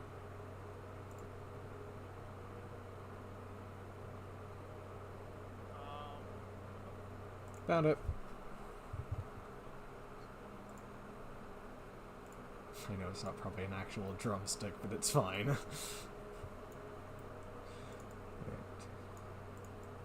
How long do you want to give that? Do you guys just want to wait? As you place it there, nothing happens. I'll tell you right now, nothing's probably going to happen for another couple of hours. Okay. Well, I mean, they can rest. I'll keep watch. Okay. I assume.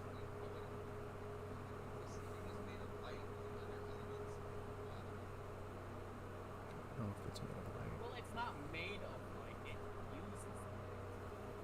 Systems that is. Most likely.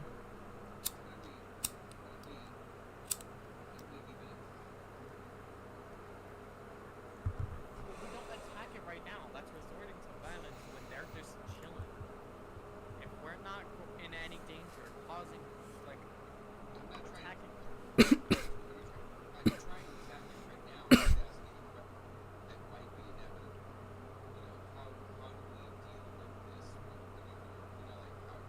You may just have to wait. Just saying. You all ready to take a rest? Well, I'm assuming you guys are going to rest instead of sitting there all night with T15, seeing as he doesn't need to sleep. Except for except for 2 hours. Yeah, I feel like I'll keep watch until the meet, and then someone comes out those 2 hours. And I'll rest 3 to make it. As you are all resting and sleeping, T15, you notice as it gets closer and closer to the witching hour, which if you don't know is 3 p.m. to 4 p.m. Oh, I know what the witching hour is. As it gets closer and closer, you notice the lights begin to become more erratic and brighter and larger. As it reaches the witching hour itself, the largest of the four comes towards the meat. Roll me a perception check, DC 20. You can also wake everyone up to try and do their own if you want to. 23. As you are staring at this creature, the light in your vision fades almost to nothing, and you see a monstrous anglerfish. You can't really see any color, you just see the shape of an anglerfish shimmering in the air. It appears to have a form of innate camouflage. So I do have dark vision. You still can't see anything. It's just a shimmering mass that looks like a... It's not that it's too dark for you to see it, it's the fact that it's blending in with the background. So you're just seeing the shape of an anglerfish. It comes over and eats the meat, and then begins to slowly swim off. But not so far. It gets to around here and then stops and turns back around and watches you guys. Swimming in the air. Yes, they are swimming in the air. They are swimming through there. You can see them on all of them now. Okay.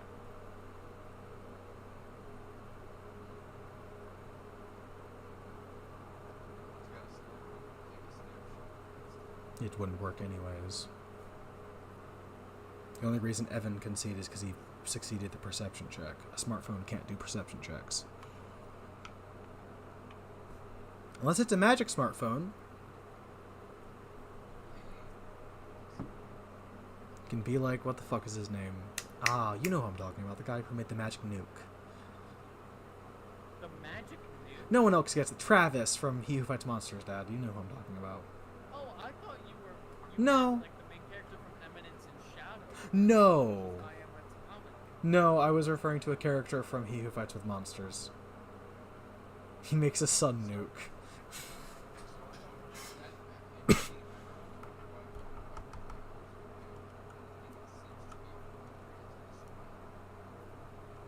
It's not a fight. Stop trying to make it a fight. Okay. You're gonna get us killed. I'm just trying to be prepared. You're You're not trying to be prepared. You're trying to make a fight with things that could swallow us whole.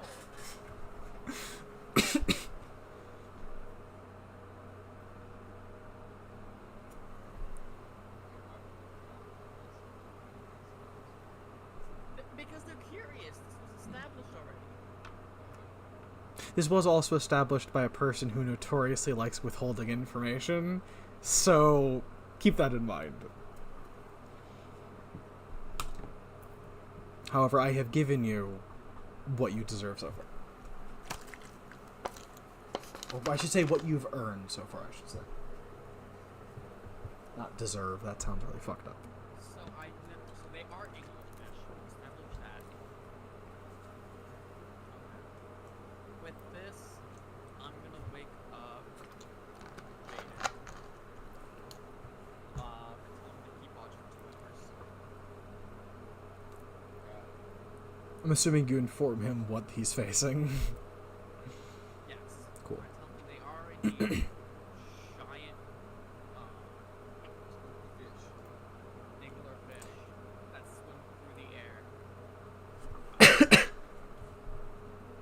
I tell him that the reason it's so dark out is simply because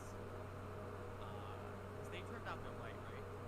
No. So what I meant by that is, as you were looking at the fish, its light dimmed in your vision to then reveal the actual fish. Oh. Its light was still at full luminosity. I just tell him to keep watch. I'll still be able to hear everything. I just can't hear So, I think I'll take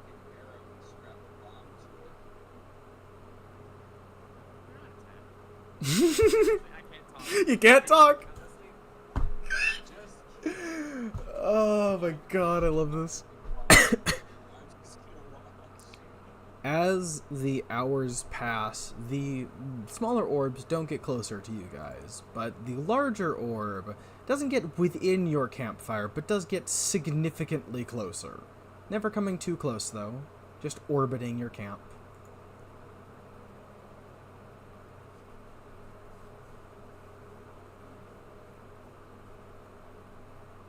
I'm gonna go up to between those two tents. Right here. No. It doesn't move away this time. It stays where it is. Do you want to roll a perception check as well?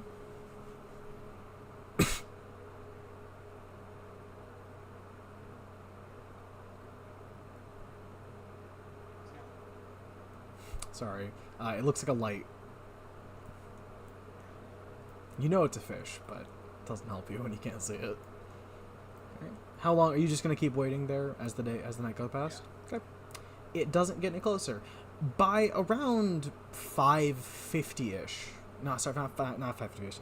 3:55-ish or so. Right when the witching hour is about to begin to end, the light begins to come towards you. It's less than a foot away from you at this point. What do you do? Well, I'm gonna jump back. Yeah. As you do that, the light does touch you, and you are immediately transported into an abyss of black water. All around you is nothing but murky black water. Around you are many, like thousands of lights, all swirling throughout the darkness, and you can see what they actually are now. From small as like a medium-sized tuna to the size of some of them being the size of whales, all anglerfish. And far, far beneath you is a huge, what appears to be an eel with red eyes, blue-green skin with bioluminescent patches. As you look at this eel, it turns its head up and looks at you, and then you're back. The light has retreated, and you are sitting on the ground, panting and covered in water. That was weird. It just took me to some really dark, wet place full of monsters.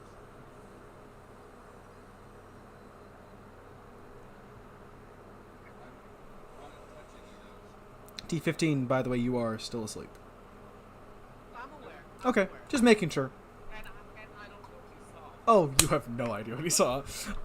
Everyone else, however, you guys all do wake up from Jaded screaming and then his scream being cut off. You guys all come out of your tents to find Jaded on the ground, soaking wet somehow, and looking startled.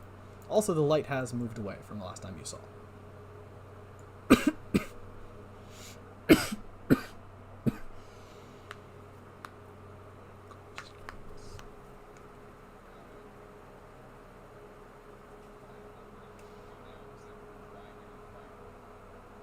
You gonna tell everyone what you saw? I did. But you said you were in a place full of monsters. It wasn't exactly what you saw. Well, it was just fish and a big eel with red eyes. I mean, it's just monster. T15, you recognize that description. You can't talk yet, but you do recognize because Oh, you. I'm aware. No, I'm Okay, just making sure. Making sure. I kind of feel like I have to interject when I know I don't. know exactly what Yep. We'll get to that later, though. As you guys wait and the witching hour ends, Jaded, you get dried off. Stanor does not go back to sleep. And after it hits around 6-ish, T15, yes, yes. Because correct, you went to sleep at 3 or 4. I thought you went. It's 2. No, 2 hours on the sleep. I thought you went to sleep at 4. That's why I said that. I thought you went to sleep at 4 for some reason. At 3:30. Okay, so around 5. Yes, you are correct. Sorry, I completely forgot. So, At 5:30. As around 5:30 you wake up, the bigger light has not come back near you guys again. Smaller lights have not either. As I jaded, describe the eel anymore. This big long eel with red eyes. Bioluminescent patches. Sorry, I'll shut up. That is what I said, yes. To give a full description as I gave to Jaded, a large gargantuan eel with blue and green scales with bright bluish-white bioluminescent patches, large silver-white teeth, and red eyes. And a mouth that looks like an abyss. Although everything looks like an abyss down there, so... I say all that really big. Cool. I know what that was.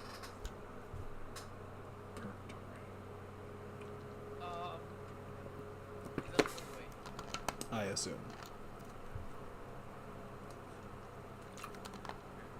That was I'm filling it. Yep. Which is the deity I follow. She is the goddess of purgatory. Being stuck in like and she's here. That probably means it's here as well. What are the names? Those are familiar with. So you could ask. What's it? She says that she and it was it. Something I was told to avoid personally. However, I kind of It's like an alchemy name. it's a devil fruit is what it is. It's a devil fruit he was told to avoid due to something it will take from him. Right. Are you saying that this light has to connect to a devil fruit? No, I don't think. I think the anglers are here because the devil fruit is here. Okay. The devil fruit's in our vicinity, but the devil fruit's in one of us. I pull out the orb, by the way. Mm-hmm. I assumed. Right. Had to ask her at I'm some just now point. pulling it out. I know, but I was assuming you would at some point. Yeah. So for those who don't know, it's well, yeah, no, I got it while you guys weren't here. I have an orb. It's what is it? It has. It is an orb appearing to be a sphere of blue-black water, Right. but it has a surface like a marble. Within it, you can feel a disturbing presence. So I'm going to pull it out, hold it in my hand, and I'm going to ask if the devil fruit is here. Roll me a religion check. A religion? Mm-hmm. DC 15. 19. Okay. I'm gonna text you directly. Okay. I mean, done.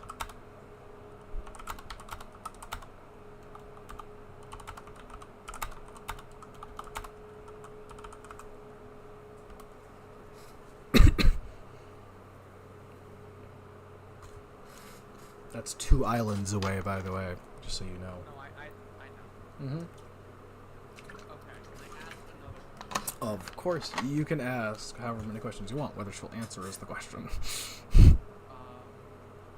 What are the anglerfish? And for that one, I don't have to be. Hmm.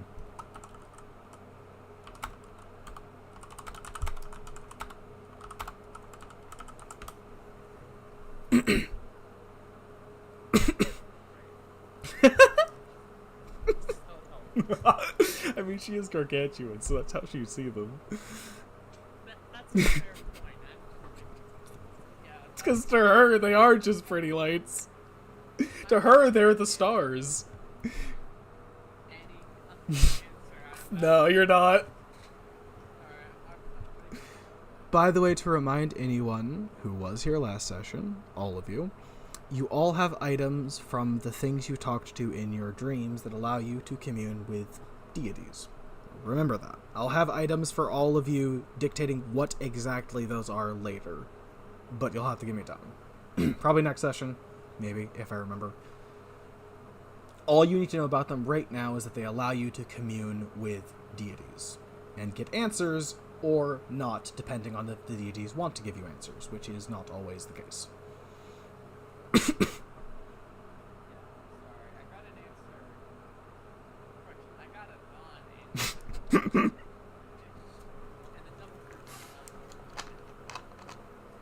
Do you name where it is? Okay.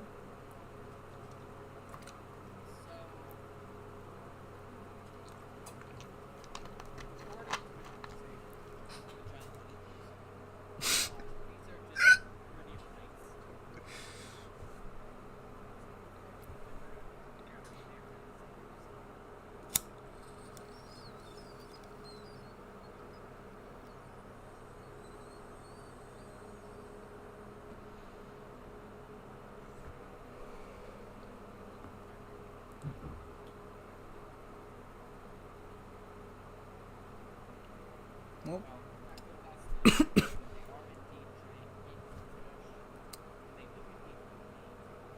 as you guys discuss this, it switches from being the witching hour to being 6 a.m. In the fish, all the lights slowly vanish. And you are left in silence and darkness, other than your campfire. Confused. Some of you more than others.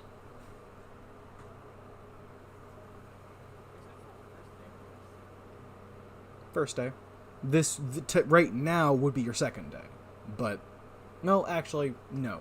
This has been your first night.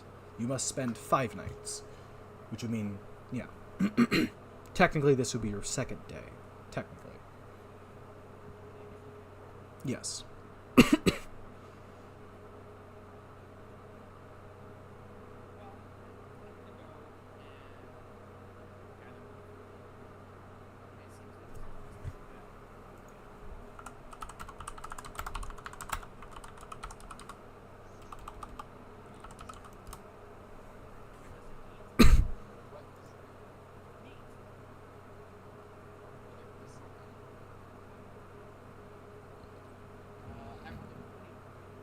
Nice. That would be a DC 15 again. So a good amount. You rolled a 20. Oh, that thing? I mean, maybe? I don't know. Your character is pretty smart, so I would assume he would know about those, but I could be wrong. That was just me telling you that you guys need those. Desperately.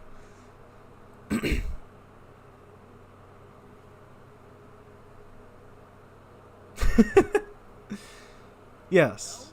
Yes. You guys do need those at some point. Yeah, well, that's not a concern right Just saying.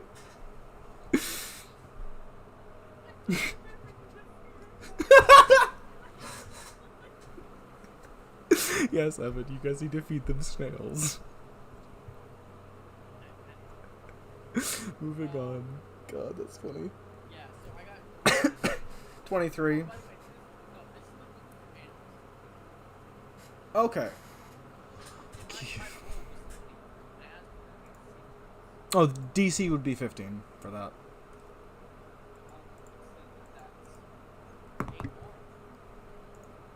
Cool. No, not terrible at all. Don't you also get a special as well? Don't you also get a special as well because you got 5 over? That's thinking with your noggin. I'm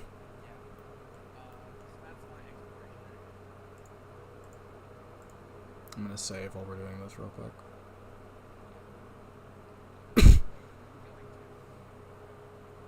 Going to what? Oh, that's up to you guys. We are. I am.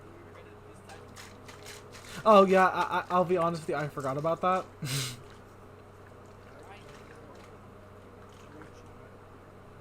That's fine. We can stop now. We've gotten a good 4+ hours out of this, and you guys have done a lot of stuff. Pretzels suck. That's the worst. Actually, no, sand is the worst.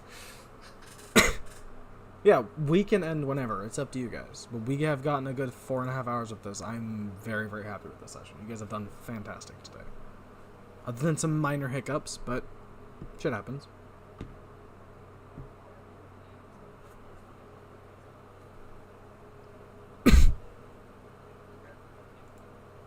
Which is the only class that starts with Pathfinder. He's quite that's described in the paperwork. His thing is still Everyone else must maintain action for